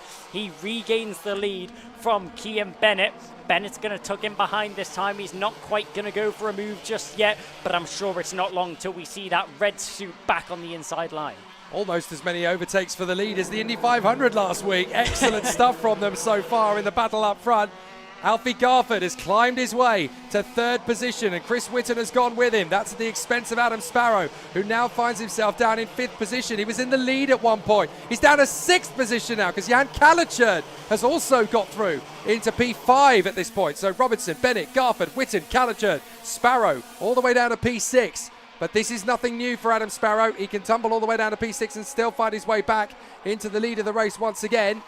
So Cian Bennett now deciding, right, Leo's determined to lead this race. Every time I get him, he goes back to the front. Fine. I'll just sit behind him. I'll work the tyres less. I'll work the engine less. I'll work myself up less. So this is going to be a much smoother transition for them, especially considering that the way that Garford, Whitton, Kalichern and Sparrow have been dueling, they can get a bit of daylight between themselves in 3rd place. Again, Lazarus just taps the helmet. Come on, just think about this. Let's think about the long-term gain. Well, there's only 4 minutes left to do any thinking. Yeah, this is where it really starts to become tactical for the drivers. We've got the melee out of the way. We've had more changes for the lead than overtakes in the Monaco Grand Prix, as Leo Robinson and Cian Bennett have been hacking at it up at the front end of the grid. But this is where it becomes interesting. Do they continue to battle and open themselves up to the rest of the grid, or do they work together, push away, and then duel at it for the last couple of laps?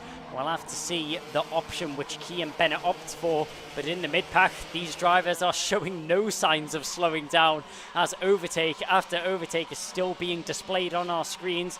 We just made our way through increments now and heading towards the boot once again. You can see our lead drivers just up in front. Cian Bennett not looking to make an overtake on Leo Robinson just yet. But with 3 minutes and 30 seconds remaining on the clock, I wouldn't be surprised if it's not long before we see them going at it again. 3 minutes 24 left on the clock as they came through. Robinson and Bennett, Garford and Whitton, Kalichern and Sparrow. We're almost getting Noah's Ark here. They're almost 2x2, hurrah. Here comes the move from Adam Sparrow on the inside of Kalichern. Lovely job, that's P5 for Sparrow. Now he's just got to do that 4 more times and he'll be back in the front. Easier said than done with 3 minutes left of racing. Watch out as well for Michael Cornell and Spencer Lane. They're right on the back of these two. And then in 9th place, we got Jack Stewart ahead of Luke Jarman and Harrison Morrow, who are having a great scrap with William Bryant. And then Jess Fitch Hall has had some difficulties by the look of it. Dropped all the way down to 11 seconds off the pace. That's not just her speed. Definitely something's gone wrong there for Jess Fitch Hall. And Al Patterson has dropped out of the race, I'm told, with a mechanical malady. Watch them as they hop their way over those curbs. You are really getting airtime as you come through there. Looks more like something out of Ken Block's Hoonigans rather than a karting race, doesn't it? Just so violent the way it throws itself over those curbs. And it's incredible to look at the strength of these karts, that they're able to take it lap after lap after lap. Well, yeah, it's interesting to see that the karts are able to take a beating like this, but also the drivers themselves. This has to be one of the most physical circuits in the United Kingdom at this point, especially with that brand new final sector. Such a bumpy and rigorous circuit for these drivers, and great to see that they even have the stamina to put up with it for so long. Yeah, see, look at these guys as they come through. This is going to be a great example. Watch the bumps. Bump, bump, bump, bump, bump. The kart just washes out as you go through the tight end of the radius. And there's absolutely no grip in the kart at all at that point. You're turning through, but you're bumping around. It's a bit like a Legend at Brands Hatch. You know, there's no suspension in those cars at all. And the back end travels around. Right, Robinson versus Bennett. Now they are squabbling with 1.5 minutes to go. And the more they duel, the faster Garford and Whitton will catch up with them. Robinson determined that Bennett's not going to get through. Here they come. Garford and Whitton are already on them. That only took 3 corners. Now Robinson's got to keep Key and Bennett at bay. Garford and Whitton are right there to come free. And the more they hold each other up, Adam Sparrow will join in. So will Jan Calichurd. And they've got Cornell, Lane, Stewart and Morrow right on their tail. Here comes the move from Garford. Dives in on Bennett. Can't make it stick. But now they mean business. We are seriously gunning for it with 1 minute on the clock. Robinson's got to hang on to this. Bennett drew the first blood and made the first move. It's like a chess match out here on the circuit right now. Leo Robinson in ultra defensive mode. He is parking the bus right now on the inside line. Moves across to Kean Bennett. Robinson covers on the inside line, trying to make it through to Alfie Garford. That's very well covered there by Kean Bennett to even hold on to that second position right now. Around the outside, can he get it done? Great move there from Alfie Garford. He'll find himself in second position now to go through increments. Wow. And no, Robinson! Robinson's lost it! It looks like there was the tiniest little tap on the back of his cart. He's enraged. Robinson's down the back, and Alfie Garford has taken the lead of this race. Garford in the lead, and by quite a margin as well, moving into the penultimate lap of the race. And who's that in second position? It's Chris Whitton. A great recovery here from Chris Whitton to take advantage of the situation which is at hand. He now finds himself in second position. Looking over his shoulder, he's going to go defensive. He doesn't want to focus on the lead of this race. In his mind, he will be thinking that Alfie Garford might be awarded a penalty, so he's fighting for his life for second position right now is Chris Whitton, and it's all up in the air at the moment. There is no driver which deserves this more than another as they go through Inkermans, and keeping an eye on Adam Sparrow here, looking to the inside. He's too far back on Chris Whitton, but was he actually going defensive? That's question. And see Kean Bennett trying to get back involved as he had a little bit of a mare earlier on, falling back in this pack as well. He'll slide through on the inside line of the boot. He's not going to be able to hold on to it though as they trail on to the last lap of the race. This is the last dance. This is what it comes down to. And Chris Whitton, the man that has to do it all right now, he has a little bit of breathing room behind him. Keep an eye on Adam Sparrow. He's pinned to the inside line. On the switchback, he'll try it. Does Callie Churn. He goes left. He goes right. He can't get it done. Down towards Ashby's we go. Will he go to the outside? Yes, he will, but he'll go for the switch straight away. Great move there from Callie Churn, and he will take third position. Nothing Sparrow could do. Can you believe that Alfie Garford, the man who had not even done any testing midweek, came here on Friday night? It was a last-minute decision to go racing. He hasn't been in a kart for about 8 months, and he's going to come through, and he proves to everybody why he's still number one. He's still the king. He's still top dog. Alfie Garford wins the final in TKM Extreme in round 2 of UKC at Whilton Mill. What a battle. Chris Whitton P2, Johan Calichurd. What a drive to third position. Excellent racecraft. Sparrow Lane and Stewart are out of luck on this occasion. Kian Bennett so near and yet so far. 8th position for him. Leo Robertson enraged at the end of that one. But Alfie Garford gets the job done by half a second to Chris Whitton. Johan Calichurn in P3. Adam Sparrow, Spencer Lane and Jack Stewart were close, but no coconut. Michael Cornell in front of Kian Bennett and Harrison Morrow. Luke Jarman and William Brint even caught up with the pack as a result of all that squabbling. Leo Robertson has to settle for 12th, and he's not happy in the slightest. Jessica Fitch-Hall 13th, Al Patterson retiring before the race came to a conclusion. But what a sensational charge forward from Alfie Garford. The number 1 returns to karting for the first time in 8 months, and he has not lost anything. The number 1 ruled karting time ago and finds himself in his rightful position back on the top step of the podium. It's as if he never left. Alfie Garford, welcome back, and what a welcome story for him. What was looking like it wasn't going to be the easiest race, he manages to walk away with that one on top. Chris Whitton in second, Johan Calichurn. What a return drive from him, and I can't wait to hear what these drivers have to say. We have Kev down there as he's about to speak to the drivers. Wow, wow, wow. TKM Extreme delivering the action here at round 2 at the UKC. But, I mean, what a race that was. In the closing stages, it all changed so many times, didn't it? And the 3 drivers that have come home and put in their cuts on the 1, 2 and 3, I've got to be honest, they're not the 3 drivers that I thought I was going to be talking to at this point in time. From where I'm watching in Scrutineer, and I've got a sort of view of the far end of the circuit, I can't see all the way up to the top end from where I am, but obviously it was all going on up there, and Leo Robinson was the man who I thought I'd be talking to, or maybe Kian Bennett, but they ended up down in, where were they, 12th and 8th respectively. But it does mean coming home in 3rd, kart number 28, Ian Calichurn. I'm going to try and get a word with him straight away. Ian, come on up to the spot, put yourself on the mark there, sir. We'll come and have a chat to you. 3rd place on the day there, but in the closing stages of that one, did you think you were going to be standing here? No, not really, because, I mean, yesterday it was kind of up and down. I was around there, but then I kind of got punted off. And then I started towards the back, so made stuff more difficult. I'm just trying to look and see where you started here on the grid. You're on the 7th row of the grid starting, or the 4th row of the grid, starting in 7th rather, and you've put yourself in 3rd. You've got to be really thrilled with how that one played out in the end. Yeah, no, it worked out well for me, because I never knew I was going to be that far ahead from starting 7th, but yeah, it worked well. It's one of those, isn't it, in a race like that, where you're in the mid-pack for a lot of it. You've just got to keep your head, because you don't know what's going to happen in the closing stages. When the leaders start battling it out, you can be the benefactor, can't you? Yeah, I mean, you kind of saw it. Leo, he just span out like people. It was very competitive and aggressive. Yeah. Who would you like to thank this weekend? Ashley and Dave Klassen, Klassen Motorsport, David Story, and all my friends and family from Mauritius. Fantastic stuff, sir. Go and celebrate with your team, your friends and family. Well done. Let's get the man who is in 2nd place up here, Chris Whitton. Where's Chris? Chris, come on up, sir. Come and put yourself on the spot. Let's hear what you've got to say about that one, because I was just saying that the 3 of you who have made it onto the podium, fair to say, you weren't necessarily the 3 guys I was expecting to talk to. I thought I might have Kian, I thought I might have Leo up here, but here we are. Well done, mate. 2nd place. Talk us through it.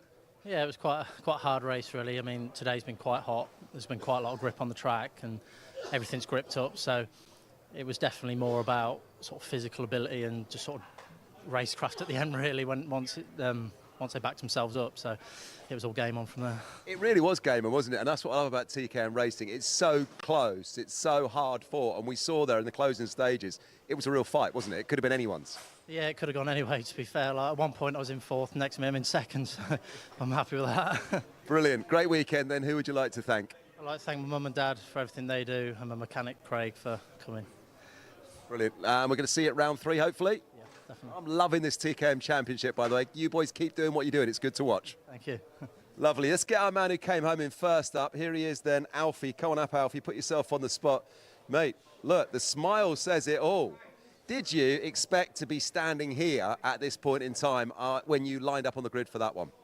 Not really. We haven't had the pace at all weekend. I mean, it was the first time I was even sat in the car, not even in the workshop or anything, on Saturday morning. I hadn't even sat in the car for about 8 months. So it was all just like come out for a bit of fun. So to come home with first was quite a surprise. Well, I tell you what, it's surprised enough, but it's brilliant to watch. I was just saying there, TKM Extreme, what a class. I love the racing. Talk me through the closing stages, because it all went off, didn't it? And you really were the benefactor. You're in the mix. You held your own for the whole of the race, but it was in those closing stages where it opened up for you. Yeah, I mean, where to start? I got into, I think it was about 5th, and then 4th, and then 3rd. And I was just like, the gap was staying the same, and I thought when they kick off, it might come. Got there, had a little bit of a coming together. I was hanging on, so I don't really know who was at fault. And then appeared in first, and just had to hang on to the end, really, just hang on to the cart and go over the line in first. Yeah, there was a couple of laps of hanging on, and you did that. So who would you like to thank? Who's made it possible? A lot of people have made it possible. First, my dad. He told me Friday evening we're going racing. So, yeah, my dad, Vera Tools, obviously, they've been supporting me in the Fiesta Juniors. So it's been fun to just come here and have a little bit of a play, I guess, knowing that that's all going well. Just family and friends just supporting. My sister for letting me take a lot of the time racing. So, yeah, there's a lot of people. Listen, it's brilliant that you came here this weekend. We're thrilled you did. Please tell us you're coming back for round 3. Might we see you again at the UKC and TKM Extreme? Come on. Maybe, if it fits. Maybe. Now I've won, I might have to come back. We hope you do. Go and enjoy it at the moment with your team. Huge thanks to Alfie there. And well done to all of those TKM Extreme drivers. What a race that was. Lots to talk about. A few replays to take a look at. Here's Kai and Jake. Well, fascinating stuff, and great to see Alfie Garford back to what he does best. This was only meant to be just a weekend off and having a bit of a laugh away from Fiesta Juniors, and he's come straight back in and shown the world that he's still the #1 in the UK in TKM Extreme, and extreme really is the word. It was proper, brutal, warrior, gladiator style racing out there. Everybody gave as good as they got. Even at this stage, I think we thought, well, Whilton's got this one on a plate. No chance. TKM Extreme never settles itself up that quickly. No, not at all. I mean, it was difficult to even keep up with everything that was going on during that race. There was so much action, so much racing going on. I couldn't even keep count of the amount of times that we had changes for the lead. Leo Robinson and Cian Bennett were going at it at one point in the race, swapping lap after lap, as we see Cian Bennett making plenty of overtakes during that race. He definitely had a tall order, and I don't think he'll be quite pleased with the position he finished in. I kind of want to see, maybe we can see the incident between Leo Robinson on the penultimate lap again and his combatant. I didn't even see if there was contact, or if there wasn't, then it would have been very tightly knit. So we're going to have to see if we can see it again. If not, then obviously you guys will have to do that on the stream and draw your own conclusions. Bennett making his bid on Leo Robinson about the midway point in the race. Towards the closing stages, things got really spicy. So it'll be fascinating stuff. Just to announce to the people trackside here, we need driver numbers 36 and 1, 36 and 1 to the steward's office, please. That is 36 and 1. So I think it's for this that they are going to be looking into it. So let's see what happened. I think we're going to see part of what actually happened. There it is. Yeah. Okay, right. So we've seen that back on the replay, and I think it's fair to say that 36 and 1, they'll have a nice conversation, potentially not a pleasant one. But we'll continue here at UKC.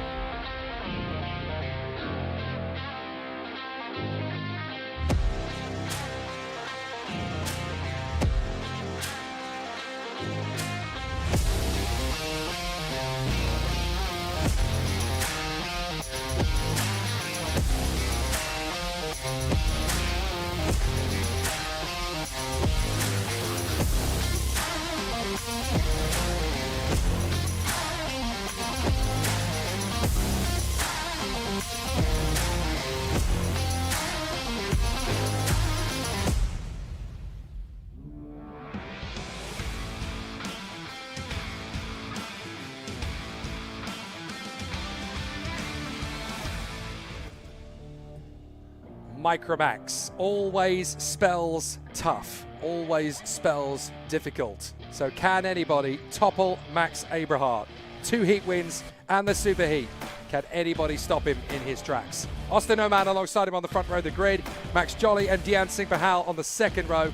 Harry Radcliffe and Arthur Farrow rounding out the top 6 from row 3. On row 4, it's Maria Roberto lining up alongside Sebastian Crawford. Then Albie J. Stubbs working his magic to get alongside Alfie Mayer in the top 10. Josh Hushka hasn't got quite so much work to do from 11th on the grid, but Oliver Dawson really booking a decent run there in 12th on the grid. Then Finley Beals, Albie Farrow and Harris Barber. Let's see how this final race of the weekend for Micromax plays out. And it is going to be a tricky one because Abrahart has had one-way traffic very much his own way so far this weekend. Both the heat victories yesterday and the Superheat this morning. But Abrahart did have to work hard to get there. Yeah, he hasn't had it easy. We've seen that in the Superheat especially. He pulled off a monstrous move to get that race win back in his order. He remains undefeated so far this weekend. Can he take that all the way to the super final and get a slam dunk victory here with a clean sweep of the Ultimate Karting Championship? It's going to be a tall order that he has to take on. It's not going to be an easy one that he has to tackle either. With 12 minutes of pure racing from all of these drivers surrounding him, he'll have pressure from start to finish if he's up at the front end. But the question is, will anyone be able to challenge Maximilian Abrahart? Austin Oman has got to get himself into the position where he can really challenge Max Abrahart secretly, but also subtly at various points in the race. He doesn't really want to be giving Max Abrahart any of his secrets. He wants to make sure that he catches him unawares. That's the real trick in a category as competitive as this one. You don't give all your tricks away. You kind of got to keep something in reserve. And these guys definitely getting themselves geared up for a straight fight. Max Abrahart, pole position. Austin Oman, second. Max Jolly, third. Harry Radcliffe, fourth. Dean Singh Pahal, fifth. Arthur Farrow, sixth. Maria Roberto, seventh. Sebastian Crawford, P8. Albie J. Stubbs, P9. Alfie Mayer, P10. Then Hushka, Dawson, Beals, Albie Farrow, and Harris Barber. This is a tough race. Can anybody topple Max Abrahart from his perch on the throne at the top end of the tree here? This is going to be tricky. Oman, Jolly and Radcliffe all have what it takes in terms of raw pace and ability. And look at his signals already for Max Abrahart. Just gesturing again to Austin Oman. Think about the long game here. You can get me on lap 1 if you want, but you could work with me. It's amazing the psychological games that Max Abrahart feels he has to play on this opening lap of the formation. So they come off the turn. It's going to be a fast start. Are we going to go racing? We are indeed, and we're under starters orders. Max Abrahart. It's going to be 3 wide through the first corner very nearly. And Max Abrahart loses ground at the start. He's not going to be the leader. Austin Oman isn't going to be the leader either. And as they charge towards us, the race lead is Dean Singh Pahal. What a start from him to go from third on the grid to charge forward past the pair of men on the front row. And now we've got a race on. Great start there from Singh Pahal to get himself into the lead of the race early on and find himself with an advantage over the rest of the grid. He has a fistful on this race lead so far. Let's see if he's able to hold on to the grasp which he has associated for himself. Max Abrahart managing to get himself back into second position, recover a little bit of the ground that he lost off that first initial bite of the race. We go through the boot for the first time in this race, and it's a sea of orange up at the front end. Not all of them being part of the same team, some of them being on the Carlos Sainz chassis and some of them being on the X-Prix under SPR as we go round and up through the bends as we head up towards Christmas Corner once again. I knew it wasn't going to be long before he tried it. Maximilian Abrahart, he tried on the inside line. Dean Singh Pahal says, no, you won't have it so easily. I'll hold on to the race lead for now, thank you very much. And he'll do so in style as well as we go down through Inkermans and challenging all the way into the final sector of the circuit. Max Abrahart making that move though. He's opened the door and invited Max Jolly onto this battle as well, as Jolly's now pinned himself to the rear bumper of that number 61. Abrahart will get to the inside, and what a move there. He's seen the door open in the second half of the boot and he says, you know what, I'll invite myself in. Down the inside he goes and into the lead of the race. Max Abrahart, this is why he's been undefeated today so far. I mean, just opportunistic with his overtakes, but he can't quite defend it. As down the inside, Sinj Bahal gets it straight back, trying to follow through, did Austin Oman, but he wasn't able to do so this time round. In the background, there's the move there from Harry Radcliffe on Max Jolly. All of the drivers chopping it up at the front end of the order. Max Abrahart, not such a textbook race that he would have been hoping for coming into this one. This is great work from Dian Singh Bahal to try and get back on terms with Max Abrahart. This is a bit like total football in the Netherlands. You've just got to create chaos. You've got to try and make sure that every single move you make is unpredictable. You can't be the guy that everyone knows what's coming. You've got to be a little bit mysterious, and that was beautiful from Dian Singh Bahal to come straight back in on Max Abrahart, not let him know what cards he's got up his sleeve. Here comes the Carlos Sainz chassis of Max Jolly. Charging up towards the inside line, charging through on Harry Radcliffe. Radcliffe will not give him the space. He holds it right round the outside of Christmas, and that will do just fine as far as Radcliffe is concerned for the moment. Now we've got ourselves a 5-kart battle for supremacy. Earlier on we had just 3, but now it really looks as though we've got Harry Radcliffe and Max Jolly here to stay. Austin Oman still fancies his chances on Max Abrahart for second, and then on Dian Singh Bahal to try and go for the lead of the race, but this is going to be tricky. Abrahart still all over the back of Singh Bahal. Here's a move on the inside from Max Jolly. He gets the run on 4th position in the toe of the boot, and that'll do nicely as they hop over the curbs at the heel, and this is excellent work. Yeah, great move there from Jolly to slow down the pace and get himself back in contention. He's the one controlling the order right now as he gets himself back a bit of 4th and will chase down the top 3. As talking about the top 3, there's going to be a change up there as Max Abrahart finds himself back into the lead of the race. But this time, how long will he hold it for? Not going straight back in as Dian Singh Bahal. We've seen that last time round. Not even a corner's wait, and he found himself back on the inside line through Inkermans and down into the final section of the circuit we go. In front right now, Max Abrahart, our undefeated driver so far this weekend, synchronized domino effect of checking over their shoulders, seeing where their competitors are in behind.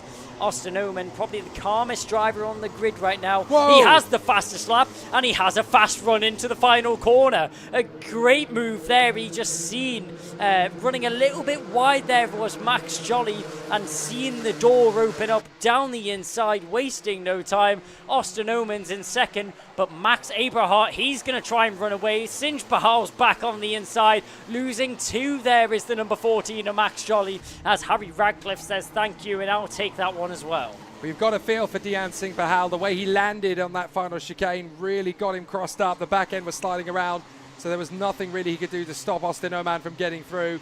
He's just quite fortunate that he's only lost out in the hole to Max Jolly as well, because that could have been even a spin into the wall or anything. That could have been all sorts of chaos for Dian Singh Bahal, but he manages to save it. Now we've got Abrahart versus Oman. It's back to the way it was in the earlier Superheat, and again, just that ground clearance that you get as you hop over those curbs. There's enough to fit a Lego set underneath it. A very tough rough at the moment. Right, there's a warning flag for contact. That's Sebastian Crawford, who's got himself in the wars there with another driver. So pretty tricky stuff out there for the contenders. Here comes the battle again, as up the inside of the 12. That is further back, that's Harris Barber dueling away with Alfie Mayer. So they are having a great squabble in the mid-pack. It's not just about the guys leading the race. You've got to be in the middle of your own battle and assert yourself in strong positions there. Alfie Mayer, Harris Barber and Albie J. Stubbs still having a really good squabble. Well, Max Abrahart has definitely taken advantage of all the squabbling and battling that has went down behind him. He's extended himself a 6/10 of a second gap back to Austin Oman in second position. Let's see if he's able to cut that down a little bit. Yes, he is. Oman temporarily had the fastest lap of the race. It's then handed off to Max Jolly, who had a blistering final sector there. Nearly 2/10 faster than our leading drivers right now. Max Abrahart using all the track available to him on the exit of Oblivion there as he makes his run up towards Christmas Corner. Leaning through the bend right there is the number 12. As he heads through Christmas Corner, there's Harris Barber. We just seen him battling with Alfie Mayer. Mayer managed to make his way past and actually dispatch of the number 12 as well. as we see them diving through Inkermans and down towards the final sector once again. Number 16, that's Sebastian Crawford. Previous contact warning, he's trying to get involved in this battle as well with Albie J. Stubbs, but back up at the front end. What was a 7/10 gap has now been clawed down by Austin Oman like a wild cat in the jungle. He's straight onto his prey. Max Abrahart in the lead, desperately tapping his helmet. You can see he shook out in front. He's saying, come on, man, let's work together. We need to pull away from these drivers in behind us. But Austin Oman, I highly doubt he's going to fall for the bait. I'm sure it will be a straight textbook move on the inside. And tries on the inside there. Does the number 52. That's Maria Roberto trying to get the move done on LBJ Stubbs as those two battle it out in the final section of the circuit. Yeah, Crawford got the move there on Maria Roberto, and Roberto was retaliating big style, but this is exciting stuff. And again, Max Abrahart having to tap the helmet just to remind Austin Oman, come on, work with me, work with me. Not on your Nelly, sir, says Austin Oman. I am coming straight for you, and you know it. We all know it. We're stood here trackside. We know that we're not going to work together. You know I'm not going to work with you. It's up to you. What are you going to do to try and get me to back off the charge? Meanwhile, Max Jolly has seen an opportunity here. Knowing that Oman has caught back up to Abrahart, he's got an opportunity here. Dian Singh Bahal right in front of him. If he pushes him slightly further forward towards these guys, then he's suddenly got not just a bit of silverware on the table, but it could be the big pot. Yeah, Max Abrahart, that signal just seemed out of desperation. It was a surprise that he looked back and seen Austin Oman so close to the rear end of that car. And maybe that was the kick he needed to try and pull away from the pack. But the question is it too late to deploy that pace? Or is Austin Oman already in the clutches of attempting for this lead right now? There's still a little bit of breathing room that separates them. Oman is about 0.06 of a second quicker a lap, and that doesn't sound like a lot, but over time it definitely adds up, and we see it adding up for Austin Oman as he's just been quietly chipping away at the gap between him and Abrahart, and now he finally finds himself in an offensive position. The SPR kart is once again on the attack. We've seen some brilliant moves from Oman over the course of this race, but can he do it when he needs to most? Can he get into the lead of this race? Second position, I don't think it's quite enough there for Austin Oman. He's one of the big boys here, and he's chasing for the big trophy and the big reward at the end of this weekend. 2 minutes 17 on the clock. They've still got to just continue to push, find that little bit of extra as they work their way through Oblivion and Crook, and Oman looking really confident now as the chaser rather than the man being chased. Dian Singh Bahal still third position ahead of Max Jolly, fastest driver on the track now. Radcliffe, and up to sixth has come Josh Hushka. That's an amazing fight back from Hushka over the course of today. So he can take full credit for the fact that he has worked his way into the top six, and he's only about a second and a squid in behind Harry Radcliffe. That is absolutely terrific. An amazing drive from Jos Hushka today, and certainly very worthy of commendation. Arthur Farrow P7, Alfie Mayer P8, and then we've got Barber, Stubbs, Crawford, Roberto, Dawson, Farrow and Finley Beals. This is getting pretty hectic now. Austin Oman all over the back of Abrahart, and it's all going to come down to whether Max Abrahart has the patience to shake him off. The fuse is fizzling down before it all explodes up here at the front end, before it all starts to kick off. It's coming down to the wire. A check over both shoulders there from Max Abrahart. He's really starting to be worried about Austin Oman, and Oman showing him a reason why. Left and right, diving, looking, waiting for the overtake to be on the tables. Austin Oman in a prime position to find himself in the lead of this race. Shy of a minute's left on the clock. There's not long left. The laps are counting down. The time is counting down. Here he goes! Double check over the shoulder on the inside. Oman tries it on the switch. Here comes Sinj Pahal down the inside. He'll get it on Oman. Trying to respond as Jolly. He's not able to get involved in the battle. Out at the final corner, he'll try the switch back. They'll go dancing down towards Crook, side by side through Oblivion as well. Is it going to work out? Look at Jolly! Wide. Jolly's going to sweep in on both of them and take them in a second position. Brilliant from Max Jolly. Saw what was going on between Oman and Singh Bahal and thought, right, the two of you can squabble amongst yourselves. I'll get second position, sweeping past both of you. Beautiful from Max Jolly. And Max Abrahart has been given license to disappear into the distance. That's so unfortunate for Oman. Now Dian Singh Bahal's angry. That was my second position. I'm going to go for this up on the inside of Austin Oman, and there's nothing that either man can do to shake off the other. Oman, his hand is in the air. What are you doing, man? Here's what I'm doing. I'm going to storm in up the inside and take you. And Dian Singh Bahal finishes off the move in a third position. Frustration for Austin Oman. Missed opportunity for Dian Singh Bahal. Legendary from Max Jolly, but into the lead again. Max Abrahart checking out.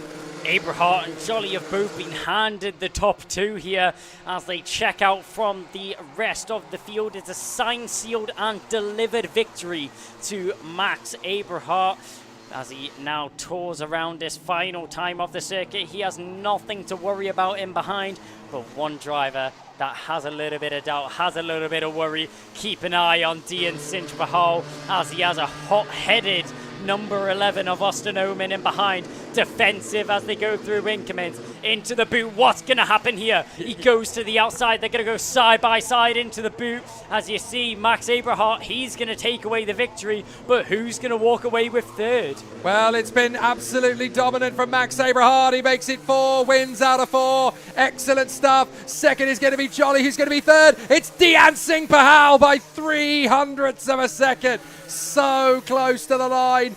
My goodness me. Micromax really went for it in the super final right at the bitter end of this race. So many tough battles all the way through. Great to see everybody bar Finley Beals actually come home. Difficulties for him in the opening stages of the race, but wow, Max Jolly taking full advantage of the squabble in front of him, stormed up to second place through crook and oblivion as well. That's hard to do. Really difficult to cement that one, so really good work. But Max Abrahart finishes up at Whilton Mill undefeated. Max Jolly in second from Dian Singh Bahal, Austin Oman in P4 from Harry Radcliffe, and what a drive from Jos Hushka, P6. That is massive given the circumstances. Arthur Farrow, P7 from Alfie Mayer, Harris Barber doing a great job in the closing stages to get up to 9th place, and Sebastian Crawford, P10. Maria Roberto, Albie J. Stubbs and Oliver Dawson all in that massive battle for 9th position. Albie Farrow ending up in 14th place, and then the one retirement from the race, Finley Beals in the opening stages. But Max Abrahart, the king of Whilton Mill, undisputed now as well.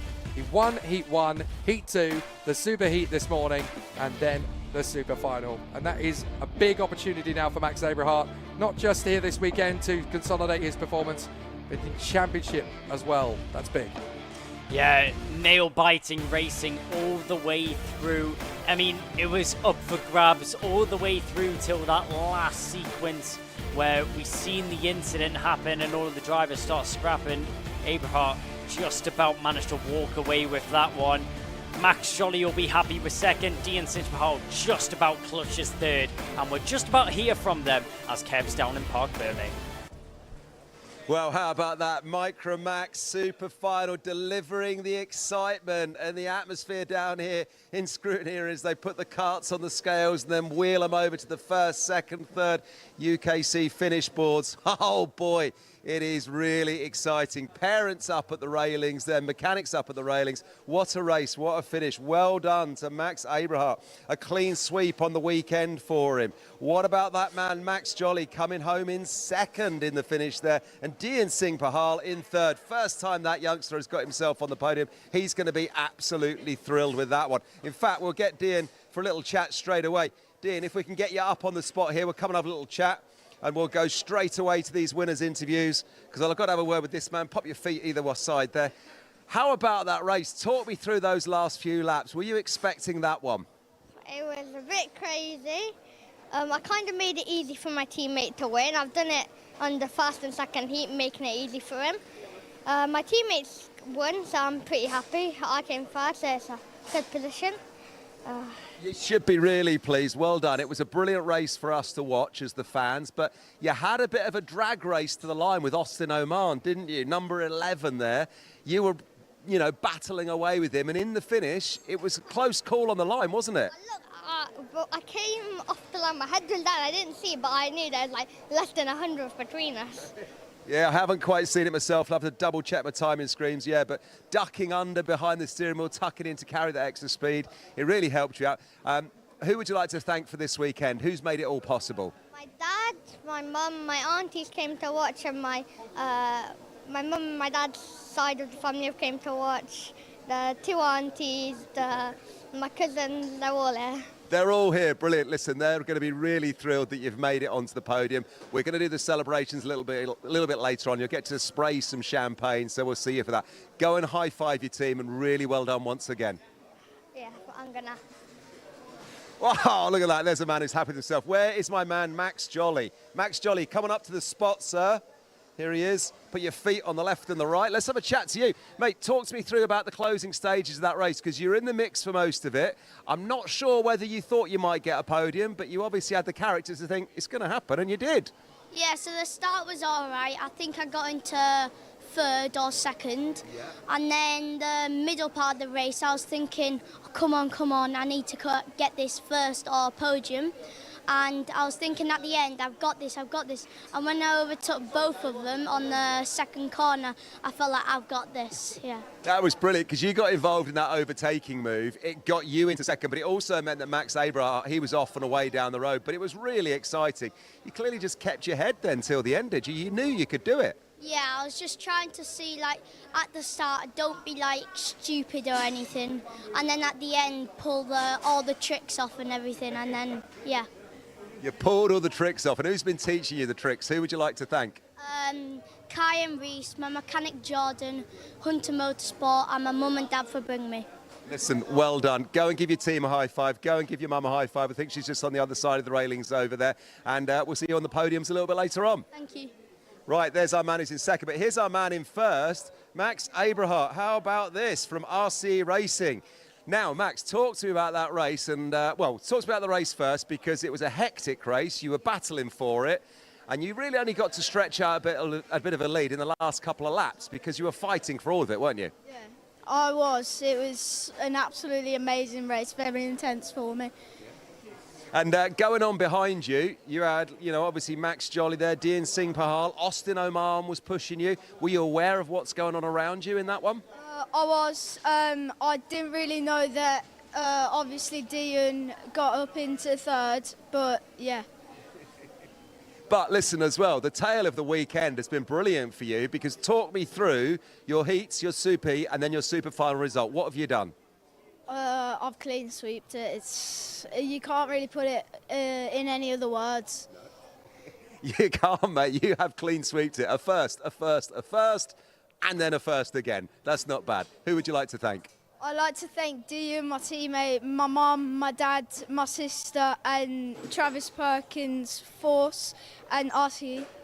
Listen, well done to you. Go and high-five your mechanic. The mums and dads and all the families and everyone are just across the way over there, so go and give them a high five as well, and we'll see you for the podiums a little bit later on. Well done, my friend. Thank you. How about that? He has indeed clean sweeped it. You say to a youngster, talk me about your weekend. Well, I clean sweeped it. He did.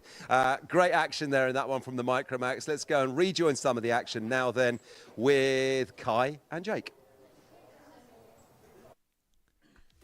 Just call him Mr. Clean Sweep. That was absolutely exemplary after his races yesterday and that very tough superheat this morning as well. I genuinely thought he was going to run out of puff.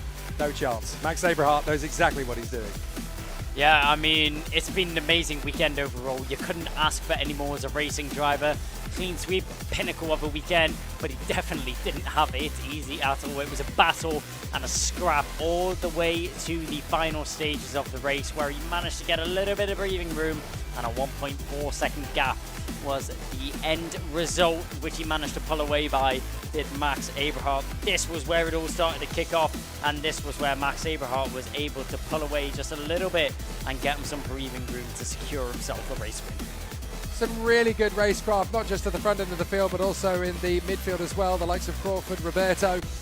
Josh Hushka working his way to the top 6. He can be very happy with that. This was some brilliant racecraft on the inside. So unfortunate for Austin Oman going wheel to wheel with Abrahart and just losing out on the exit. That was enough for Dean Singh Bahal and Max Jolly to creep into the battle.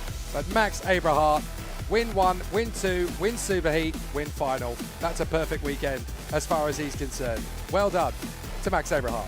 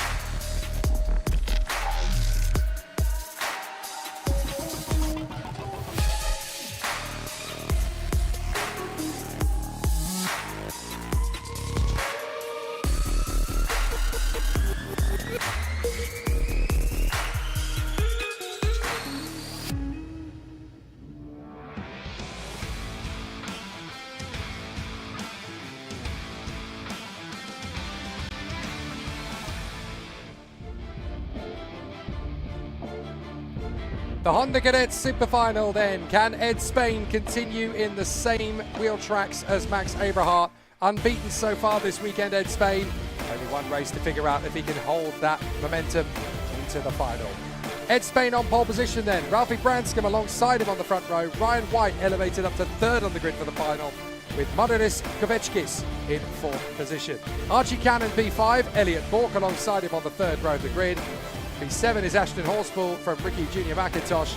Theo Hamilton is beside Jack Fulbrook-Harmer. Rounding out the top 10, Shea Hilton and Harry Grant are on the 6th row of the starting grid.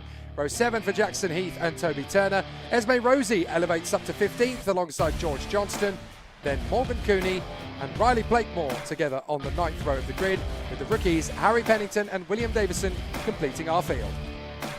And it's definitely going to be a tough race battle now for Ed Spade. Very similar to Max Abrahart, but I think even more so, Ed Spade's going to have it tough in this Honda Cadet final. There's a lot of urgency coming, particularly from the man alongside him on that front row of the grid, Ralphie Branscombe, already an O-Plate winner in this category.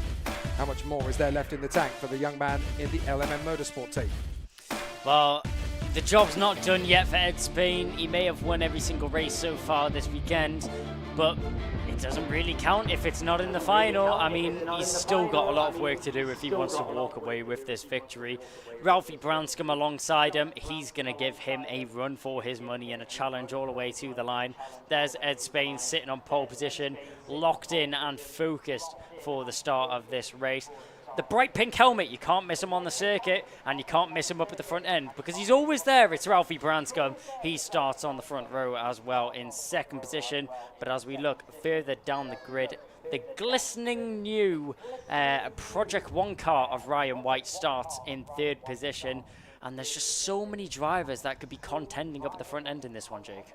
Yeah, the privateer, Margaretis, is going to be an interesting one to watch out for here as well. So we'll have to see what he can create. The team that's based themselves just around the corner from our studio here. They're not far away from the Dan Holland Racing awning and Thomas Potter in the very far corner. But these guys have done a fantastic job. Flames and checkered flag of young Mr. Bork doing a fantastic job as he continues his adventures around the Whilton Mill circuit. But there's a lot of battles to come in this Honda Cadet race. And don't forget, as we mentioned previously before in Honda Cadet, this is the only category that we have in our UKC lineup where it is a standing start procedure. So these guys definitely have it a bit of a trickier lineup than the others. There's Ricky Jr. getting himself ready in the all-carbon black helmet, gearing himself up ready for an exciting battle out on the course. And you're going to see a lot of interesting racecraft and a lot of top car control, because everybody now hoping that this is going to be enough to move them further forward up the ranks. Theo Hamilton hoping for a strong charge from the midfield, looking to make this one the best race of his weekend. And sometimes you do have to go through the blows and the punishment of the heats and the superheat, where it all doesn't quite come together to get it right for the final. What's that fabulous line from Game of Thrones. Just fail, but fail better each time until you finally win. Well, I mean, that's what it's all about. It's not about how many hits you can take. It's how many hits can you take and get back up and do better. I mean, sometimes drivers will struggle in the heat, and we'll see them come back in the finals because it's not over until the weekend is drawn as well, and that's a special here for the Honda Cadet drivers. They've got so much more work to do. There's still a long way left in this weekend. They've got the whole final left to do. Even if you're starting a little bit further down the grid, still got plenty of time. With it being a longer final, we see plenty of thumbs up and drivers ready and raring to get racing in the super final here for Honda Cadets. But 12 minutes of racing, 12 minutes of time for all the drivers to assert themselves in the highest position that they can see possible. So with these youngsters now pushing on for the final of the Honda Cadet categories, it is now time to see who has got the tenacity, the determination, the sheer grit and the motivation to make it all happen. It's not going to be easy to see how it all plays out, particularly on a circuit like this one, where essentially the only preparation you can do is by pushing it all the way on the final run of it. Will Davison at the very end of the grid there, the novice drivers just enjoying life as a kart racer. You've got to remember that there are 2 reasons to go karting as a youngster. If you want to make this your life's work as a racing professional, whether that be as a driver or something else in the world of motorsport, or if you're doing it because you love it. It doesn't have to be a lifestyle choice, but it certainly has to be a big passion. Well, racing isn't a hobby, racing is a lifestyle. I think the drivers will realize that by now, even in the youngest categories. 12 minutes on the timer, a thumbs up from the marshal on the grid, and a thumbs up from the drivers on the grid when they were getting ready for the start of this race.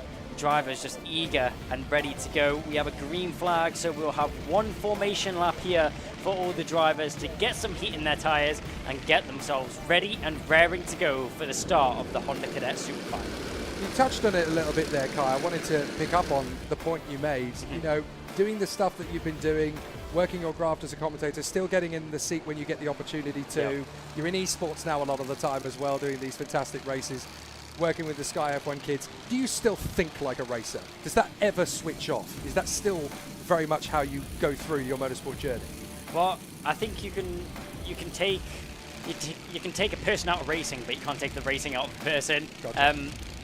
You're always going to have the mindset of a driver. You're always going to love the thrill of driving around the circuit, and also the thrills which come from good results. I mean, I would like to say I still think as a driver, but I'm also so grateful for the experiences and the connections and all the friends I've made from motorsport. As I mentioned, it's not just racing on a weekend. It's a lifestyle that completely consumes you. You involve yourself in this sport, and it's amazing the paddocks that you find yourself in. You make so many good friends. You make so many family-like connections, I'd like to say. It's such a tight-knit sport, and it's lovely to see when so many familiar faces that are still in the paddock to this day from when I was racing from the ages of probably about 8 years old. That's scary to say that. That's probably around 9 years ago now, and I'm still seeing familiar faces from my cadet days. This just takes me back to where it all started. I mean, it doesn't get any better than cadet racing. I could still remember when you were a 10-year-old and you were pulling on my sleeve at Lark Hall. Can I come and join you in the commentary box? Is that okay? Yeah. Well, what's the worst that can happen? And here we are 7 years later and you're still kicking ass. It's wonderful. Right, 5 seconds before we go to battle. A standing start in Honda Cadet Super Final. Let's go racing a Whilton Mill. We bounce our way to the first corner as Ed Spain looks like he's got a perfect launch on Ralphie Branscombe. A little bit of a sluggish one from Ryan White. That is perfect for Marjoris Kavechkis, who has worked his way into third position. Great work from the young gun, the privateer, now in P3. And not a lot that Ryan White can do in retaliation except just follow in behind and hope he'll get another shot at him on the midway point of the first lap. But wonderful stuff from Ed Spain ahead of Branscombe, Kavechkis and Ryan White. Yeah, a good start there from the front row. Ralphie Branscombe manages to tuck himself into second position. Might not be the race lead that he's looking for just yet, but sets himself up well for the rest of the race. Ed Spain still in the lead of this one so far. He got a great jump off the line and got a great run down to that first corner as Ralphie Branscombe is charging in behind. He's not going to let that one run away quite easily, but he's got to keep an eye on in behind him.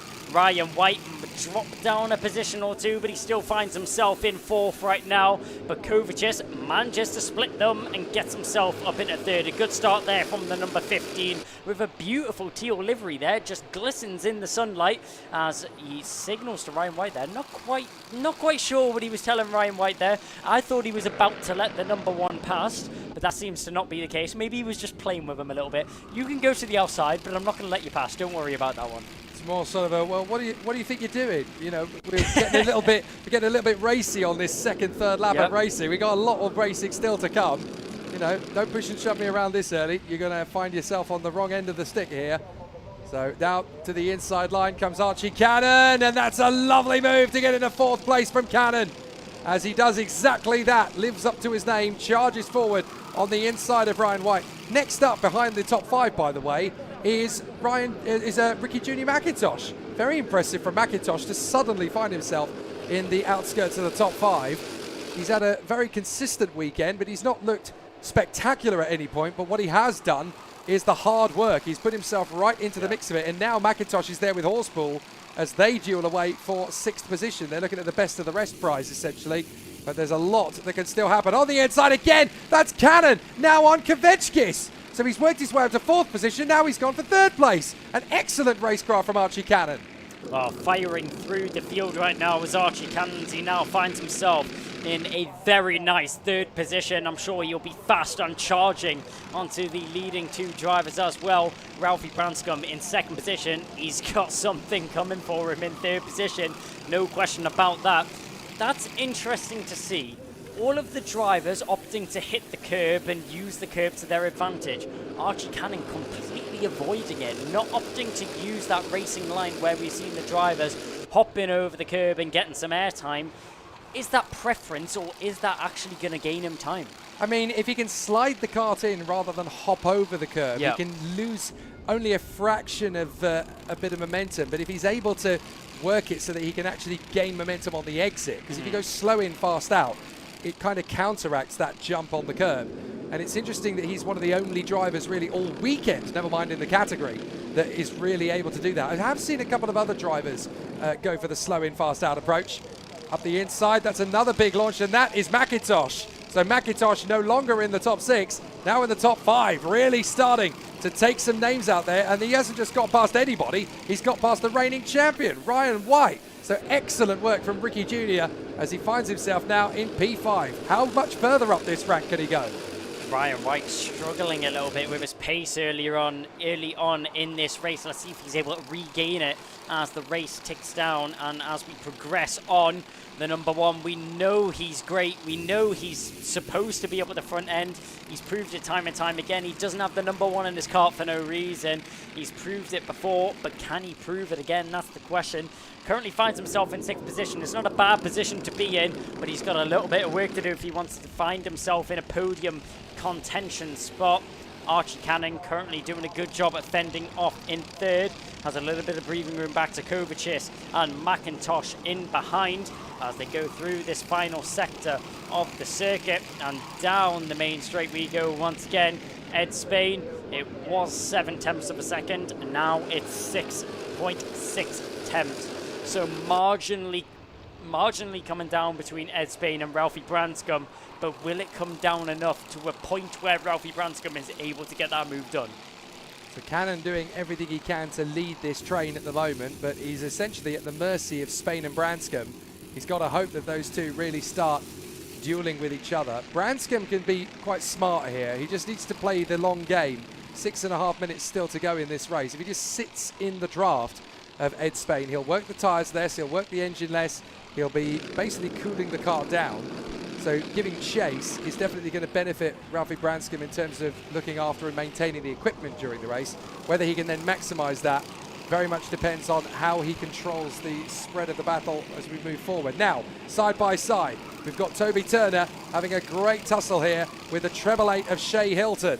And behind them, you've got a really exciting tussle from Esme Rosie. I can remember when Esme cut her first teeth in the UKC and was quite a long way from the pack. Look at the progress that she's made. That's all you can do in karting, just keep on finding more speed, more progress, more targets that you hit, more barriers that you smash through. It's a wonderful, wonderful chance to see these drivers elevating themselves as they go through this journey. And Esme Rosie, definitely one of the stars of UKC that has just never given up, always found that little bit of extra work ethic, determined to make the progress, and it's slowly starting to become of age. It's great stuff. I'm guessing that was... Oh, my goodness! Oh, dear, oh, dear. Well, that is Toby Turner going over. And it looks pretty dramatic, but obviously we can only really take a look at it in the grand scheme of things. Well, let's keep calm. Obviously, the officials have got to do their job now. We go to full course yellow, which is exactly what we should do under the circumstances. Red flags, so the race has been called at this point. So what we'll do at this stage then is the timer will stop.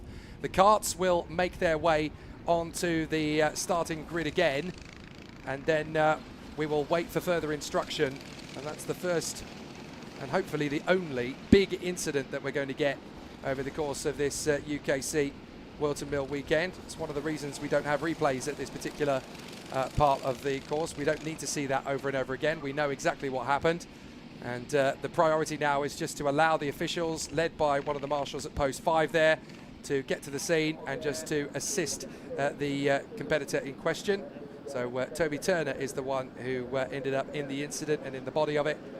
But let's keep calm. You know, the guys here are absolutely fantastic. We've already had a couple of minor incidents over the course of the weekend. Yesterday, a couple of rolls and whatever, and essentially the medical team were able to get on top of the situation pretty quickly. There's a protocol that needs to be had here when an accident of that sort of magnitude happens. The best and safest thing to do is to red flag the race, ascertain the situation, go through the protocols, and hopefully all should be as it should be.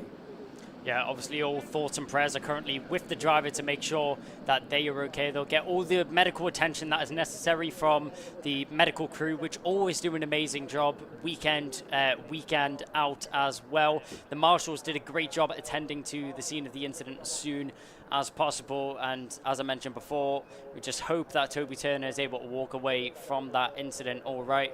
It definitely wasn't the nicest scene to see on the cameras, but we'll just have to suspend racing for the time being until the incident is cleared up and until we get the get-go. Now let's talk about the bigger picture that this red flag gives us, because what will happen now, of course, is that the race will restart when we're ready to go, but they will do so in the sort of the regular formation. Now, will they do a standing start restart? That's an interesting one, because obviously the Honda Cadet is the only class that has a standing start procedure. So would that apply, or would they go for a rolling start as if it was a full course yellow into restart? So that's an interesting one. That will obviously be decided in due course. But what we need to talk about is the fact that Ed Spain and Ralphie Branscombe were quite a considerable way ahead of Archie Cannon and Margaris Kovechkis at that point. But that gap's deleted now. So when we go racing again, we're going to be straight back into a neutral race position. And all of a sudden, Spain and Branscombe getting away, that's done. That's over. Now we're going to have a really tight-knit race battle from the get-go on the restart. Well, all the work that Spain and Branscombe did to pull away from the rest of the pack has been instantly undone by this red flag. So now we go back to square one, and it's all got to be done from the start of the race again. As you mentioned, it has to be decided by the stewards and the marshals if we do have a standing restart or if we have a rolling restart. I've seen both situations throughout my commentary and racing career, so it'll be interesting to see which one is opted for.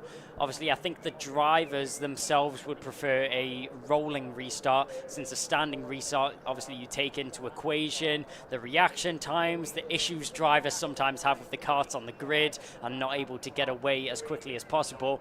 But we'll have to see what is decided by the stewards here. Ed Spain, if it wasn't going to be difficult enough to take away the victory for this race, he's now got much more to do. Yeah, ironically, a standing grid restart provides more risk, but not to the driver's safety, to the welfare of the driver's race plans. That's the thing you've got to take into account. There's more places that you can lose on a standing start restart, so that's the only thing the drivers really care about. Am I going to lose the race? No. Am I going to lose positions at the start? Yes. Okay. Let's hope for a rolling restart then, because that'll I'll lose far less doing that.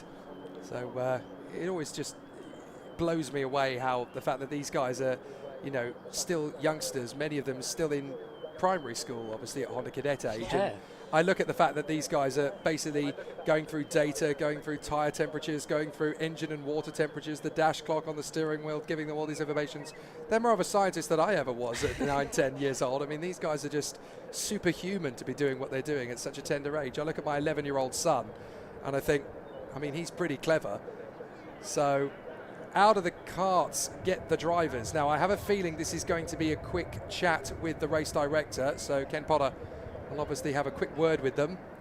And that's just to essentially ascertain the situation, just so they know what the score is, they know what the situation is. They'll get a gentle reminder, just make sure we don't get into any of these incidents too often. This isn't a telling off from the headmaster at all. This is a welfare conversation about these youngsters, just letting them know, you know, this is what the score is, this is what you need to know. And there you go. It's over pretty quickly. They can get straight back into the carts. It's just so that the race director can relate the situation to the drivers. They know what the score is, so they're in the loop. And I've always quite liked that. You know, these guys are not just kids. They are proper racing athletes. They learn as they go about it, obviously, and you can never learn everything in one go. But the way that the race officials and the race directors here at UKC, they do include these kids in the conversation. They ask for their opinions. What feedback can you give us about the way this is working? How does this feel to you? You know, they are part of the conversation, and I think it's always really important, particularly in the cadet classes and the mini classes. You've got to allow these youngsters to be part of that conversation. They're the ones who are out there racing. They have to have a voice.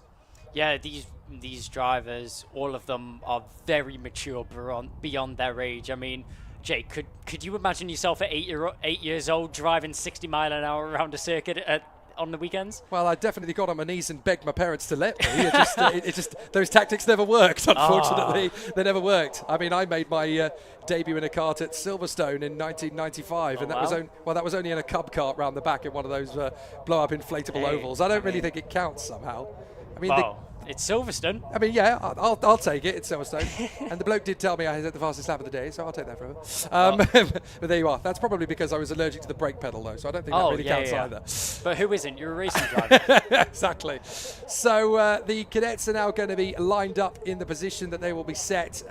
Once we go racing again, we'll obviously have a clear vision at the red flag, which was 6 laps completed by every kart, which is probably why we waited until the last kart came through to complete it, to make it a little bit easier for this restart. Ed Spain was in the lead, Ralphie Branscombe second, then Archie Cannon in front of Magaris Kovechkis. What an opportunity this is for Ricky Junior McIntosh, now up in P5. He worked hard to get there, and now this red flag gives him a chance to go potentially for a podium.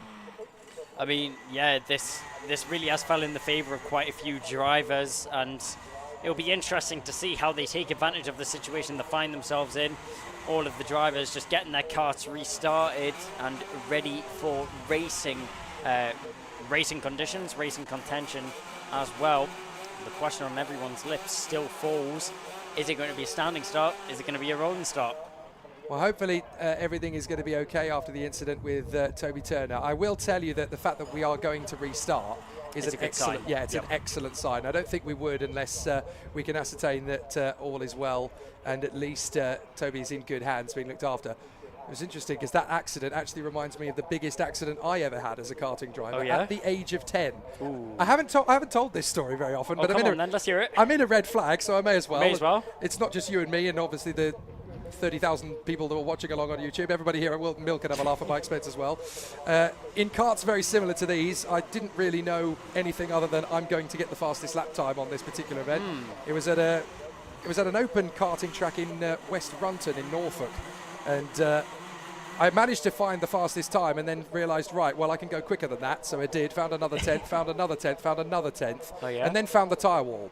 And it was quite monstrous as well, because it was the curb I hit was very similar to the ones at the final turn at Whilton Mill. So I got air time before I hit the tyre wall. So the barrel roll was quite impressive. Did you really get fastest lap? I did. There you go. There's the silver lining. There was a silver lining. I mean, against the other sort of 10 and 11-year-olds that I was up against, I didn't get the fastest time, but I covered myself in embarrassment by you know, barrel rolling it at the end of the session. Were you okay though? That's the main. Yes, I was okay, fortunately. Okay. I had a little bit of a cut on the top of my forehead, but other than that, I was all right. And the marshal came to me and said, "You're all right?" I said, "Yeah, I think so." He said, "Are you in pain?" I said, "Not really." I said, "Right, we'll get back in the car and drive it to the pits." So I did. And, yes, that was the beginning and ending of my journey as a racing driver in cadets. Didn't really get a chance to do anything after that. Money was never there, but the potential was there. The unsung hero, Jake The Sanson. unsung hero. Should have been in Formula Yeah, 1. well, barrel rolled his way in and out of karting at the age of 10. So, yeah, I know how tough it is for these guys. At least I was never at this level. You've got to remember that wasn't even rental karting that I was doing that in. That was a few fun karts, basically in somebody's country mansion. But it was very, very fun anyway. And, you know, there's a 10-year-old side of me that hasn't really grown up yet, who still thinks, well, I could have been a British karting champion. I could have done that. Hey, well, I What guess a liar. we'll never know. I What guess a we'll liar. never know. Yeah, we'll never know. What It'll a be liar. an if but or maybe that Jake will never live down. I'm allowed to close my eyes and fantasize for 5 seconds. Anyway, the youngsters here in Honda Cadet, however, Ed Spain, Ralphie Branscombe and Archie Cannon, looking good for a very strong restart here. I tell you, two drivers that I want you to keep an eye on this restart. Margaris Kvechkis and Ricky Junior McIntosh. This is a big moment for both of them. They're right up there on the cusp of the podium. They're ahead of the reigning British champion Ryan White. So anything is possible from this moment on. Ed Spain just asking for clarification from the lead on the restart. He's the one under all the pressure here because he's not been beaten so far this weekend. 2 heat wins and a superheat win. And now he's got to handle a restart. And it'll be really tricky with all that pressure on him. You've got Branscombe right on his 6. You've got Cannon, Kvechkis and McIntosh lining up. Ryan White's still in the mix there. Don't count him out, even though he's dropped to 6th position. This is a real nightmare psychologically for Ed Spain. Yeah, I mean, it's probably one of the most difficult positions you can find yourself as a driver, having all that momentum and all that adrenaline that you had in the original part of the race just instantly snapped, taken away from you, and now you have to do it all again. He needs to regain his focus and get himself back in the zone, ready for racing to commence once again.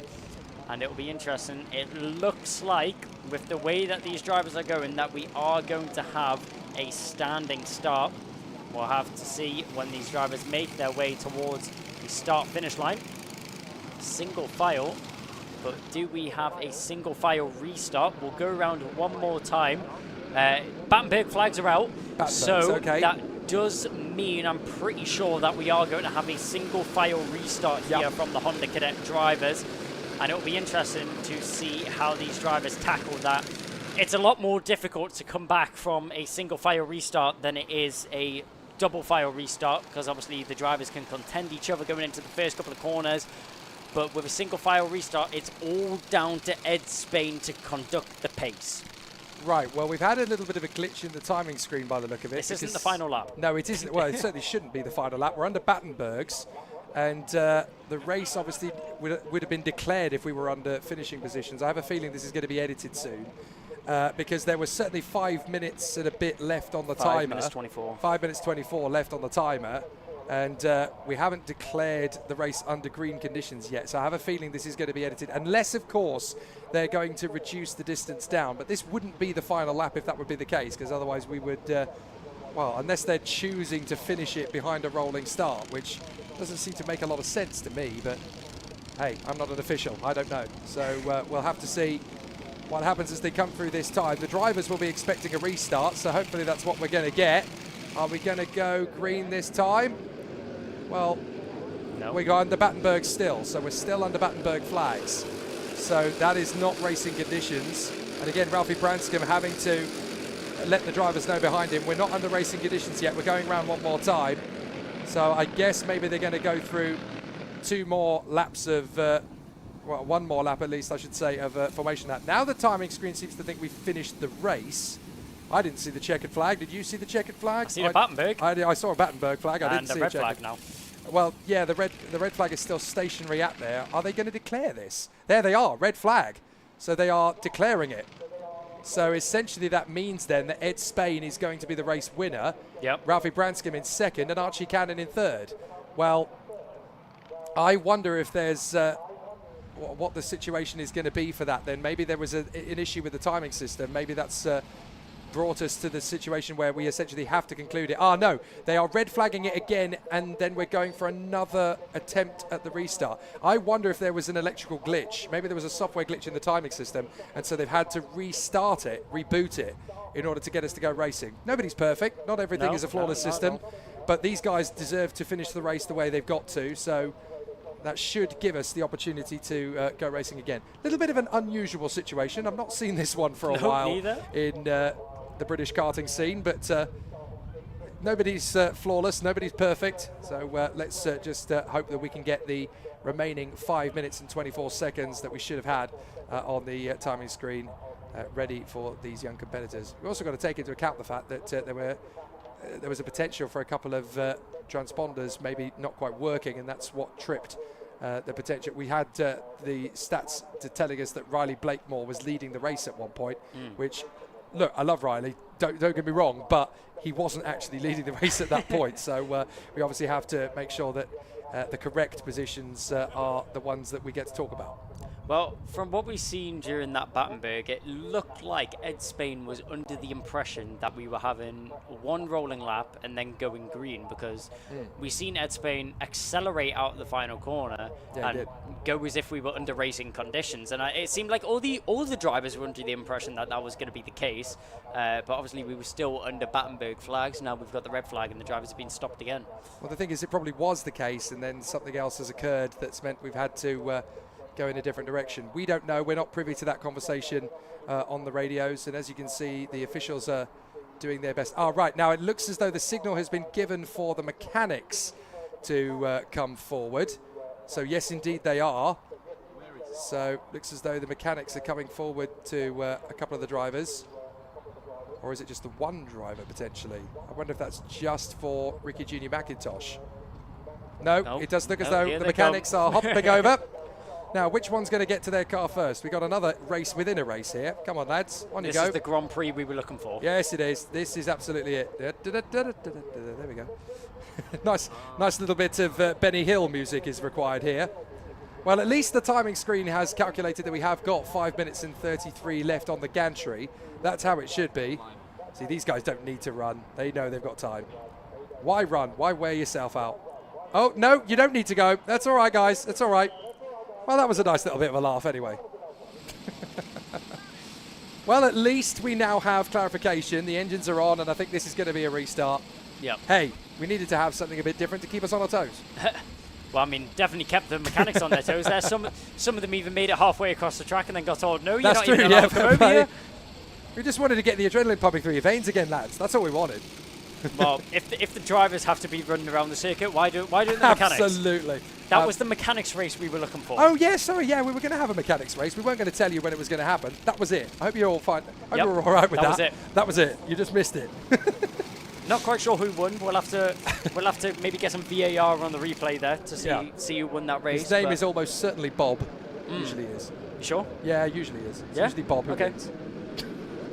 I guess I'll back you on that decision. But yeah, Jake's concluded it there. Let's get back to what we should be talking about. And we will look at the restart then of this Honda Cadet Superfinal Round 2, Whilton Mill of the Ultimate Karting Championship. Now, the red flag monitor has come back onto the timing screen. They now need to reset that and get it ready for the restart of the race. They've got time to obviously do that. They'll put the positions back the way they should be. And then once we can hit the green flag button again, we can have the remaining 5 minutes and 33 of this particular race. And again, as I stressed before, the drivers to watch in this one are going to be Kvetskis and McIntosh, right on the cusp of some silverware, and they want to make sure it becomes their opportunity. Got to be mindful of Spain and Branscombe. They had a big lead coming into this, and now they are suddenly wiped out of it, because all of a sudden Archie Cannon is right there in third position, ready to steal something on this restart. So here comes the pack out of the final turn. Are we going to go straight to racing this time? Hopefully we should be. Green, green, green, green, green. Oh, okay. Now we're back to racing positions again, and it is a fantastic start for Ed Spain. He times it to perfection. Ralphie Branscombe goes with him there in second, then Cannon, Kvetskis, McIntosh, White, Horspool, and Theo Hamilton. And Spain there couldn't have asked for a better restart. It was a brilliant jump from the line, was able to catch Ralphie Branscombe where he wasn't expecting it, put his foot down out the final corner and accelerated out. But Ralphie Branscombe, he's going to try and catch down that gap as soon as possible and get himself latched onto the race leader. Ed Spain may have ran away in the first half of the race, but I'm sure Ralphie Branscombe isn't going to let him get away as easily this time. You can see, head to the steering wheel as we head to the boot for the, well, I'd like to say first time this race. First time since the restart, Ed Spain is going to lead us through the boot and out around the final corner onto the home straight. Our front two drivers already breaking away from the rest of the pack. Yep, so we complete the 7th lap of racing. Here we go. This is Mariusz Kaveczkis getting hungry behind Archie Cannon. And I can't believe it, but it looks as though it's pretty much as you were with the gap already being created. Ryan White trying to get back up the inside of Ricky Junior McIntosh. Try again, mate. You're going to have to find something a bit more special than that. And here comes Ashton Horspool. Horspool's got nothing to lose. He wants to get his way through on the inside line. Then you've got Theo Hamilton and Elliot Bork with the flames on the helmet, trying to work their way further forward as well. But now this is all about the patience and the discipline. Ralphie Branscombe hunting down Ed Spain, looking for his first win of the weekend here at Whilton Mill. And is there going to be a chance to go for the race win? It's not going to be particularly easy to hold on to this. Ed Spain giving himself nice and present on the lap, but it's not dominant, that's for sure. Ralphie Branscombe on a 53.64 compared to Spain on a new fastest lap of a 53.56. But there is nothing in that lap time really between the two, and there's only a gain of about 0.08 of a second. You try and time that. I can't. Well, it was only 200ths actually which separated Ed Spain and Ralphie Branscombe on that previous lap. So close between those two drivers. But those margins do add up over the course of the race. With 3 minutes remaining out in front, though, it's going to be interesting to see how this one turns out. Ed Spain definitely with a much smaller gap than he had in the first half of the race. A much more marginal gap, which he has back to Ralphie Branscombe. And Branscombe giving it his all. He's given it 110% to keep on the back of Ed Spain right now. They crossed the line, but what's happened here? Is there an issue for Ralphie Branscombe? He's completely fell off the back of Ed Spain. Yeah, he did lose a lot of momentum, and now he's into the clutches of Archie Cannon. Did he go a little bit aggressively over the curbs at the final turn? Because that will have cost him a lot of momentum. So Branscombe suddenly finds himself with Archie Cannon on his tail, and he gestures frantically to Archie Cannon. Look, stay with me.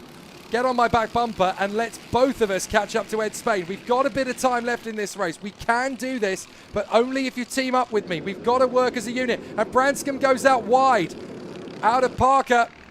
So this is going to be an interesting one. They've got to try and continue this battle further forward. So let's see if this is going to be... Oh, now Ryan White has got himself back in front of McIntosh. So good work from the reigning champion.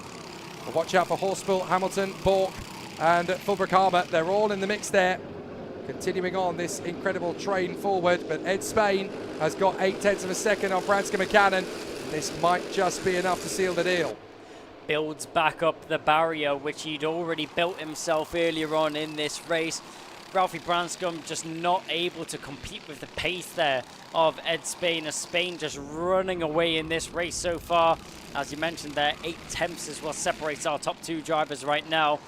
But Branscombe, he's not going to quite get away with second position here. Archie Cannon's going to keep him on his toes, keep him under quite a bit of pressure. Talking about a driver under pressure, Ryan White has Ricky Junior McIntosh all over his rear bumper as they head down towards the boot section of the circuit. We're having a look at our second place driver there of Ralphie Branscombe, as he's got Archie Cannon tucked in behind him. And all the drivers keeping it nice and tidy through that section as they cross the line with just shy of a minute on the clock here. There's not long left for these drivers to secure themselves a podium position, and not long left for Archie Cannon if he's going to attack Ralphie Branscombe for second position. So Spain has got 0.7 of a second now on Branscombe. That means that Branscombe has made a little bit of a gain, thanks to the support from Archie Cannon. Warning for contact for Ricky Junior McIntosh. No wonder. He's going side by side with Ryan White. Having a good battle there, up through Ashby, then down to Parker. It'll be an interesting run as they continue on through the long flowing left-hander.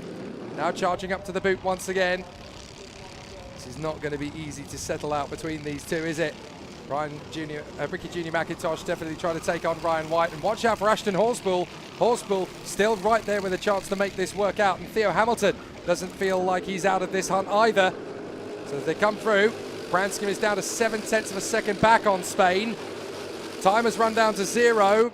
Oh, it's tough to tell, isn't it? Is that catchable or isn't it? The battle is absolutely swarming further back as White, McIntosh, Horspool, Hamilton, Bork, and then we've got Jack Fulbrook-Harmer in the middle of all of that as well. So 6 drivers challenging for that 5th position.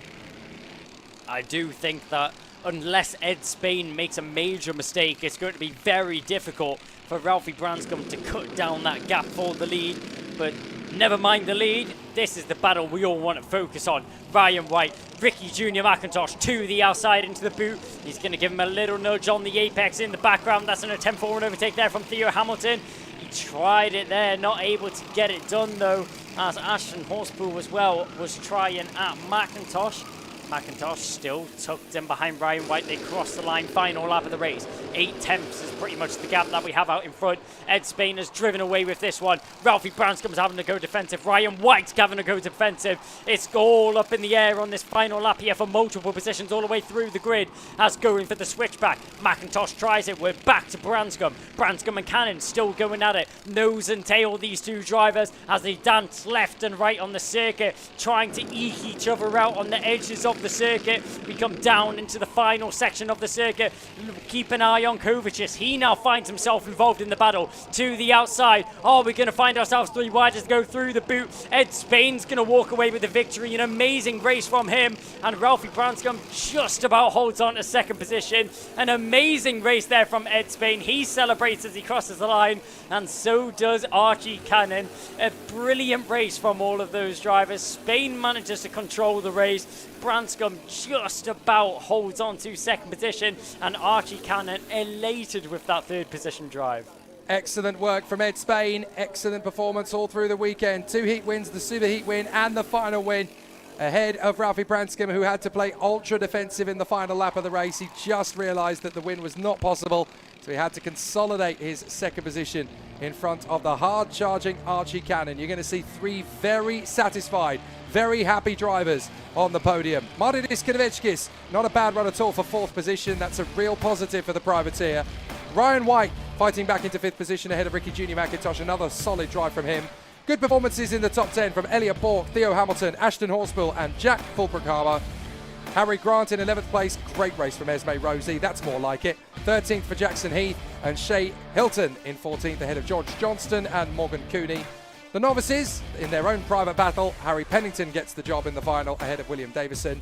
And then, of course, we had the retirements for Toby Turner and Riley Blakemore. If we get any information, by the way, on Toby Turner's condition, we will give it to you. If not, then do please follow along on the UKC social media channels. Any updates that are relevant will come through there. If there are no updates that are relevant, then obviously we don't need to worry too much about it. That's the positive side. So down in the pits, Kev will be with our top 3.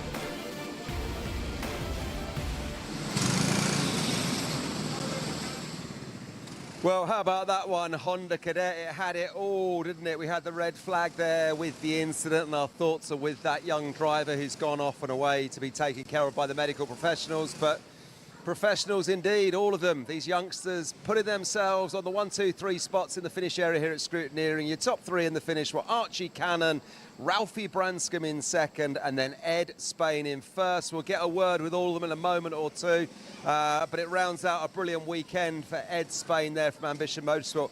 A 1st in his 1st heat, a 1st in his 2nd heat, a 3rd in his Super Heat, and then a 1st in the final. And well done to all of them. Archie Cannon finished in 3rd, had a 2nd, a 5th, and then an 11th. But this is what it's all about, isn't it? Going racing, then having a chat with your pals afterwards and just talking it through. Adversaries on the track, but friends afterwards as we welcome up Archie Cannon onto the 3rd place spot. Archie, great to see you, my friend. You're on the podium. Talk to me about that race. Were you expecting to get a podium this weekend? Yes, but see how... Oh, never mind. But people... I got so nervous at the end. I thought Margaret was going to pass me, and at the end I was going to pass Ralphie, but instead I couldn't pass it, but Ed was like way ahead of us. I was like, I'm never going to pass him, ain't no way. No, that is a great resume of that race there, Archie. That was brilliant. Really, really excited there. You were putting the heat on Ralphie, weren't you? Those last few laps, we were watching you. Ed was down the road, but you made Ralphie work for that. You really thought you could get him, didn't you? Yeah, I was going to work with him, see if we could catch up to Ed, but I just tried to get up his bumper. But after the hairpin, it's like he mostly goes off the track a little bit. Yeah. And your weekend, it was a mixed bag of results. A second in your first heat, a fifth in the second heat, 11th in the super final. So that wasn't a great result, but you pulled it back for the 11th in the super heat, and now third in the super final. So you must be really thrilled. Who would you like to thank? I'd like to thank my dad and the Zip team because they helped me out a lot, and the Zip team helped me on the track walk. My dad helped me what was wrong, and Dave helped me see if the cart was right or not. Listen, well done. I think this is the first time we've seen you at UKC, isn't it? You weren't at round one, is that right? Yeah. Oh, go on. Yeah, it was because I was doing something else around then. Are we going to see you at more UKC rounds? I really hope we do. Well, I might go next year. I might do it next year. I'm not doing the rest because I missed one round, so I don't think I'm going to win. Listen, whatever you do, you've been a delight. Great racing. We'll see you on the podium for the champagne a little bit later on. Well done, Archie Cannon. Third place on the day. Congratulations. Thanks. Right, let's get our second place man up then. Where is he? Ralphie Branscombe. Coming up, Ralphie. Second place on the day. Ralphie, wow. What a weekend then for you. What have we got here? A third, a second, and then a second. And you had to fight for that second there. Archie was all over the back of you, wasn't he? Yeah, well, it was at the start of the race, me and Ed got away. Ed had about a second gap in front of me, then I had a second gap to Archie, so if it weren't for, obviously it's unfortunate Toby had a flip, and it caused a red flag, so it caused a lot of bunch up, and Ed got away on the start, and then I was just defending off Archie in that last lap, and it came down to the last lap, last corner. That's it. You had to defend him. He was all over the back of you there. And you got to keep your head. But that's what this game's all about, isn't it? It's just consistent results. You're not going to win all the time. Consistency is the key to winning a championship, right? Yeah, like I'm just gaining points in the lead. Like Ed's not doing the championship, so it don't matter. I'm still gaining points in who I need to. Brilliant. As always, who would you like to thank, Ralphie? Well, my mum and dad for taking care of me just now because I felt really sick, and my uncle, my granddad for watching a lot, and Frankie Blue, I don't know if she's watching at the moment, but she might be, and all my sponsors like Adrenico, JCC Young Ones, Sharps, and I need to check. Double check, quick check the overalls. JCC Young Ones, yeah, JCC Scholarship and Sharps. Listen, well done, Ralphie. Huge congratulations. We'll see you for the podium and the champagne a little bit later on. Yeah, thank you. Right, let's welcome up Ed Spain, a man who we've seen in UKC in previous years, but not running in the championship, I don't think, this year. But Ed, talk to me about your weekend. It couldn't have got any better. Another clean sweep. You were first in everything. Yeah, it was a very tough and a very good weekend it was. Yeah, really tough. But I mean, look, you came first in your first heat, first in your second heat, first in the super heat, and you've just come first in the super final. So you're saying it's tough, but you made it look easy. I was still very nervous with everyone behind me. So. Listen, you did really well. And talk about what's going on with you at the moment, because we didn't see you at round one in UKC. Are we going to see you for more UKC rounds, or are you busy elsewhere? I might be busy elsewhere, but I'll try and pop in as much as I can. Listen, we'd love it if you could pop back. You're a great racer. You're a delight around the paddock. Well done, sir. Who would you like to thank for the weekend? I'd like to thank my dad for mechanicking, my sister and my mum for the support, and Joseph and Faz, my friends. I'd like to thank SMS, my sponsor, RPM Engines, Zip for the chassis, and that's it. That's a long list. Well done. Huge congratulations, Ed Spain. We'll see you for the champagne podiums a little bit later on. Thank you. There he goes. How about that? A previous UKC racer with us, sadly not running all of our rounds this year, but when he does turn up, that's what he can do. A clean sweep of results. Let's go back then to Jake and Kai for the replays. Well, fantastic stuff then from the Honda Cadets in the end, and it is flawless one-way traffic for Ed Spain, winner of Heat 1 and 2 yesterday, winner of the Superheat and final this morning, as well as the Superfinal this afternoon. It's going to be very tough to see anybody taking him on in a straight fight for the moment. They'll have to come back and try again at round 3. A race that was 2 halves essentially, but fortunately for Ed Spain, he had it nailed on both sides of the argument. And that takes us out of the small brigade of the karts in this fantastic battle of the Honda Cadet Final. 2 races left here at Whilton Mill, and they're going to be 2 of the most feisty and furious races of the lot. Senior and Junior rotax. Yeah, it's going to be an amazing 2 races to look forward to, but Ed Spain, you can't fault him this weekend. It's been a walk in the park for him, and I'm sure one to remember, a victory in the books.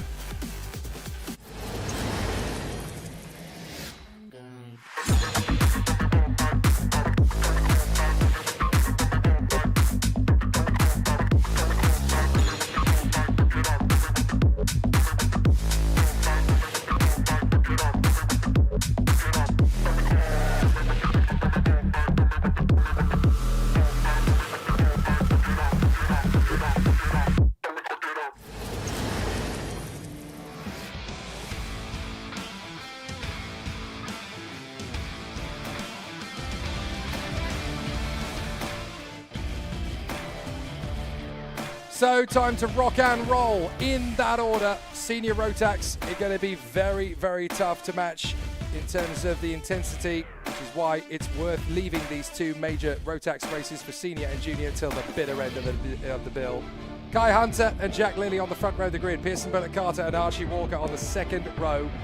Ewan Sharman alongside Alex Cole to round out the top 6. Watch out for Alex Duncan. He'll be alongside Alex Moody, Ryan Ward and Jack Collins to round out the top 10.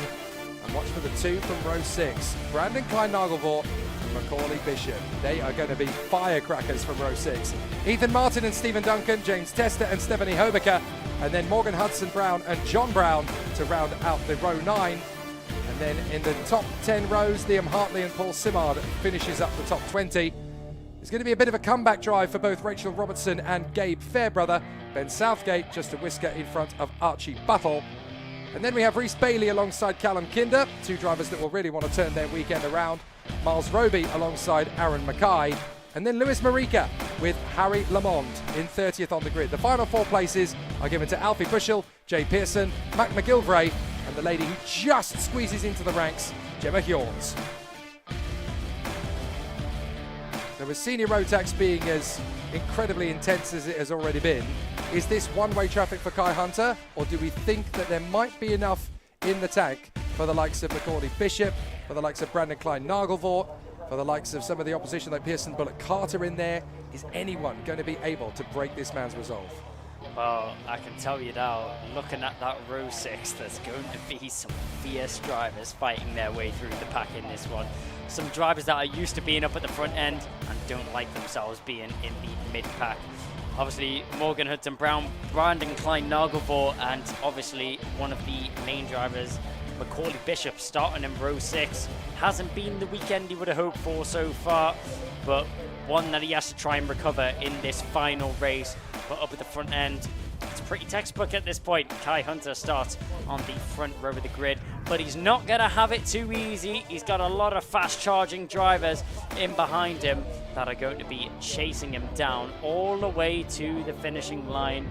And as you mentioned before, I think there'll be some fireworks. I think there'll be some interesting racing, some good racing, and definitely someone to give a spanner in the works and a mix-up at the front end. Now, of course, years back, you would have been on the grid with some of these guys. Yep. You've actually raced against some of these guys in the past. Just how intense can the competitors in this one hope to have it? I mean, just looking at the names going down this grid, it's such a strong talent pool. There's so many big-name drivers and multiple drivers that are in contention for winning any race. I think this is one of the most competitive grids we've ever seen in the Ultimate Karting Championship. Senior Rotax always put on an amazing show. We've got European talent, top British talent all ready to throw it up in the air and run for the gauntlet. And it's worth reminding people that we actually have some scheduled absences this weekend because there's a handful of the drivers that are actually out in Backersdorf training for the Europeans. So the fact that we've still got that level of caliber and credence in senior rotax despite some of the absences, it tells you just how rich the talent is in this category at the moment in UKC. Yeah, it's probably one of the most interesting grids to look over. These are the drivers of the future. These are the ones that are getting towards the end of their karting career and now exploring the professional motorsport scene. This is the final stop for these drivers, and can they finish it off with a bang? Yeah, these are the competitors that we're hoping one day to see on the circuits like Bathurst, Indianapolis, Monte Carlo, Le Mans, Macau, Po. All these incredible racers have got a long, rich history waiting for them to go and grab it with both hands. Be they in GTs, be they in single-seaters, be they in stock cars, touring cars or rally cars. There's so much of a journey of motor racing ahead of them, and it's up to them to go and claim it. But in senior rotax, it doesn't get much more competitive than this. There is Kai Hunter at the top in the Carlos Sainz 55 chassis. Alongside him on the grid, Jack Lilly, the man who stole the previous Superheat. So it is doable. Jack Lilly is going to go mano a mano with Kai Hunter to the first corner. Does Jack Lilly have what it takes to crush Kai Hunter's dominance? This is going to be a fascinating charge to the first corner as we watch the Expert go wheel to wheel with the CS55 chassis in the branding and the colour scheme of the Spanish Formula One race winner Carlos Sainz. Kai Hunter behind the wheel. Off the final turn we go. This is going to be a good start. No matter which way you slice it, here we go. Jack Lilly's going to have an opportunity on Kai Hunter, but he's not going to get through yet. He's got to hang back and wait for the opportunity to come in. They hop their way through Crook and Oblivion. Everybody just about managing to hold on to it, but the two leaders have got Claire Pearson, Bullock Carter getting a great start ahead of Ewan Charman as everybody else tries to slot their way through without too much incident. And drivers galore are making those moves on the opening couple of laps to try and work their way forward. Several drivers finding it easier than others. And as they knit their way through these apexes up at Parker and continuing on their way through on the left hand, a couple of drivers I saw there running wide. So not everybody has had it perfect on the opening lap. A couple of drivers already on the back foot. But look at the leaders. Hunter and Lilly have disappeared already. Set out what they wanted to do and have executed it perfectly. Lilly wasn't able to get the jump into the first corner. He says, you know what, don't worry about it. I'll tuck in behind Kai Hunter and pull away from the rest of the pack. Pearson Bullock Carter is the man with a world's pressure on his shoulders, going defensive so early on in this race. You wouldn't want to have yourself in this situation, but it's the situation he finds himself in. He's going to have to try and deal with it as the laps unfold in front of him. There he is, Pearson Bullock Carter. Yellow flag as they go down into the final section of the circuit. Can't quite see what that is or why there is a car stranded, but Pearson Bullock Carter under a lot of pressure from Ewan Charman. A new team and a fresh set of colours here for Ewan Charman. The Birillard colours suit him nicely, and he seems to be very comfortable already on that chassis and in with that team as he's riding the rear bumper of Pearson Bullock Carter right now. Head down on the straight, a little nudge of confidence that he feels himself going up towards Christmas corner. The question is, will he be able to get that move done on Pearson Bullock Carter, or will they work together? Getting spat wide there is Moody as he loses out on a position. That's a shame for Alex Moody, but that allows Macaulay Bishop to sneak through on the inside line. Bishop, who started all the way down 11th, now finds himself in 8th. Oh, and there's it off. That's Jack Collins. So Jack Collins in the Pro Trade, losing it at Ashby. Not sure whether he was squeezed out or whether he lost it on his own, but certainly big pressure and big drama there for Jack Collins. That's game over as far as he's concerned for any competitive positions in this final. Facing the wrong way will pretty much do it. What about the charge forward from Nagelvoort and Bishop? Well, Brandon Klein Nagelvoort is P7. Macaulay Bishop sets the fastest lap of the race, and he's now P8. So it looks like they're basically going through the field together. Yep, hand in hand, working together, cutting through this field right now is Nagelvoort and Macaulay Bishop, both two very strong drivers that expect nothing less from them here. We're keeping an eye on Alex Duncan as he has Archie Walker all over the back of him. But Macaulay Bishop, he's not happy being behind Nargavort. He gets that move done, finds himself in 7th position. I'm the driver with the fastest lap, says Macaulay Bishop. Now let me through, and he does so in style. Now finds himself in 7th position, does Macaulay Bishop. They'll very soon catch onto the back of Archie Walker and Alex Duncan and pose a threat to them as well. Bishop picks up another fastest lap. He's really pushing this car to the limit. He's not happy that he started so far down in the field, and this is going to be a revenge drive for Macaulay Bishop at this point. Don't mess with me, BK. I'm the O-plate. Here comes Macaulay Bishop working his magic. His next target is going to be Archie Walker, and he's no man to trifle with either. Walker is one of the best in terms of racecraft. Mixing up the inside. That's a lovely move from the 75 to charge forward. So that is Ethan Martin getting the run there on Ryan Ward. And that'll do nicely. Ward is on the back foot as a result of that one. He's already lost a lot of positions. He's going to lose 2 more as Duncan slices in there with the badinage of Archie Buttle. Excellent race trim. 10 minutes to go in this one, and there's several lines that had to be accosted to there. And there wasn't really a lot that Ryan Ward could do except just allow it to happen. Now he's got pressure of his own from James Tester. So Tester now wants to try and come through and make his overtaking move. But at the moment, it's still Hunter and Lilly up front. Then a full 1.5 seconds back is Pearson Bullock Carter, Ewan Sharman, Alex Duncan and Archie Walker, with Macaulay Bishop eating up the road to try and close in on Archie Walker. Here is that battle still with Tester now in front of Ryan Ward. Ryan Ward, it's like a domino effect. As soon as that one driver goes past, they all try and follow in suit. And now he's having to go very defensive, is Ward. He has Tester and McKay all over the back of him. A mechanical flag for James Tester. That's huge there. Oh, and 2 contact. drivers off. Well, that is Gemma Horns, and I'm afraid she's had an issue there with Mac McGilvray. So Gemma Horns and Mac McGilvray coming together at the back end of the field. So that's 2 of them off into the barriers. And that's 2 fewer drivers to continue this race.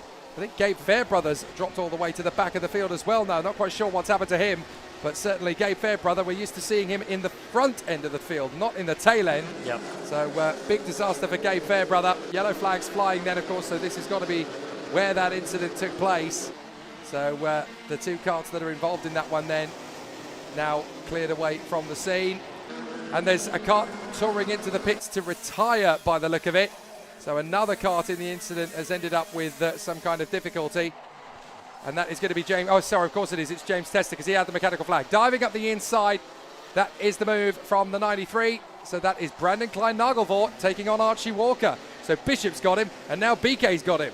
Yep, the 2 teammates carving their way through the field right now. They'll have to take a little break in proceedings as the yellow flag out at post 7 right now, as the marshals do a brilliant job at cleaning up the incident and getting that car off the scene as soon as possible.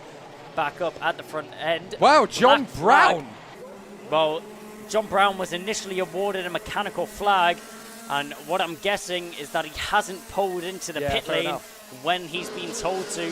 So John Brown with a black flag, that's a disqualification from the race, meaning that even if he doesn't pull into the pit lane, he will have no result. Talk about results. Macaulay Bishop's looking for a better one. He makes a move there on Alex Duncan to get himself into 5th position. A great move there from Macaulay Bishop, just looking his way through the field. As soon as he arrives onto the back of one car, dispatch of him, move on to the next one. He's got the fastest lap to his name, and he knows that he's the fastest driver. He's so confident in his ability that he doesn't worry about any other driver on the circuit. It's that self-taught belief system he's built up for himself, isn't it? You just got to go into these races thinking to yourself, I am the best. I am the king. Nobody's as good as I am. Watch what I can do. And that's the mentality you've got to carry into that kart if you want to charge your way through from a low position to a high position. You've just got to have that.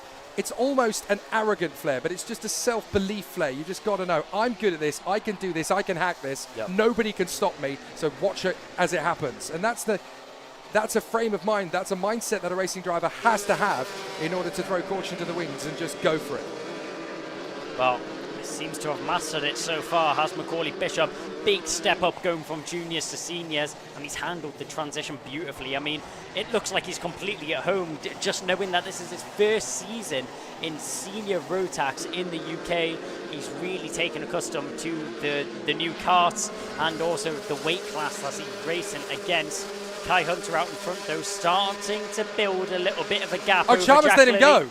Down the inside, though, there goes Macaulay Bishop. He'll get the move on Ewan Charman, and he'll get another new fastest lap to his name as he gets up into fourth. Macaulay Bishop is knocking at a podium. Well, that's interesting. Charman then just seeing that Bishop was coming, knowing how quick he was going to be, and just said, you know what, I ain't fighting this. I've got a long race. I've got a good result that I can take here. Go ahead. I'm not going to have a mess around with you. So clearly Charman has got bigger fish to fry than dueling wheel-to-wheel with Macaulay Bishop. He doesn't want to spend any time that he could waste getting himself into a strong position later on in the race. So fifth position for the... Oh, two more karts getting involved in it. So that is unfortunately Miles Roby and Paul Simard. So Paul Simard has come off the road. He's now trying to get the DHR machine back up to speed again. But that's very much game over for Paul Simard. Look at them as they hop over the curves in that final chicane. Still big, close battles as the drivers come through. And there is Ewan Charman. Now, he's got a battle still behind him because you've got Alex Duncan and BK Nagelvoort right in there with Archie Walker. So there's still obviously going to be some conversations about that post-race. Miles Roby gets a warning flag as up the inside goes BK. Gets the run on Alex Duncan. So Brandon Klein-Nagelvoort makes the way through. And look at Archie Walker hopping over the curbs himself in the KR Cosmic. Now he fancies his shot at the top five. Yep, a lot of drivers now getting themselves into rearing positions. Ewan Charman, will he be able to hold on to this top five result? It'll be interesting to see if he's able to. In fifth position right now, but he's still got some raring drivers of Brandon Klein-Nagelvoort and Alex Duncan, tucked in behind him. There's Ewan Charman in the Birrell colours as he blasts his way past post 7 and post 8 and now makes his way towards the boot section of the circuit once again. Jack Lilly edging closer and closer to Kai Hunter, trying to bring back some of the time that he lost earlier on in this race. Let's see if he's able to get that down any more and get himself into a race-threatening position. Kai Hunter, I'm sure he won't be used to anyone contending up at the front end. Jack Lilly has taken one heat so far this weekend. Will he be able to take away the final, though? That's the question which we'll all be asking right now. Kai Hunter just in a world of his own out in front right now, not worrying about the driver in behind, not even worrying to check over his shoulder. But Jack Lilly putting in the work, putting in the time, and trying to push his kart even closer to the rear bumper of that Hunter Motorsport machine out in front right now. Pearson Bullock Carter just currently a bystander in third position right now, waiting for Jack Lilly to catch on to the back of Hunter and waiting for anything to unfold. I think it's fair to say, though, visually that gap is closing between Lilly and Hunter. It is. This is not over. Jack Lilly still feels like he's got something in the tank here, and he's been looking after the tyres very well. So Jack Lilly, and it's not just Jack either. Pearson Bullock Carter might have something to say about this in third place. He still has a little bit of a chance, but the man who could really spice this race up in the top four is Macaulay Bishop. He's now there in fourth place, having worked his way forward. But he's got to do something he doesn't do very often. He's got to work with the guys in front of him. He's got to work with Lilly, with Bullock Carter. That's the only way he's going to win this race because of the difference in the momentum between the drivers. There's those little gaps that have opened up. He's got to get onto the back bumper of Bullock Carter, push him forward to Lilly, then push all three of them forward to Hunter. That's the only way you're really going to shake this up. He has got time, but he is running out of time to make it happen. So this is all going to depend on what Macaulay Bishop's attitude is going to be. Will he cooperate or will he just go on his own? This is going to change the face of how this race is won. Because in my opinion, if he goes for it on his own, Hunter's got this race won. Yep. I mean, I think it really depends on the amount of time that's left on the clock once Bishop arrives onto the back of these drivers. Does he feel there's enough time to work together and try and push forwards onto the back of Hunter? If there isn't, I'm sure he'll dive straight in, no time wasted, to get himself into a better position on the circuit. But talk about a better position on the circuit. Oh, BK got through, so he's ahead now of Charman. So Brandon Klein-Nagelvoort into fifth position, Charman sixth, Duncan seventh, Archie Walker eighth. So that battle's still going to keep going all the way. John Brown still with a mechanical flag. Yep. So he's shown the mechanical flag again, having already been shown the mechanical flag and the black flag.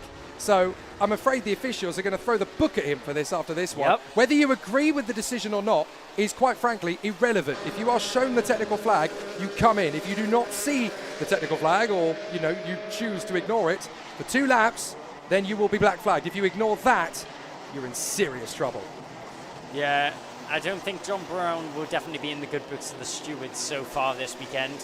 It'll be an interesting chat in the stewards' office. Would like to sit in on that one, see what happens. But talk about what's happening up at the front end. Kai Hunter just maintaining the gap back to Jack Lilly right now. We're having a look at Brandon Klein-Nagelvoort as he has Ewan Charman still all over the rear bumper of him. He was able to dispose of Charman just a couple of laps ago. Now finds himself in 5th. But will he find himself in that position for long? The number 42 is raring and ready to go back into that 5th position when the opportunity arises for him.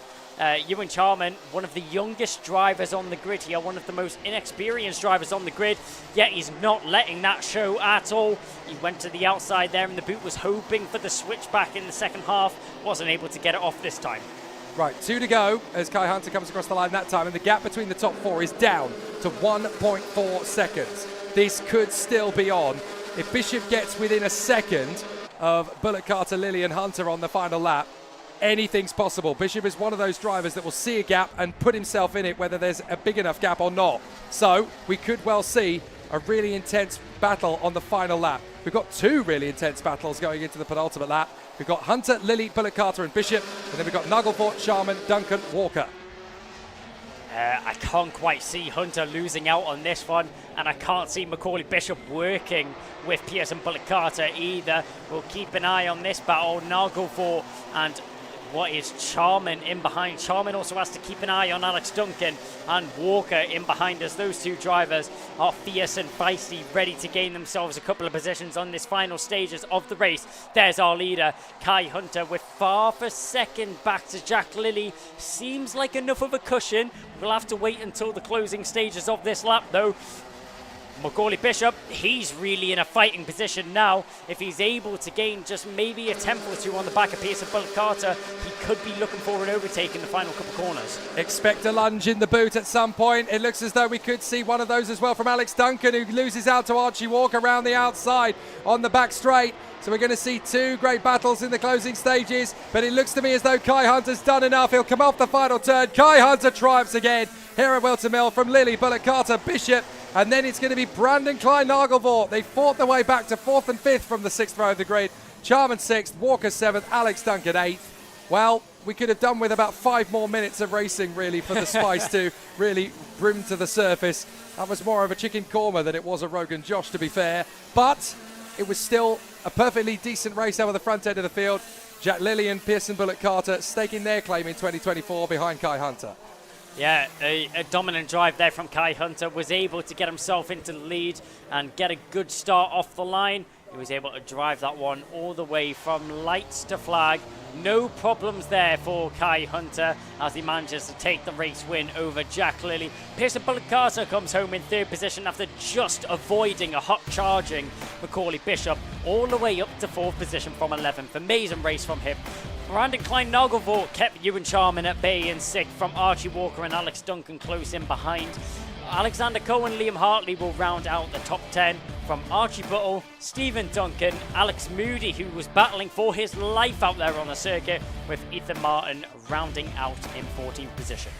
Ryan Ward and Morgan Hudson-Brown ahead of Aaron Mackay and Rachel Robinson. Good to see her find her way back into the top 20. Rhys Bailey and Jack Collins ahead of the novice driver Lewis Marika. Then Ben Southgate and Harry Lamond from Callum Kinder and Jay Pearson. Alfie Bushell, Miles Roby, Gabe Fairbrother fighting back to 28th position in the end. John Brown, well, he won't be classified in the results, as all sorts of issues will happen his way. Paul Simard, James Tester dropping out of the race, as too, of course, did Gemma Horns and Mac McGilvray. There were problems on the very first lap, sadly, for Stephanie Hobecker. It's not been a very fortuitous day for the ladies at UKC, despite the fact that this year we've had more than a 100% increase on the amount of female drivers that we've got in the UKC battles this year. So very unfortunate for the likes of Stephanie and Gemma, who unfortunately are not able to maximise their full potential in the results board. But for Kai Hunter, he is the man on the bandwagon. He just cannot be stopped at the moment. The Hunter Motorsport team with the CS55 racing chassis, part of the OTK group, and in deference to the name of Carlos Sainz, has done a fantastic job once again. Things are looking good for back-to-back crowns for Kai Hunter. How is he feeling about it? Along with Jack and Pearson, let's head down to Kev to find out.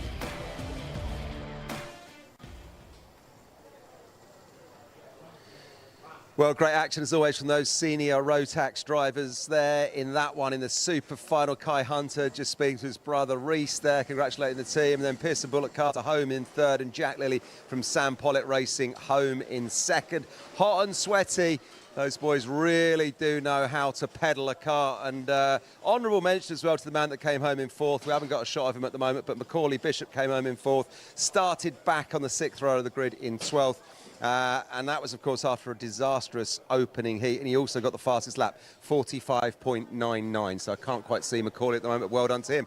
Let's get a word with our top three, though. If we can find Pearson Bullock Carter, we'll get him up on the spot. We'll have a chat to Pearson first, just wiping the sweat from his eyes. And let's have a word with that one. Pearson, a hot day, another tough race out there, but you four out front. You seem to have it all wrapped up the longer that one went on. Yeah, I think at the start I had to defend quite a bit, and then I lost the leaders, and then I pulled back up to him at the end and was on the bumper. So maybe if I had a better start then I might have won it, but I don't know. Could have gone anyway. Yeah, coulda, shoulda, woulda, one of those things, I guess. But Macaulay Bishop was coming in hot behind you. Were you aware of where he was at all in that one? Did you feel pressure from the back at all? Yeah, I was looking behind me to check where he was, but yeah, he was catching me a little bit, but I was catching the leader, so I might have been towing him along as well. But yeah, that's how it goes in racing, isn't it? Another consistent weekend, though. Good points for the season. Who would you like to thank? I want to thank Jack's Motorsport, my dad for making it all possible, and Dodge and Billy. Huge congratulations. We'll see you for the champagne a little bit later on. There goes Pearson Bullock Carter. Let's find our man who came home in second. Where is he? Jack Lilly. Jack from Sam Pollitt Racing. Come on up, Jack. Here we are. Let's have a little word with Jack. Just talk me through that one then, mate. Out in the front there, you had yourself and Kai pushing for that top spot, but he was a bit too far down the road, wasn't he? Yeah, we both of us got a gap at the first lap, and then I just tried to push him on, and then a few laps in, he just kept stretching and stretching, and as obviously because of the massive heat, obviously everything's overcooking and all that, so just slowly got harder to drive, and then yeah, finished second. That's the thing, when you get in a situation like that, all of you lads out in front, you're all good drivers, you know, unless someone makes a mistake, it's difficult to make up the ground, isn't it? Yeah, like especially in this class, considering that the tyres go off that much and everything's so hot, it's one minor error and it costs you like a few attempts, which is that. So any mistake can drop you back 3, 4, 5 places, so thankfully I didn't do that. But it's been a fast weekend for you, second in both your heats, first in that Superheat this morning, and on the podium as a finish, so you've got to be pleased, presumably. Yeah, it's a good weekend overall, but obviously you won't finish first, obviously, but obviously it's a good weekend. Who would you like to thank? I'd like to thank Sam Pollitt Racing, Lewis Brown, HRS Engines, and my dad for mechanicking. Fantastic, well done, Jack. Go and high-five your team and your dad or whoever's here. And we'll try and grab a word with Kai Hunter, something I've done many times before already, previous champion with us. And Kai, another racer this week, and I think the third racer this weekend, who's done a clean sweep. First in everything that you've started this weekend. You must be pleased. Yeah, I'm really pleased, actually. I think it's been tough the last few weeks. I think we've had a few problems, to say the least, but I think, yeah, we always come back, we always come fighting. I think this is going to be the pace for the rest of the year. I think this is going to be good, yeah. It's fantastic to watch from our side because you boys out in front, you're all good, you're all pushing, the margins are so close. It's just going to be exciting, isn't it, for everyone? That class is tough, isn't it? Yeah, really tough. You've got, like, obviously, Jack, literally, he's the fastest kid I've ever seen on a go-kart track. Yeah, you've got Pearson, obviously, really fast as well. Last year pushing us through the paces again, so I think, yeah, it's a tough grid, but I think ultimately it comes down to who's the most consistent now and, yeah, who knuckles down the hardest. Listen, Kai, huge congratulations. Go and high-five your team. We'll see you for the champagne a little bit later on. Well done. Sweet. Thank you very much. There we go. Well done to Kai Hunter and all of our senior Rotax Super Final podium place drivers there. Let's go straight back up to Jake and Kai. So a tough race then that was won going away for Kai Hunter. The drivers in pursuit really hoping that they could turn the tables on the CS55. Not able to do so on this occasion, and you do kind of wonder if Kai Hunter has got himself a Midas touch, because everything he seems to touch at the moment turns to gold. What is it that these guys have got to do to get one over on him? How do they get that deficit down? Well, it's going to be a tall order. He has a lot of confidence coming off the back of last season. Obviously, the reigning champion in the Ultimate Karting Championship in the senior rotax class. Kai Hunter coming into this one with a target on his back, and a target that was beaten the first round, but he comes back strong in the second. With Corley Bishop, it was a difficult race for him. He started lower down in the grid than he would have hoped for. Managed to recover to 4th position though. Brandon Klein-Nagelvor, he also recovered all his way through the grid, just managed to pip Ewan Sharman towards the end of the race there. They had a great battle all the way to the line, and Jack Lilly, the only other driver to win a heat, was able to finish home in 2nd position. A great race from all of them, and one to keep an eye on.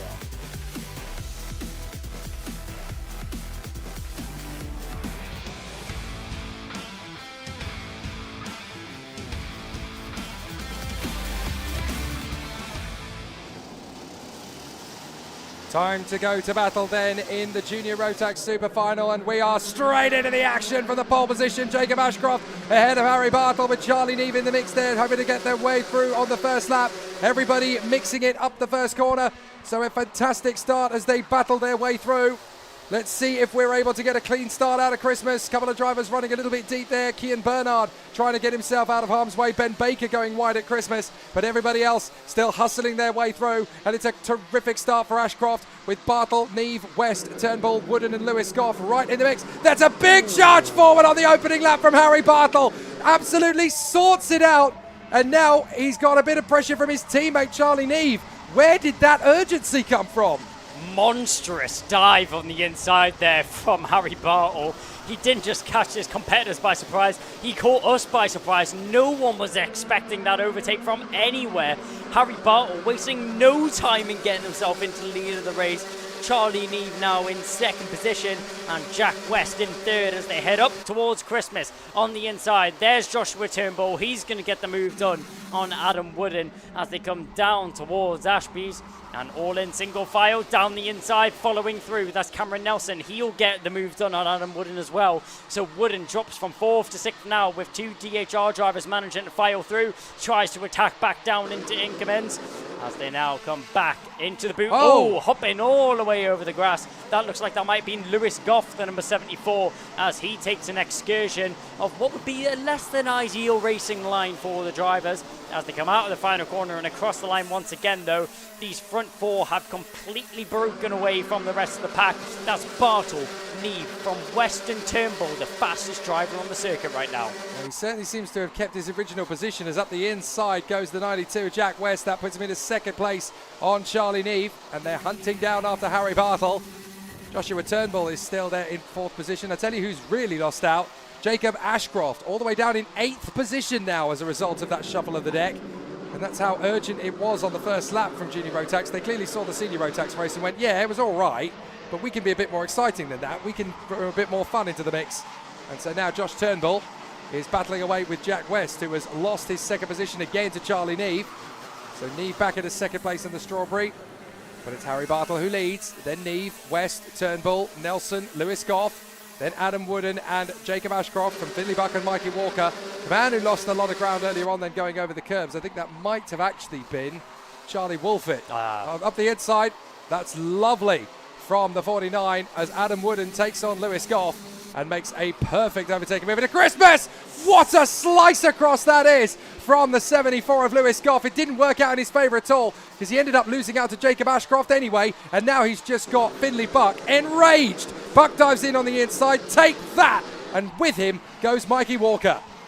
Yeah, Lewis Goff just desperate to hold on to that position. It was a desperate defensive manoeuvre there from Lewis Goff, who in the end loses more from it than he will have gained. Mikey Walker, as he mentioned, manages to slide through as well. So Goff drops down into 10th position now, losing 4 places from that in total.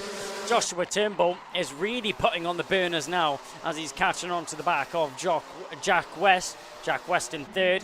trying to keep onto the back of Charlie Neve, which he's doing well, and he'll go down the inside. There goes Jack West, wasting no time, but past both of them, Joshua Turnbull picks up the scraps and will sweep them under the carpet as he finds himself in second position now. Brilliant switchback there from Joshua Turnbull, read the situation perfectly as Jack West went down the inside of Charlie Neve. Joshua Turnbull was just there to pick him all up. I mean, it's great, and they've changed positions, but that's given Harry Bartle a nice gap up in front of 1.1 seconds already, and we've got 10 minutes left on the clock. Kian Bernard with a warning for contact. Lizzie Mentier puts in the fastest lap of the race. So as she continues her way through the pack, she now finds herself, Lizzie, in 17th place. So she's definitely made up good progress already in this pack, but it's not done yet. There's a lot more still to do. Bartle, Turnbull, West, Neve. Then a bit of a gap back by a second to Cameron Nelson. Wooden, Ashcroft, Walker. We're in the middle of this because that's Lewis Goff behind Findlay Buck and ahead of Noah Barham, with Jacob Dukes, Lucas Blanford and Charlie Wolfett all playing supporting cast roles. So this is all getting a bit spicy in the middle of the deck. Trying to find a way through on the inside line again. Lewis Goff has a hunt down on Findlay Buck. Can he get there? Up and over the curbs. My goodness me, they become sidecars essentially as they come through. 2 wheels on the floor, 2 in the air. It is so physical now through that new section. Turnbull, although he lost quite a bit of time to Bartle, he's putting the burners on once again to try and catch on to them. Question is, will they be able to switch positions? Well, West is ahead now. Look, West has got ahead of Turnbull. So West manages to get himself into second position now. Joshua Turnbull, who did have the fastest lap of the race, clearly not enough to assert himself into that second position. Blanford snatches it up as soon as he crosses the line. But as they go into the boot, the question is, will Charlie Neve try to attack on Jack West as well? As Jack West currently in second position right now, as we're looking a little bit further down the pack. That looks like that was Adam Wooden under a bit of pressure from Jacob Ashcroft. The 222 trying to get himself involved and further up the field in those DHR colours. But back up to our leading battle. West goes defensive. Turnbull tries to respond, but he's not able to do anything this time round. But all of this battling and all of this squabbling going on between these drivers is music to the ears of Harry Bartle, as he's just disappearing into the sunset, driving off from these drivers with not a care in the world of what's going on behind him. Cameron Nelson in the middle of all of that, desperately trying to hold his nerve in front of Adam Wooden, Ashcroft and Mikey Walker. This is getting a bit tricky now as we watch Jack West in front of Josh Turnbull and Charlie Neve, then right in behind Nelson, Wooden, Ashcroft. So this is a very tough battle for second position now with these 6 teams. Meanwhile, Mikey Walker, we're watching him in 8th place ahead of Findlay Buck and Lewis Goff as they run in the lower end of the top 10. But there's still a lot more to do here. Harry Bartle with a beautiful 2-second gap. That early battle, the desperation, the urgency on that first couple of laps, they've just given Harry Bartle a gift-wrapped race victory. Nobody else is in the hunt for anything other than P2. Well, Merry Christmas, Harry Bartle. I know it's only June, but he's walked away with this one. He's been handed it with silver lining as well. Fastest lap in his order. He's not going to give up on the work just yet. He was over a second quicker than some of the drivers on that previous tour of the circuit. 46.8 is the lap time which Bartle was able to put under his burner.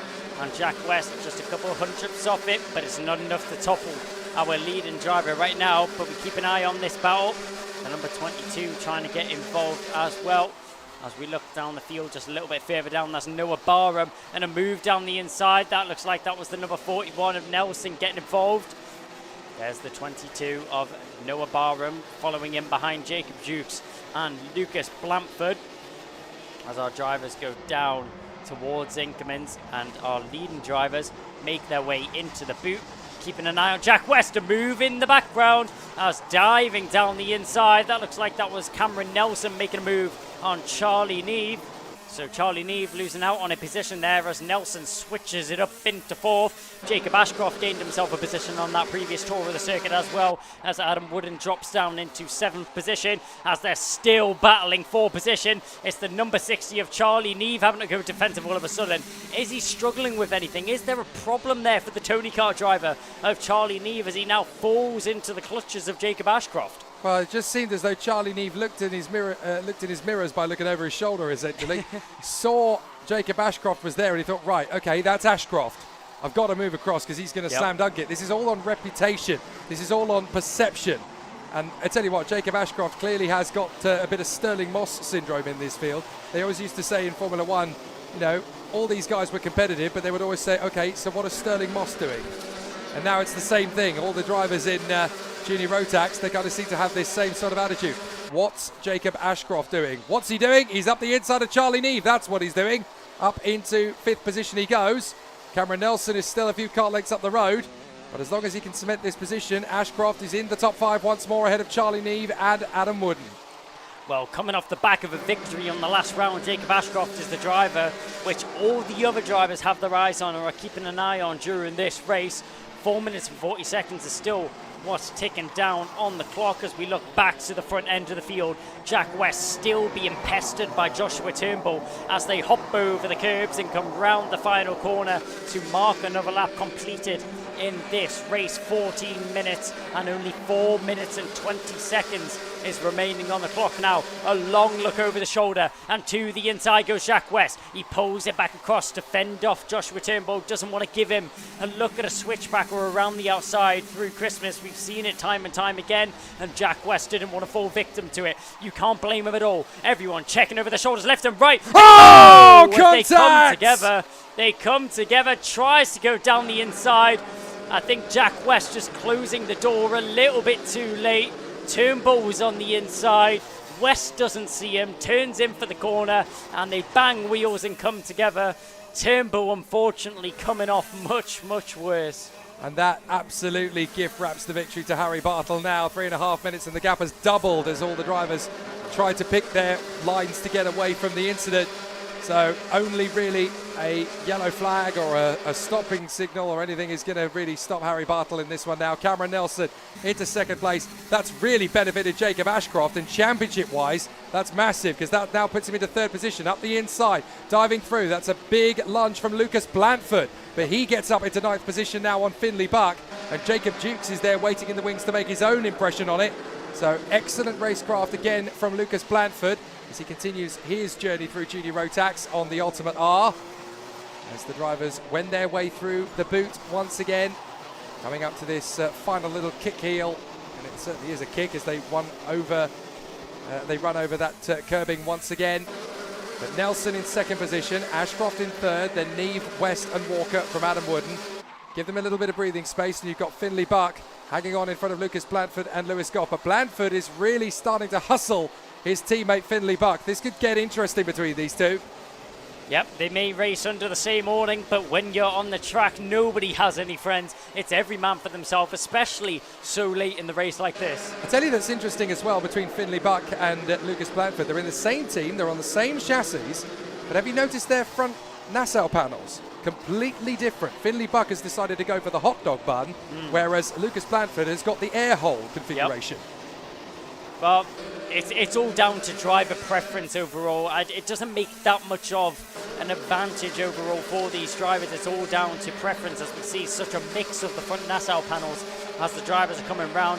Blandford checks over his shoulder. He knows he has a little bit of a gap back to Goff in behind. Doesn't really need to worry about any pressure from the driver chasing in behind. All he can do is apply pressure onto the back of his teammate Finley Buck. I'm sure not in a very comfortable position right now as they go past post 6 and down through Inkermans. Lucas Blandford, it was going to happen inevitably. He dives down the inside in style and slides down the inside of Finley Buck. Buck points forward saying, let's go, there's no time to fight. We can't let Lewis Goff get involved in this battle, as he virtually works with his teammate Finley Buck, saying that he's going to work with Lucas Blandford there and push him for the remainder of this race or until it gets to the closing stages. But back up at the front end, a look over the shoulder. Cameron Nelson getting a little bit nervous. Here's Jack West, had that incident earlier. He's fighting back through the field as he now finds himself in 4th. Fastest lap under his belt as he now dispatches of the Tony Kart driver of Charlie Neve. But Cameron Nelson and Jacob Ashcroft, this is the battle I want to keep an eye on. It's going to be so interesting between these two drivers as Cameron Nelson just checking over his shoulder, corner after corner, straight after straight. As we look at the number 65 there, who's that lapping around the field? Well, it's a back marker right there as he's about to be lapped by Harry Bartle. Bartle crosses the line, 33 seconds remaining on the clock, 2 laps to go. I wonder who's going to win this one, Jake. I don't think there's any debate really now, is there, unless Harry Bartle throws it away catastrophically. It was Jack Thompson that he was coming up to lap for the Hunter Motorsport team, and he's still on the old Lando Norris car chassis. But now it really is all bets off for second position. They know the win is gone, so they may as well race each other. Ashcroft all over the back of Cameron Nelson as far as the championship fight is concerned. That will be what he's after, and up the inside, full of conviction and determination. Ashcroft gets his man, P2. Great move there from Ashcroft. He's seen the gap open up, slides that car, positions it perfectly on the inside line to get the move done and get himself a little bit of advantage as he now backs his teammate into Jack West.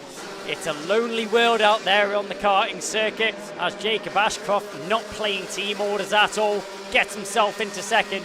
Now Cameron Nelson, as if he wasn't worried enough about, down the inside. That's a great move, wasn't expecting that one. Charlie Neve gets it done on what was Mikey Walker. Walker must have got it done just a little bit earlier. So Charlie Neve puts himself back into 5th position now. Despite all the battles behind him in junior rotax, there have been some big ones. Cameron Nelson still trying to shake off Jack West, but Harry Bartle has been the dominant force in junior rotax. He will get the biggest victory of anybody today in the final. Harry Bartle commands the troops and brings the Strawberry Racing Tony Kart home in the victorious position. Ashcroft, a fabulous fight back to P2. Cameron Nelson in 3rd, and in 4th place from Jack West, Mikey Walker and Charlie Neve. Some great recovery drives, particularly Mikey Walker at the end there. Picked up some big positions. And we've had a final lap contretemps. That is Charlie Wolfett. He has come together with, I think that's Thomas Addison Hill. Smith. Oh, yep. No, Thomas Hill. Oh, it is, Thomas Hill, yep. So Thomas Hill has tangled in there with Charlie Wolfett on the final lap. And that has ruined their chances of a decent finish across the line. So it all comes to a bitter end then, unfortunately, with the retirements from the drivers further back. So the Junior Rotax Super Final dominated, absolutely annihilated by Harry Bartle. 4.5 seconds clear nearly on Jacob Ashcroft in a great second after his fight back. Cameron Nelson P3 from Jack West and Mikey Walker. A brilliant P5 for him. Charlie Neve still up there in the top 6. Adam Wooden, Lucas Blandford driving beautifully and checking out in front of Lewis Goff, Noah Barham and Finley Butt. What a charge through from Lizzie Mentia. P12 for her. She can be very happy indeed with that. Will Archer, Ollie Wise, and just in behind Jacob Dukes. 15th position for Jacob. I think he would have liked to have seen a bit more in terms of a result. You can't fault him for his racecraft. Zane Quaker, 16th ahead of Jared Fox-Whiteley, Kai Veach and Adiman Bansal. Callum Foster, P20 ahead of William Webb, Addison Smith, Zach Turner and Dan Kilpatrick. Kian Bernard, difficult day at the office in the end, down in 25th along with James Kell, another driver who could have had a lot more from this one. Shane Chandaria in front of Zach McDonald in the Strawberry Racing Tony Kart. Then Logan Lauder and Benjamin Baker, the last driver to come through across the line. There were retirements. Charlie Wolfett, Thomas Hill and Jack Thompson all coming off on the final lap. And Joshua Turnbull, of course, rather infamously in the middle part of the race. But for Harry Bartle, domination. Yep. I think it's fair to say you cannot fault Harry Bartle. He got away at the front of the race, was able to shake off the rest of the grid. No issues that he found himself in.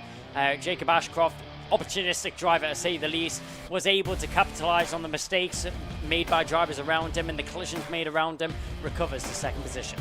They're like buses, aren't they? You wait for ages for a clean sweep and then 4 of them come along at once. Max Abrahart, Ed Spade, Kai Hunter, and now Harry Bartle winning every single one of his races. Down in pit lane, Kev will talk to our top 3 drivers. Cameron Nelson, after his fantastic charge through to 3rd position with some terrific racecraft down there.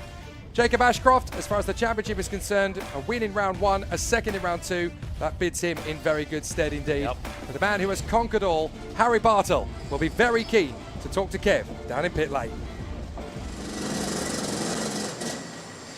Well, here we are then. The top 3 karts make their way through scrutineering, 1st, 2nd and 3rd. And it was Harry Bartle from Jacob Ashcroft, then from Cameron Nelson. Cameron just over at the railings there, chatting to Caden McQueen and a few other DHR teammates. We'll get a word with them as soon as we can. If I can get Cameron up onto the spot, and we'll have a quick word with him, see how that one played out from 8th, row 4 on the grid from 8th up to 3rd. Cameron, you've got to be quite pleased with that, presumably. Yeah, really happy. Starting from 8th, I thought I could still do it. West in Turnbull, they had a crash going into the left, and once I got in 2nd, I thought I had it. Yeah, I mean, at one point I was expecting maybe I'd be speaking to Josh Turnbull in here, but it was a bit obviously a coming together at the top end of the track. Did you see what happened there? Yeah, they're both just side by side going at each other and just went through nicely. It's the way it goes sometimes in karting, but you're obviously fast at the start of the weekend, a couple of second places in the heats. Superheat didn't quite work out with the 10th, but finishing on the podium. Yeah, really good. Yeah. Who would you like to thank? Who's made it possible this weekend? I definitely want to thank my mechanic Jamie. He wouldn't be here without him. My mum and dad's, the whole team, Dan Holland and Time Racing Engines. Yeah, another great weekend for Dan Holland Racing. Well done to you. Go and high-five your team. Huge congratulations. And we'll see Cameron for the champagne a little bit later on. Let's welcome up Jacob Ashcroft, another DHR driver. Had a great weekend, first, but ultimately in there on the Superheat, or the Super Final rather, finished up in 2nd place. Jacob, talk us through that one. You had to fight for it there, didn't you? Started on pole, but then dropped back, but made your way back up. Yeah, I started pole, I dropped back, and I just made my way up, and just kept catching people. Eventually overtook them and ended up in 2nd, so it's all right. You don't look very happy with your result overall. I know you're a man that likes the win.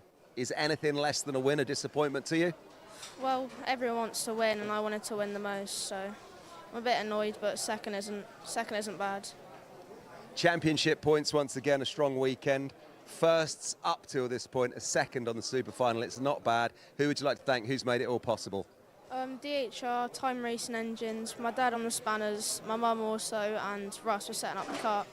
Huge congratulations, well done, Jacob. We'll see you for the podiums a little bit later on. Let's welcome up Harry then. Where's my man Harry? Here he is, coming up to the spot, sir. Good weekend for this man. 1st in the heats, 1st in the Super and 1st in the Super Final. You can't get better than that. Actually, you can. A fastest lap, but you did that as well, 46.5. That's not a bad weekend's work, is it, Harry? Obviously not, so clean sweep overall, apart from qualifying.